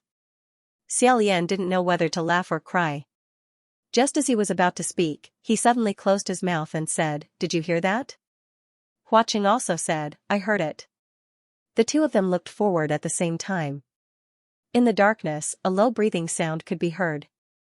It was very steady and very gentle. The two dead spirit butterflies played with each other as they flew towards the source of the breathing sound. The higher they flew, the higher the silver light also rose. Gradually, it reflected a pair of hands. This was a pair of human hands. A man's hands. The back of the hands were bloodstained and riddled with scars. They drooped as if they were dead. Further up, it reflected a messy human head. The human head also drooped as if it were dead. However, it didn't have a lower body. Yes, the person hanging high up on the stone wall didn't have a lower body. Only his upper body was revealed. It was as if he had grown out of the stone wall out of thin air. In the past, Xiaolian had seen some nobles. When they hunted a rare prey, they would chop off the head of the prey and use a medicinal solution to prevent it from rotting. Then, they would hang it on the wall of their own mansion for people to view. The scene before him made him involuntarily think of the tiger, deer, wolf, and other beasts' heads that were lined up on the wall. However, this person was clearly still breathing. He was still alive. Xiaolian walked a step closer and said, "What is this thing? The original body of the mountain monster?" However, there wasn't any response from his side. Xiaolian suddenly felt a chill crawl up his scalp. He abruptly turned his head around. Sure enough, Huaqing had disappeared. Xiaolian said, "Sanlang?" Naturally, no one answered. However, the person hanging on the wall mumbled a few words. It seemed like he was about to wake up and was talking in his sleep. Right now, Xiaolian had absolutely no interest in caring about him. He circled around in place twice before suddenly remembering the red thread that Huaqing had tied on his hand. Sure enough, that red thread was still there. It hadn't been broken. Thus, Xiaolian felt slightly relieved. He held on to this red thread, pulling it as he walked. As he walked, that line reached its end. The other end of this red thread was unexpectedly connected to a stone wall. Xiaolian was in disbelief. He pulled it a few more times, but there was still an unending stream of longer red threads being pulled out from the stone wall. This practically made him wonder if Huaqing was currently inside this stone wall. Once he thought of this possibility, Xiaolian didn't say anything else. He raised his heart and was about to break this wall. Who knew that before the tip of his sword could touch the stone wall, his vision suddenly went black. The stone wall in front of him seemed to have suddenly opened up a huge mouth. With a howl, it swallowed his entire body alive.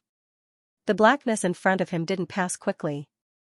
Instead, as Xiaolian was swallowed, it became an unending darkness. From all directions, there was gravel and dirt pressing down on him. It was incomparably suffocating. Furthermore, the gravel and dirt were constantly moving. It felt as if he had been swallowed into the stomach of a giant demonic beast. Aside from him, this demonic beast had also eaten many other random things. In order to digest him, it was as if he had sunk into quicksand. The more he tried, the deeper he sank. Xiaolian was just about to break the wall and retreat when he remembered that Huaqing might also be inside. Instead of retreating, he advanced. As he waved his arms to break the sand and dirt, he pulled on the red thread and forced his way forward. At this moment, a hand suddenly stretched out in front of him and accurately grabbed onto his wrist. Xiaolian said, "Who?" He opened his mouth and ate a mouthful of dirt. He painfully spat it out. That hand grabbed him and pulled him into an embrace. A familiar voice rang out from above, "Gidge, it's me." When he heard this voice, Xiaolian's entire body relaxed. He hugged the other person tightly and blurted out, "That's great. The red thread didn't break. I really found you." Huaqing also hugged him tightly and said with certainty, "It didn't break. I also found you." As it turned out, the two of them had encountered the same strange thing. Xiaolian was observing the half-human hanging on the wall while Huaqing was carefully observing his surroundings to guard against anything hiding in the darkness. Who knew that in the blink of an eye, Xiaolian, who had been standing beside him, would disappear? Moreover, a stone wall had mysteriously appeared. Huaqing held on to the red thread and walked as he searched. When he discovered that the end of the red thread was connected to the wall, he simply went in to look for Xiaolian. In fact, in the beginning, there should have only been an extra wall between them. However, both of them thought that the other was inside the wall, so they coincidentally went in together. Xiaolian repeated countless times in his heart that Huaqing really thought of everything in advance. He said, "Fortunately, you connected a red thread. Otherwise, it would be hard to say if we could find you." No wonder General Pei and the others disappeared so suddenly. It turns out they weren't ambushed. Instead, they were swallowed by the mountain monsters. Huaqing said, "That's right. The location you chose was unfortunate. My shovel just happened to dig into the mountain monster's stomach." Xiaolian couldn't help but lightly cough. Yes. At this moment, they must be in the stomach of one of the 3 old, sick and dead mountain monsters. At that time, Inu asked Xiaolian if he wanted to dig upwards. The location he chose was coincidentally the mountain monster's resting place. Xiaolian gladly agreed. The sand and soil from all directions pressed down on the two's living space, making it more and more stuffy. Xiaolian felt that they shouldn't stay here for long. He said, "How do we get out now?" Huaqing said, "It's been dug through and isn't very happy. It's currently digesting us. It's slightly troublesome. But don't worry, brother, we'll get out." He then joked, "This is probably the feeling of dying in the same cave." Xiaolian was slightly stunned when he heard this. The corner of his mouth actually curled up slightly. However, he quickly suppressed it and said, "The half-human outside was probably swallowed by the mountain monster. The sound of fists hitting the mountain that we heard earlier was probably from him trying to escape and randomly smashing the stone walls. He was the same as the scorpion. He wasn't completely swallowed and was only half swallowed. So the effect was extremely terrifying." Huaqing said, "But he wasn't one of the people who came with us this time." Xiaolian suddenly remembered that messy hair and said, "Wait, I know who that is. I'm afraid that's Qiying." Huaqing seemed to think for a moment before remembering and said, "Oh, the one with curly hair. It should be him." Xiaolian said, "I don't know if he's alright." "Did he faint?"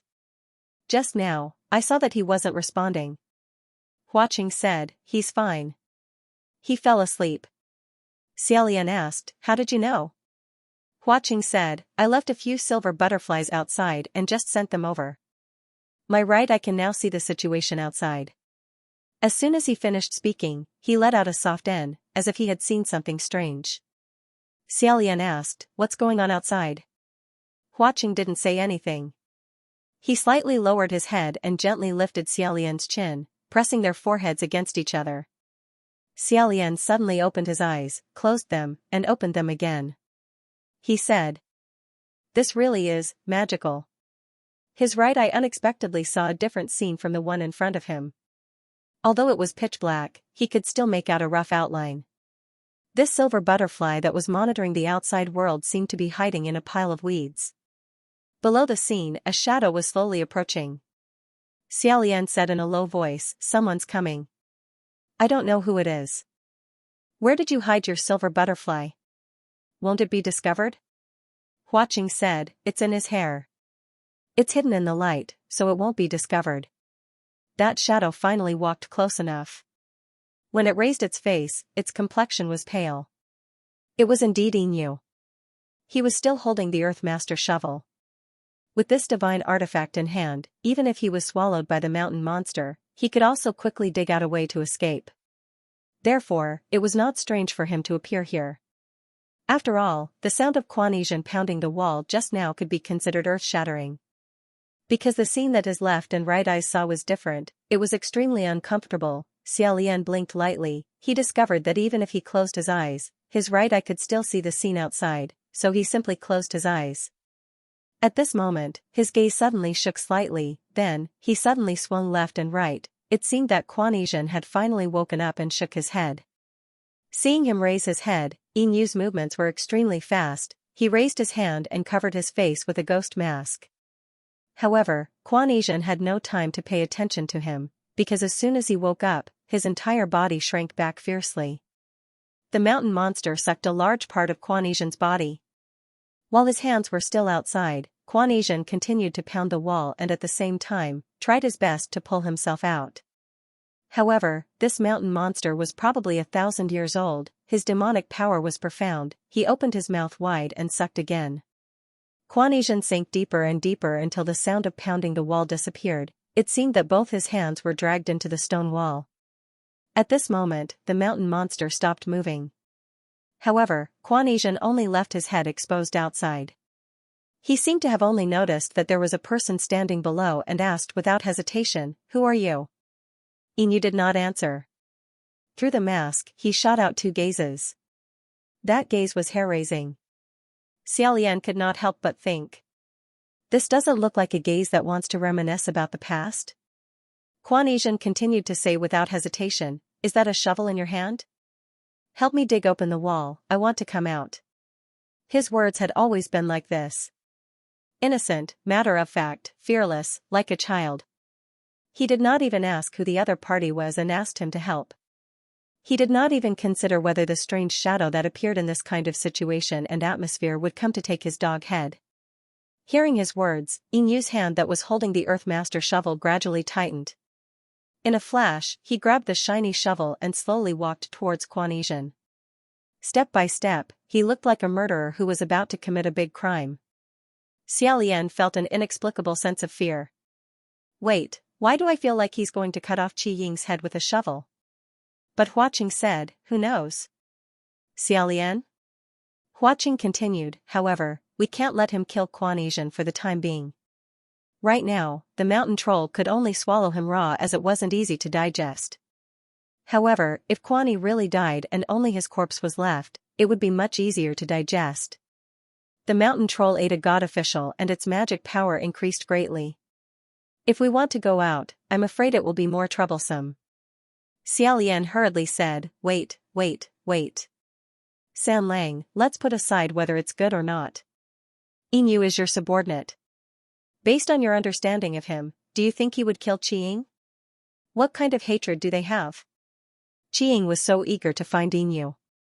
Since they were martial brothers of the same sect, after so many years, it was impossible for him not to see this person clearly. He thought it was because Quanesian felt that Inyu was worth it. Moreover, with Quanesian's temperament, there was no way he would do something that would make people want to kill him. Huaqing said, no. However, sometimes, whether or not you want to kill someone isn't necessarily decided by one or two deep grudges. It could also come from some small things. Even small things that you yourself aren't aware of. Xiaolian asked, what small things? Just as he finished speaking, the scene he saw in his right eye changed. What he saw wasn't the red-cloaked figure in Huaqing's heart, nor was it the scene of a man confronting a beast outside the stone wall. Instead, it was a main street. Xiaolian was just about to ask what it was when he heard a clamor coming from the front. He saw a group of Taoists gathered on the road. They seemed to be surrounding someone and angrily cursing. After taking a closer look, he discovered that there was a child squatting in the middle of this group of Taoists.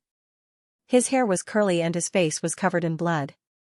If an ordinary child was surrounded and cursed like this, they would have long since been scared to tears. However, this child was only around 10 years old. Not only was he not afraid, he even seemed to be very excited. He looked left and right and clenched his fists, looking eager to give it a try. At this moment, a young Taoist pushed through the crowd and walked over. He said, forget it, don't scold him anymore. He should know that he was wrong. Xiaolian let out a soft sound. This young Taoist had bright eyes, a radiant face, and a perfectly straight back. It was actually Inyu. However, he didn't know if it was because the current Inyu was a real youth or because he was in high spirits, but he didn't have the kind of dullness that would come with the passage of time. Compared to the faint impression that was left in Xiaolian's mind when he first saw him, anyone who saw him would praise him as a good youth.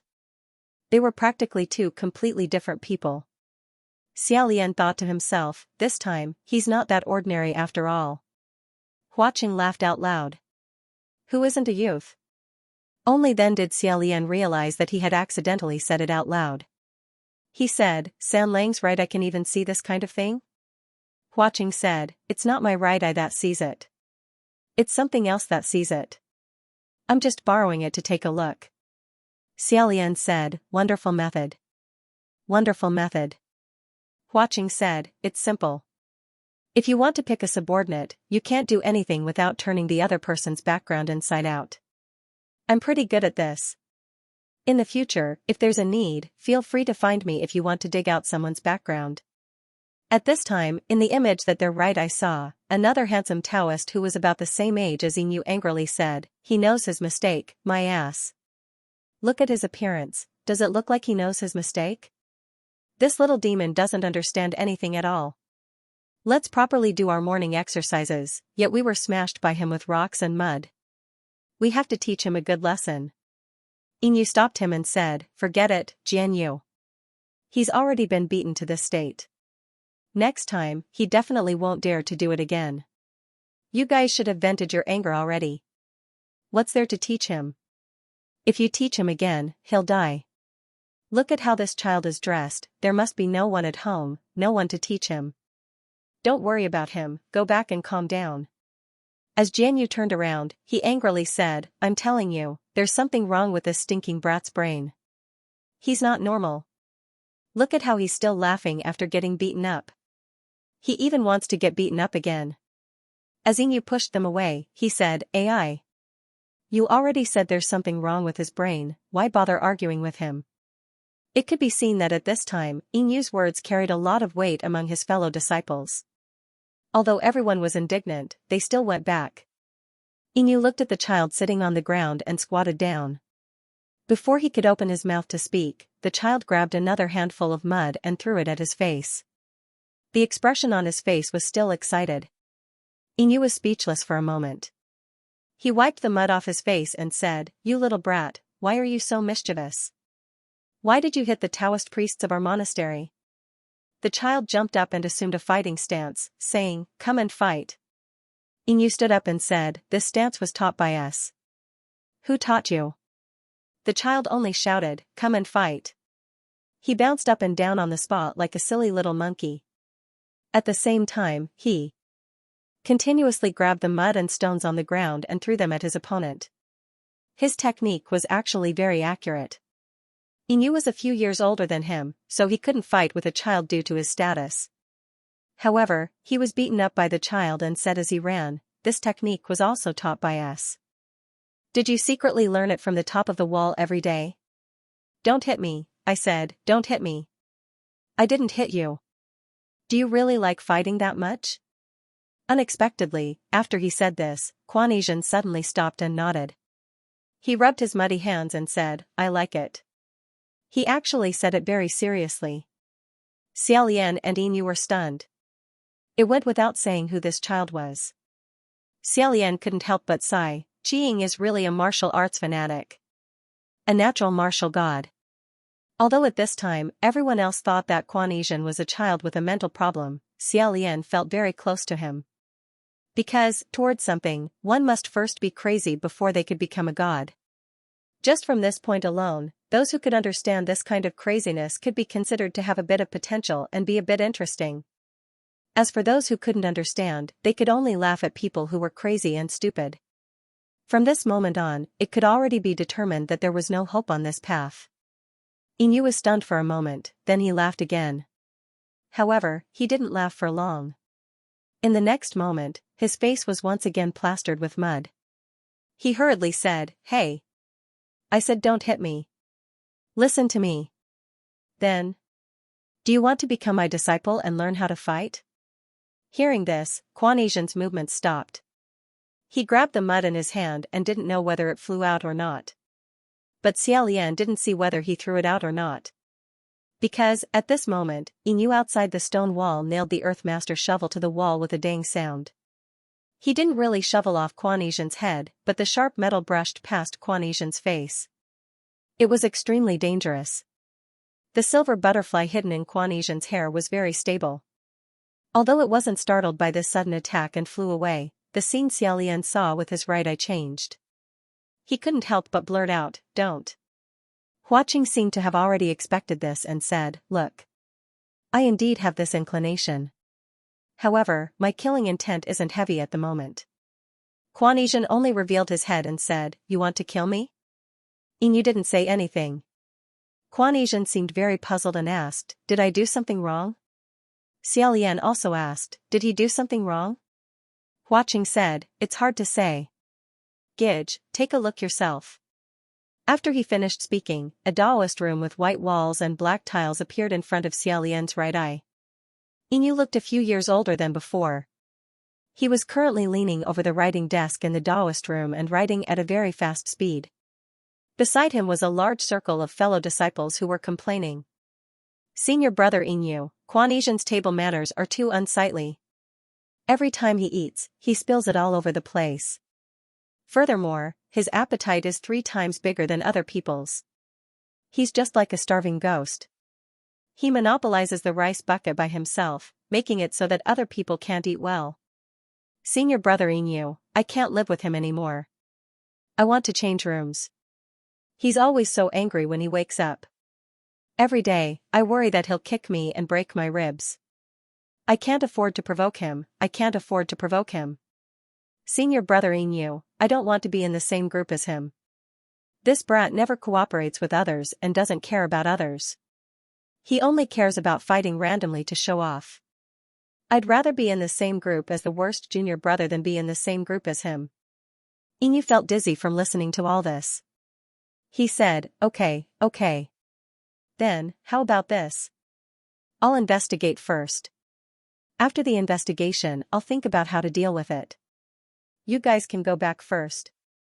The one who slammed the table the most fiercely complaining was naturally Jianyu. He was obviously dissatisfied with this result and said, Inu, you really shouldn't have let Master take that brat as a disciple. He's really troublesome. You see, he's been here for so long. When hasn't his atmosphere been foul? When hasn't he caused destruction? Everyone was aggressive. Inu said a few words to mediate, actually, this isn't that big of a deal. Not that big of a deal? Our peace has been ruined. If we don't cultivate in peace, how are we supposed to cultivate? That's right. Why haven't there been so many problems before? Inu could only say, Asian, he doesn't have any bad intentions. It's just that he really doesn't understand the ways of the world and doesn't know how to get along with others. Jianyu said, not knowing the ways of the world isn't a death exemption medallion. If he doesn't understand, can't he learn? Since he's living in this world full of people, he has to learn how to get along with others. He's already a teenager. How can he still act like a child? He's already a father when he's a teenager. Let's not say that Master is biased. How many years has this brat been here? First, he gets all the good things. The best training room is given to him. The best medicinal pills are also given to him. He doesn't even have to do morning and evening classes.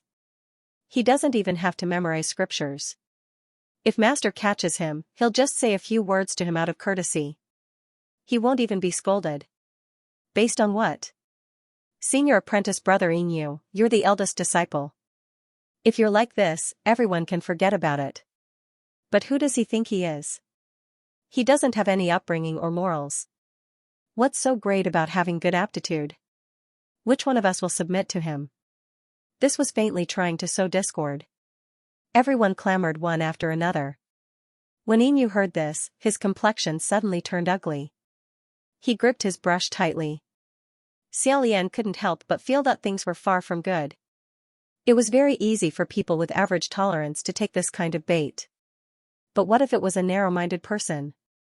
He wouldn't even need to take the bait. He would jump up on his own. However, unexpectedly, after pondering for a moment, Inu put down his brush. He frowned and said solemnly, fellow junior apprentice brothers, I feel that what you're saying is wrong. Everyone stared blankly. Inu said, I'll say something unpleasant. No matter what Dao he cultivates, as long as his aptitude is good, he's really amazing. Besides, his aptitude is good and he's willing to cultivate. If you really feel that Master is biased, then we should work harder to catch up to him and surpass him. The training room and medicinal pill room will naturally be open to everyone. If everyone has the time to be angry at him, it's more important to cultivate diligently, isn't that right? When he said this, everyone felt a little embarrassed. But they still said, Senior apprentice brother is magnanimous. He won't argue with him. Just this kind of bearing is already miles ahead of him. Jianyu said, Inu, you're speaking up for him today. Be careful or you'll be disgusted by him in the future. In short, neither side was very happy with this complaint. After everyone left, Inu closed the door. Just as he was about to close the window, he suddenly discovered someone squatting on the window. He jumped in fright and said, Who is it? Quan Asian drooped his head and squatted on the window lattice. When Inu saw that it was him, he said, When did you come? He pulled him a few times but to no avail. He said, Asian, if you want to squat, go somewhere else. I'm going to close the window. Inu gave a dry laugh. Did you hear that? Quan Asian nodded. Inu had a conflicted expression. He scratched the bridge of his nose and said, It's all right. A normal person could tell that these words were forced, But Quanesian seemed to have only heard the literal meaning and said, "Oh." Inyu saw that he believed it and smiled. In the end, he said, "Actually, there's no need to care. You didn't do anything wrong, really. This is also good." Anyone with a discerning eye could see that. The reason why the senior and junior brothers didn't like Quanesian, it wasn't because he ate a lot, it wasn't because he was angry when he woke up, it wasn't because he always ignored others and only cared about being in the limelight. In the end, the only thing they really couldn't stand was the latter part. He came the latest, but he got the most. Quanesian nodded and said, "I think so too." Inyu patted his shoulder and said, "Go train. This is the most important thing. Don't think too much about anything else." Quanesian jumped out of the window. He looked in the direction. As expected, he went to train. Inyu closed the window and picked up the scriptures from the desk and started to work hard. After 2 matches, Xiaolian praised, "San Lang, this subordinate of yours is really a very rare person. His temperament is quite good." But after saying that, he remembered that Inyu had almost used the shovel to cut off Quanesian's head. He hurriedly asked, "Is everything alright outside?" Huaqing showed him the outside world. Inyu calmed down and pulled out the shovel. He seemed to be thinking about what to do with Quanesian's head. Xiaolian was slightly relieved and said, "I guess their problem should have happened after they ascended?" Huaqing said, "Correct." After saying that, a gorgeous hall appeared in front of Xiaolian. Inyu sat upright in the center of the main hall. Jianyu and Quanesian stood on his left and right side. They were all heavenly officials from the heavenly court. Xiaolian even saw many familiar faces, such as the masculine Lingwen, the lukewarm Pei Su, and the flawless Lang Qianqiu. They were all dressed in formal attire, and the attendant heavenly officials behind them were holding large red gift boxes in their hands. It was obvious that this was the Jade Attraction Palace in the Immortal Capital. Today was the opening ceremony of Inyu Palace.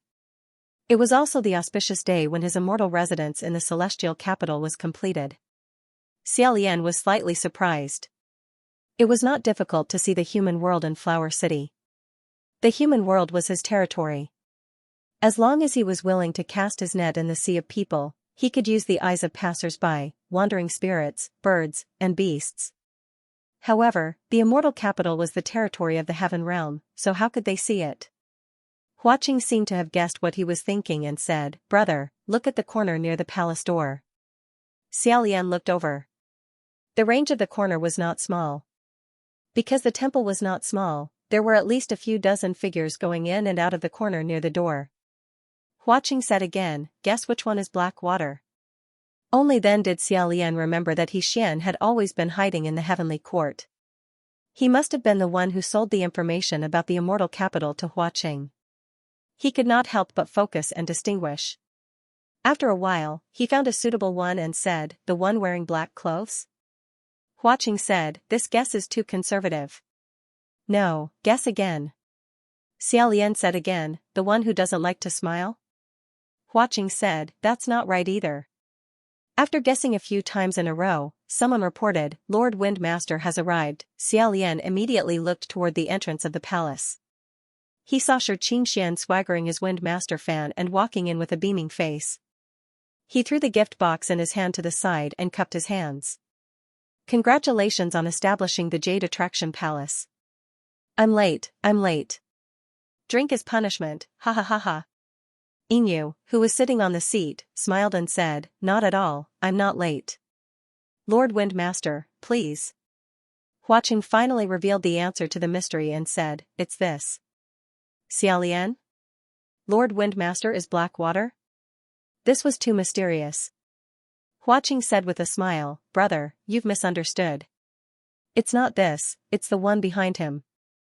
Xiaolian took a closer look and saw that at the side of the palace door behind Xianxia, there was a low-level god official who was in charge of receiving the gift boxes from the guests. He did not look handsome, but he was brimming with enthusiasm and a smile. Xianxia walked into the palace proudly and casually threw a small pearl behind him as a reward. The god official's eyes lit up and he caught it with both hands. He even thanked Lord Windmaster repeatedly, looking like a lackey. Xiaolian could not help but say, "This is Black Water?" The Black Water with such a bright smile? Huaqing said, it's him. It's just a fake smile. This person has at least 50 clones in the immortal capital, and each of them has a different identity. He can monitor more than 80 heavenly heavens god official and more than 300 middle heavens god official at the same time.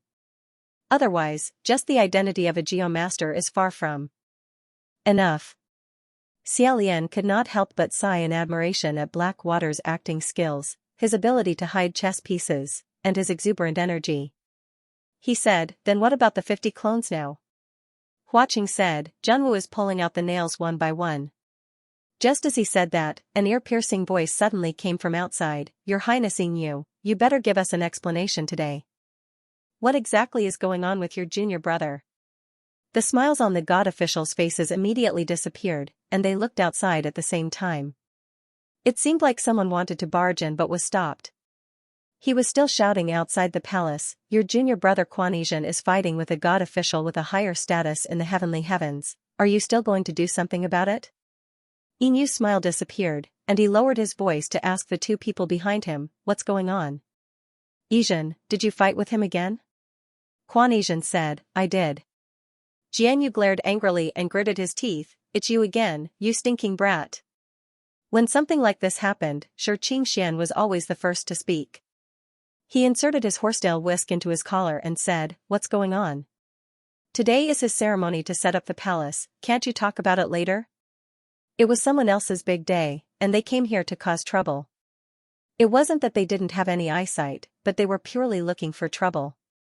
The person outside the palace said, Io, so today is the big day of your ceremony, we really didn't know about this. But he didn't pick a day to beat us up, so do we have to pick a day to settle the score with him? Quanesian is from your Inu palace, he was personally appointed by His Highness Inu, so who else should we look for if not him? They could be sure now, they were here to find trouble. Lingwen frowned slightly and said, why do you have to do this? Inu could only stand up and said, I understand. But now is not a good time, how about we talk about it later? The person outside the palace chuckled and said, I only hope that your Inu palace won't cover for him. They didn't even know what happened, but they already put on the hat of covering for him, it was simply overbearing. Xianxia seemed to want to say something again, but Quanesian suddenly jumped down from behind Inu and said, are you guys leaving or not? The troublemaker clearly knew that he didn't dare to fight back, and he said fearlessly, if we don't leave, do you still want to fight? So many immortal attendants are watching. Who knew that Quanesian really couldn't be measured with common sense, he didn't say anything else, he raised his fist and flew out. There was a scream outside the palace, and all the god officials in the palace were stunned. After a while, Lingwen said, someone, hold him back, he's going to be beaten to death. Inu was also stunned for a moment, then he hurriedly went out and said, stop. And those troublemakers said loudly, your Inu palace is really too amazing. Good, good. Senior and junior brothers ganged up to bully others.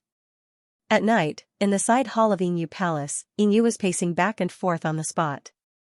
Jianyu flew into a rage and said, today's ceremony was completely ruined by the stinking brat. Xiaolian could completely understand why Jianyu was so angry. Even though Xiaolian didn't care much about the ceremony, many other god officials did. It was a ceremony for a god official to officially become a part of the celestial heavens. Today's matter, to use an inappropriate analogy, was like an emperor's ascension ceremony being disrupted by someone who wouldn't be furious. Inu sighed and said, forget it. It must be someone else who provoked him first. Plus, he didn't cause trouble today, he just deliberately chose today to come. What can we do?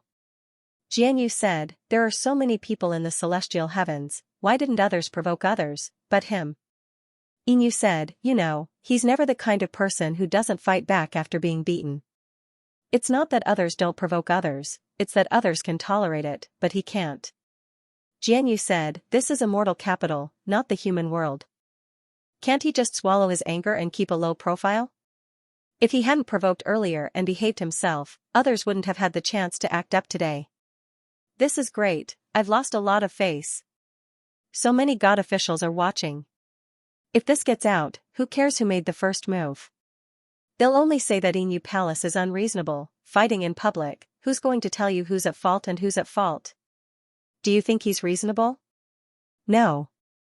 As long as something happens, as long as someone makes a move, you're unreasonable.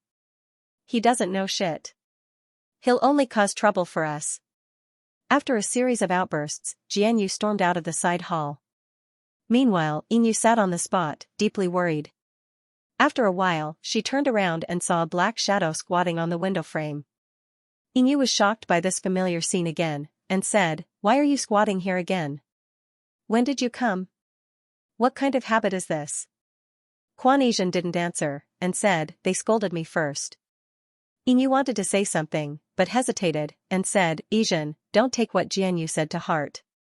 Xianxia said stubbornly, "They scolded me first. I didn't know them at all, and they said I was a low-level god official, scolded me for no reason, laughed at me, and told me to get lost and not block the way. I asked them to apologize, but they refused, so I beat them. They only shut up when they were beaten, or else I wouldn't have beaten them." Although it was still harmonious now, in the early days, some god officials of the celestial heavens and lower celestial heavens with higher status and seniority would indeed push aside and bully the low-level god officials with the lowest seniority. At that time, this kind of thing wasn't rare. Yinyu sighed. Xianxia said, "Are low-level god officials inferior?" Yinyu said, "No. Isn't it?" It was very obvious that even he didn't believe this sentence. Xianxia also sensed it, and after a long time, he said frankly, "I don't like this place." Yinyu didn't say anything. Xianxia said, "They find me annoying, but I find them even more annoying. In the past, I had 16 hours to cultivate, but now I have to use more than half of it to talk and listen to people talk nonsense, and to visit and be visited. Some people scolded me for no reason, hit me, don't apologize, and don't even allow me to beat them. This isn't some celestial realm at all. I don't like this place." Yinyu sighed, and said, "I don't like this place either." Xianxia said, "Then let's go back." Yinyu shook his head, and said, "Although I don't like this place, I still want to stay here." Xianxia was puzzled, and said, "Since you don't like it, why do you want to stay here?" Yinyu couldn't help but laugh. He couldn't explain to him that the celestial capital was the ultimate destination that many people yearned for, and he also couldn't understand how difficult it was for someone his age to ascend. He said, because ascending is really difficult. Since it's so difficult, and since I'm already here, I still want to do better." Xianxia disapproved, and said, "Ascending isn't that big of a deal. It's fine if you don't fly." Yinyu was a little angry, but also a little amused. He said, "What do you mean it's not that big of a deal? Why don't you try it?" Seeing this, Xiaolian said, "People really shouldn't joke around." Huaqing said, "That's right. In less than half a year, when Xianxia ascends, he won't find it funny anymore." Xiaolian said, "Can I watch it at that time?" Huaqing said, "Yes." Wait a moment. The scene changed. This time, it was still the celestial capital, but the scene was a banquet under the moon. Xiaolian watched for a moment, and said, "Mid-autumn banquet?" Huaqing said, "That's right." Xiaolian asked, "Where is the black water hidden this time?" Huaqing said, "Look who's eating." At the banquet, all the heavenly officials were busy toasting, exchanging greetings, and playing games. Only one person's face was almost buried in the large bowl in front of him.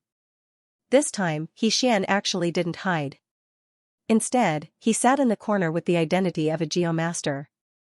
However, no one really paid attention to him. Yinyu and Xianxia sat next to the geomaster. They were both at the edge. Yinyu didn't eat, nor did she talk to anyone. Beside her, Xianxia said in a low voice, "Thank the heavens that stinky brat with a mental illness didn't come." When Yinyu heard this, she said in a low voice, "He's already ascended for so long. If you keep talking about him like this, it won't be good if others hear it. It's better to pay attention." Xianxia said, "That's the truth. Am I wrong? So what if he ascended? Even if he was a few hundred years older, his brain still wouldn't work." As they were talking, a group of newly arrived heavenly officials sat down nearby. They seemed to be new faces. After a cursory greeting, one of the heavenly officials casually asked Yinyu, "This is?" Another heavenly official also casually answered, "This is the martial god who guards the west."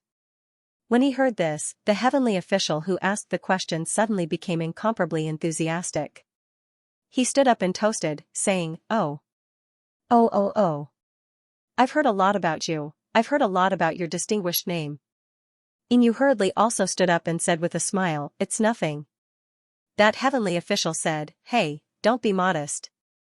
I've really heard a lot about you. I've long heard that His Highness Jing from the West is young and promising. It's only been a few years since he ascended, but he's already won the hearts of his believers. In this year's Mid-Autumn Festival Lantern competition, he even entered the top 10. Right now, he's dominating the West, his position is unshakable, his future is boundless, his future is boundless. Now that I've met you, you're slightly older than I thought. But you're still very young, worthy of being called young and promising." Hearing this, Inu's smile froze on her face. She didn't know whether to accept this glass of wine or not. It suddenly became extremely awkward. And the other party continued to warmly try to get closer to him, even calling him brother. "To tell you the truth, it's very rare for me to see someone I like, but Brother Quan, I really hit it off at first sight. My territory is also in the West. In the future, if Brother Quan needs any help, as long as you don't mind, just let me know. Everyone should take care of each other." Ha ha ha. He laughed heartily, and those who knew Inu also laughed heartily. Xiaolian could practically travel through time and space to directly feel that overwhelming and suffocating awkwardness. Jianyu's face turned green from anger, but Inu was still calm. Although her hands trembled a little, she still managed to steady herself and said, "I'm sorry." There was a commotion on the other side. The priest said in surprise, "Eh? Aren't you His Highness Jing?" Only then did the others laugh and say, "You got the wrong brother. Have you forgotten? There are 2 martial gods guarding the West. One is Inu, the other is Jing. They are from the same sect. The one in front of you is His Highness Inu, ha ha ha." The priest hurriedly said, "Oh, oh, oh. I got the wrong person. I'm sorry. Ha ha ha, I'm ignorant. I heard that Jing is more." Before he finished, Inu had already closed his eyes as if he was tired of talking. He gave up on communicating. Someone sensed that something was wrong. He elbowed the priest and only then did he realize how harsh his words were.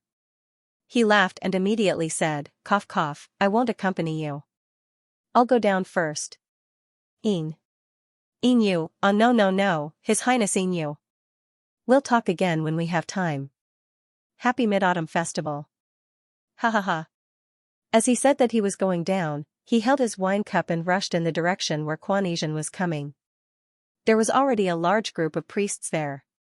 They were all fighting to greet Quan Yizhen. They surrounded him and couldn't see the people inside. It seemed that Quan Yizhen had just ascended not long ago and had already formed his own hall.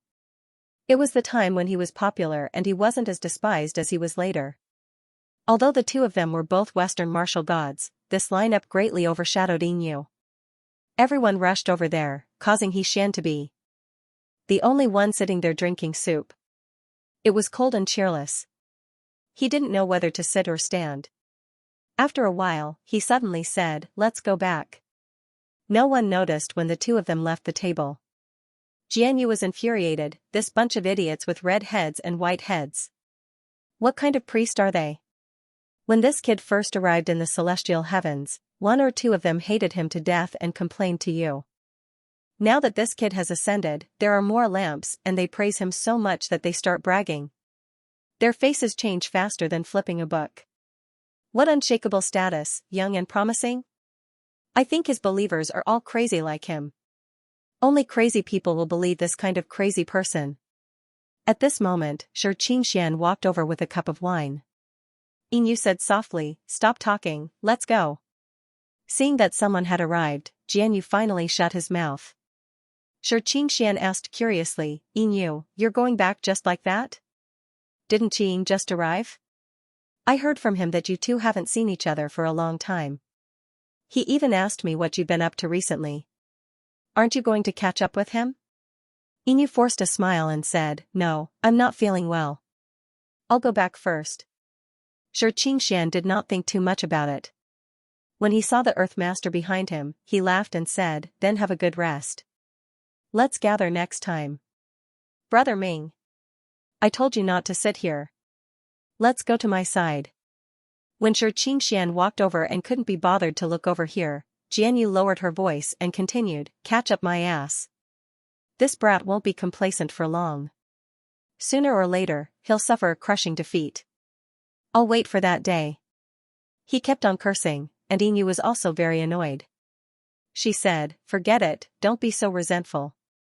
Jianyu said, forget it, forget it.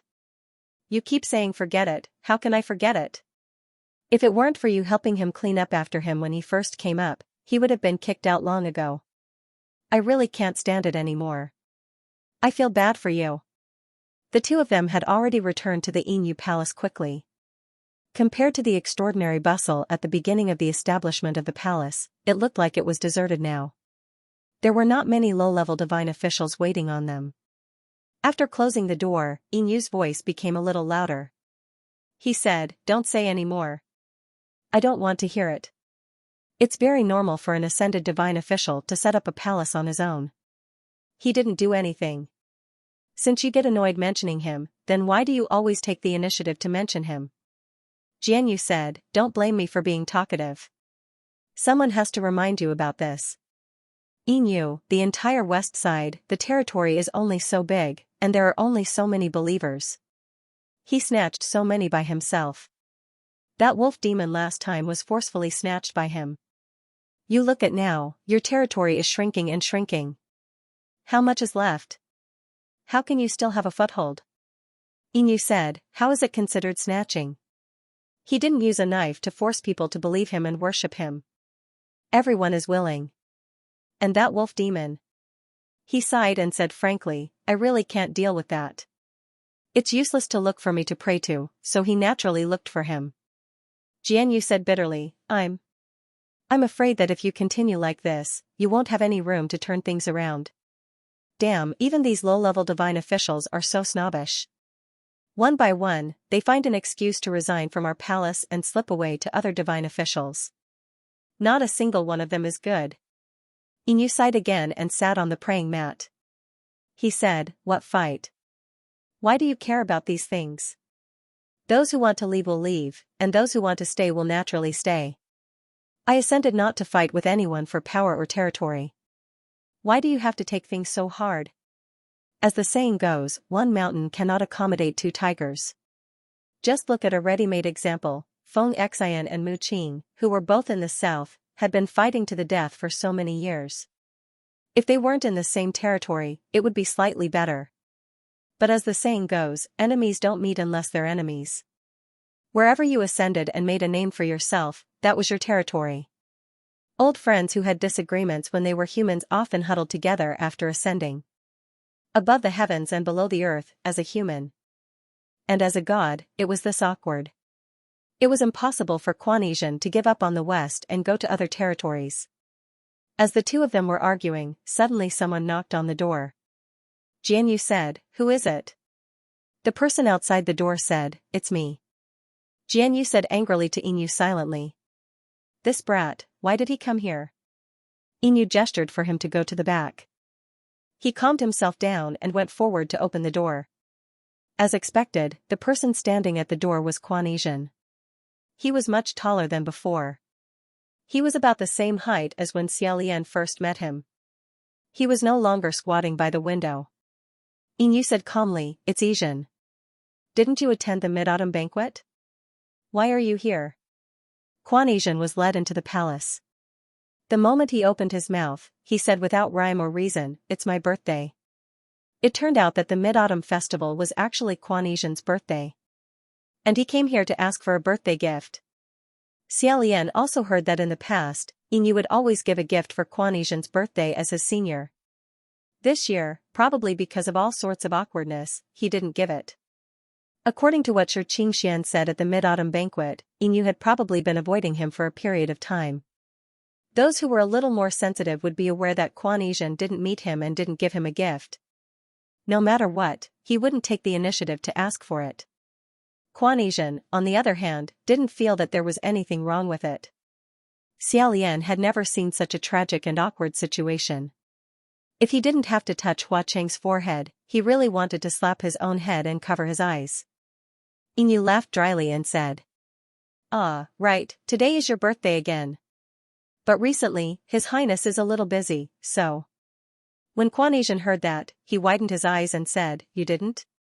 Inyu seemed to feel that something was wrong. He changed his words and said, "No, I didn't forget. It's at the back. Wait for a moment."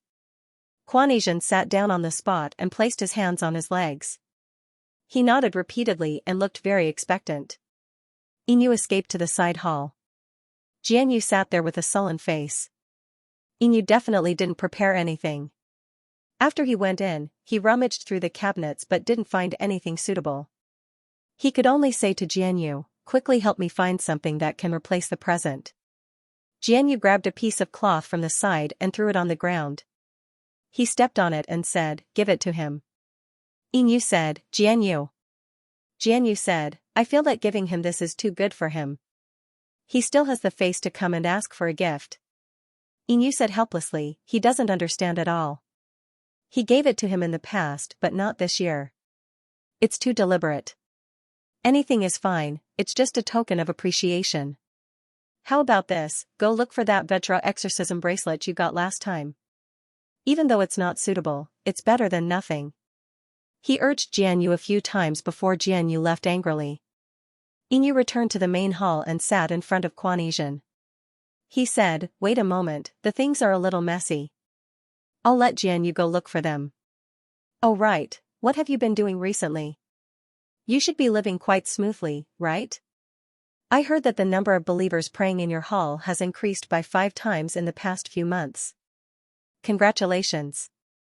Quan Asian said, "I don't know what believers are. I only do things to beat myself up, but they inexplicably squeeze into the hall.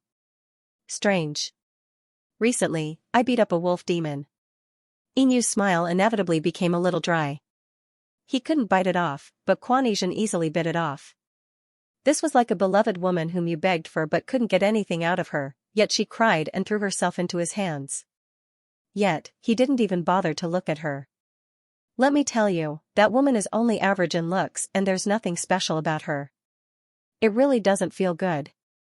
Quan Asian spoke for a while and suddenly said, "I saw you at the Mid-Autumn banquet just now. I wanted to say something, but I didn't expect you to come back so soon." Hearing that he finally wasn't in high spirits as he recounted the recent battle situation, Inyu heaved a sigh of relief. He said, "Oh, I had some matters to attend to, so I came back first." Quan Asian nodded and said, "Someone told me that it's because they got the wrong person." Hearing that, Inyu's complexion immediately changed. Quan Asian, however, was completely unaware of it. He raised the corner of his mouth and said, "Too funny, so stupid." Xiaolian already couldn't bear to watch anymore. He buried his face in Hua Cheng's chest and said, This is simply too tragic to look at." Of course he believed that Quan Asian really thought it was funny that other people got the wrong person. He really didn't understand at all.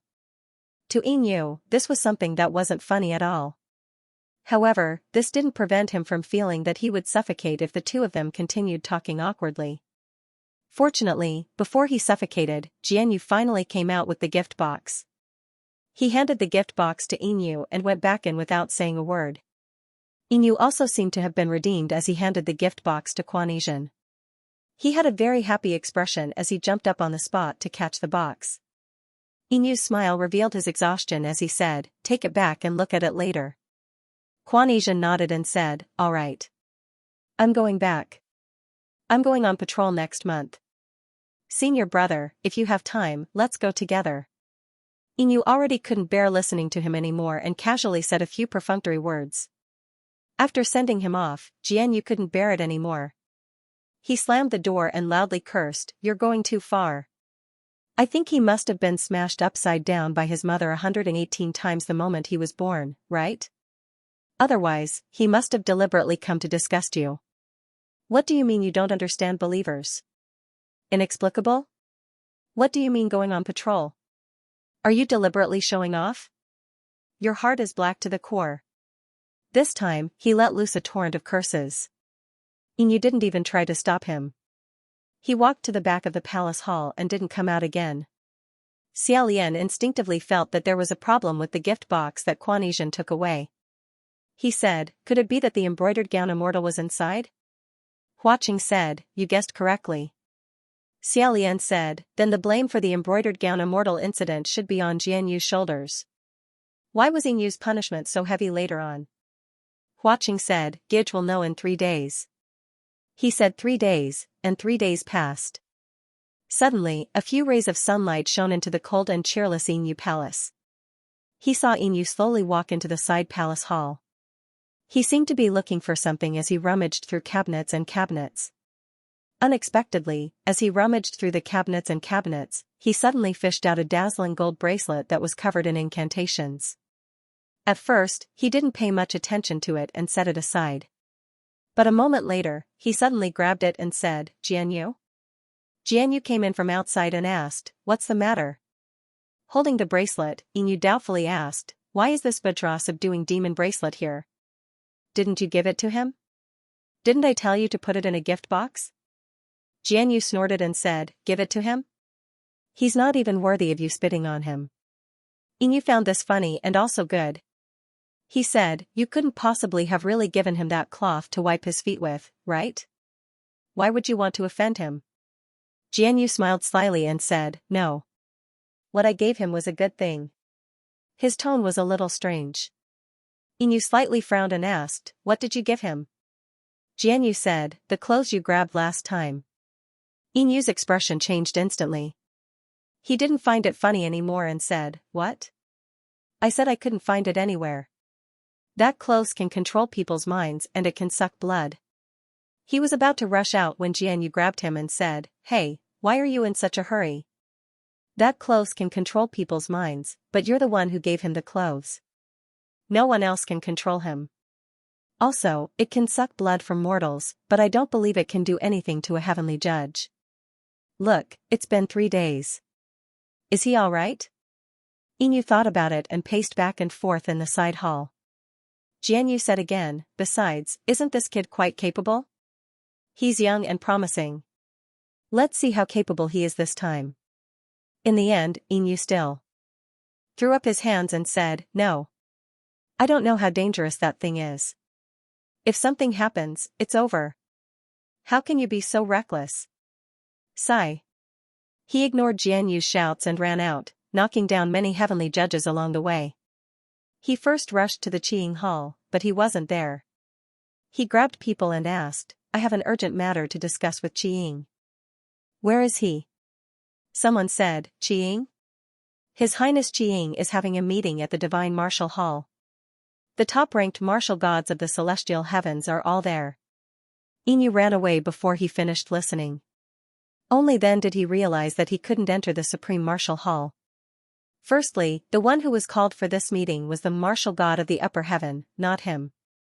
Secondly, even if he went in, he couldn't talk about it in front of everyone, so he could only wait outside the hall. Xiaolian glanced through the window. Indeed, a few familiar faces like Feng Xian, Mu Qing, and Pei Ming were all in the hall, listening attentively. Yin Yu saw that Quan Yizhen was inside. She was wearing a set of shiny armor that looked quite impressive. He didn't seem to be abnormal, but Ling Wen, who was standing beside Jun Wu, was a little abnormal. He was distracted and kept making mistakes. Jun Wu had no choice but to ask, Ling Wen? Ling Wen? After shouting a few times, Ling Wen suddenly came back to his senses and said, what? What's wrong? Jun Wu smiled and said, what's wrong with you today? You keep staring at Qiying. Could it be that you think his new armor isn't bad like me? The martial gods in the hall also laughed. Ling Wen said he was ashamed and wiped away the cold sweat on his forehead without a trace. However, the hand that was holding the brush seemed to be trembling slightly. If Xiaolian was at the scene at that time, he would probably laugh as well. But now, he was very clear that Ling Wen must have felt her hair stand on end and her heart tremble when she saw Quan Yizhen wearing the blood-stained clothes that he personally made a few hundred years ago. Yin Yu paced back and forth outside the hall, sometimes squatting, sometimes standing up. He was suffering. He endured until the meeting was over. Quan Yizhen was the first to walk out. He saw him outside and greeted, "Senior Marshal Brother, why are you here?" Inyu hurriedly stood up and casually said a few words. He immediately said, "Your armor." Quan Yixian said, "Very good. Just now, the monarch and Ling Wen both praised it." "Thank you, Senior Marshal Brother." Inyu forced himself to calm down and said, "It's not bad, but the person who made this armor said there's a problem with it. He wants you to bring it back to him and repair it." If he directly ordered Quan Yixian to take off this armor, he would be able to sense that he was being controlled by an evil being. It wouldn't look good if this matter was exposed. Therefore, he couldn't let him sense anything strange, so he could only make this tactful request.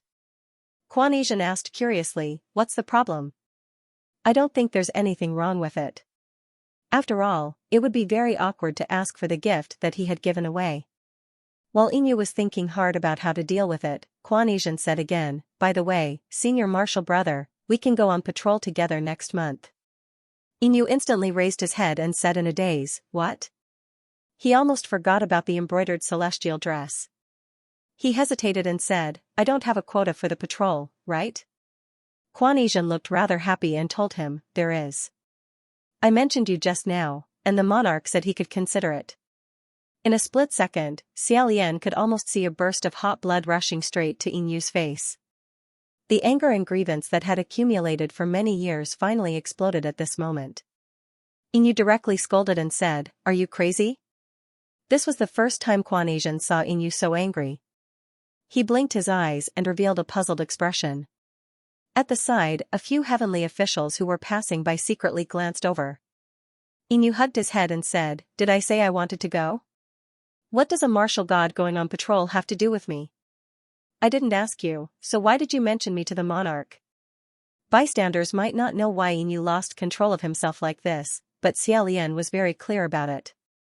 This was because, for a martial god with an extremely high self-esteem, this was really a great humiliation. A martial god going on patrol was a kind of ceremony that only the top-notch martial gods of the heavenly court could participate in. During the process of going on patrol, the chosen martial gods would use their own power to drive away demons and ghosts. Not only could they spread their fame and increase the number of believers, but they also had the opportunity to exchange pointers with the martial gods who went on patrol with them, improving their strength and getting closer to each other. In short, it was a grand event, but it had a higher requirement for the martial god's family background and strength. For example, the martial god had to have at least 4,000 temples or be ranked in the top 10. With Inyu's background, he definitely didn't have the qualifications to go on patrol. Even if he could go and obtain practical benefits, how could the people in the heavenly court who knew his position not gossip? The thick-skinned people didn't care. Countless heavenly officials wanted to go and rub their heads against each other. However, Inyu was obviously not a thick-skinned person.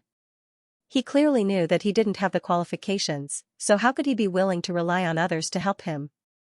Moreover, this person was Quan Yixian, who hadn't been chased down to the mortal world because of him. Quan Yixian couldn't understand at all. He probably thought it was a good thing, so he mentioned it and didn't think he needed to care about other things. However, because Inyu looked really angry, for the first time, his face showed an expression of wanting to say something but not daring to. After a while, he said in a muffled voice, "Senior Marshal Brother, why are you angry? Did I do something wrong?" It was this sentence again. Xiaolian really wanted to beg him to stop talking. Meanwhile, the veins on Inyu's forehead bulged. He was already on the verge of collapse. He grabbed his hair and said, "Enough. I've had enough. I'm going crazy.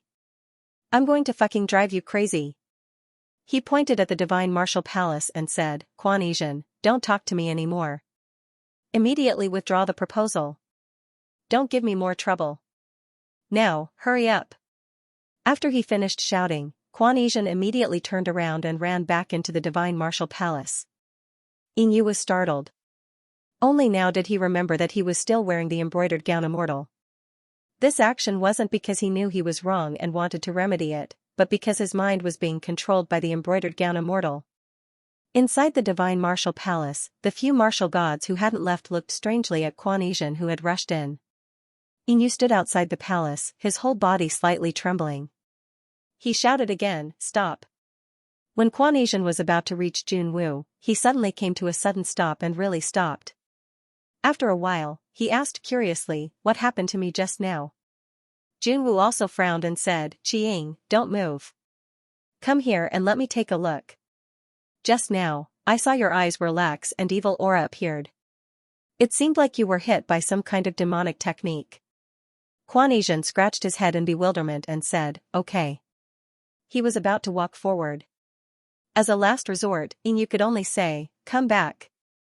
Go." As soon as he shouted the order, Quan Asian immediately turned around and rushed out of the palace, rushing towards Yu. Perhaps it was because he was muddle-headed from anger, or because he was so anxious that he almost went crazy. His steps were terrible.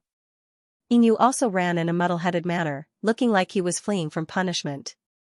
Jun Wu couldn't pretend that he didn't see it, so he stood up and said, "Arrest him." All the martial god officials replied in unison, "Yes." Yu was almost in despair and completely lost his footing. He covered his face and shouted, "Go. Quickly go. Take off your clothes." Quan Asian's eyes were blank. He quickly ran while taking off his armor. Who knew that a group of martial god officials would surround him halfway and attack him? Seeing that someone interrupted him from carrying out his order, Quan Asian's eyes revealed an ominous glint. He randomly punched out and turned the bodies of more than 10 martial god officials into target practice, creating a row of holes in them. Aha! Going to the celestial heavens, killing people in the celestial heavens. Amidst the rising and falling screams and the sky filled with blood, Yu was already dumbfounded with a deathly pale face. The only one whose face was even paler than his was probably Ling Wen. End of chapter 159. Don't forget to subscribe, like, and share the video to support the channel.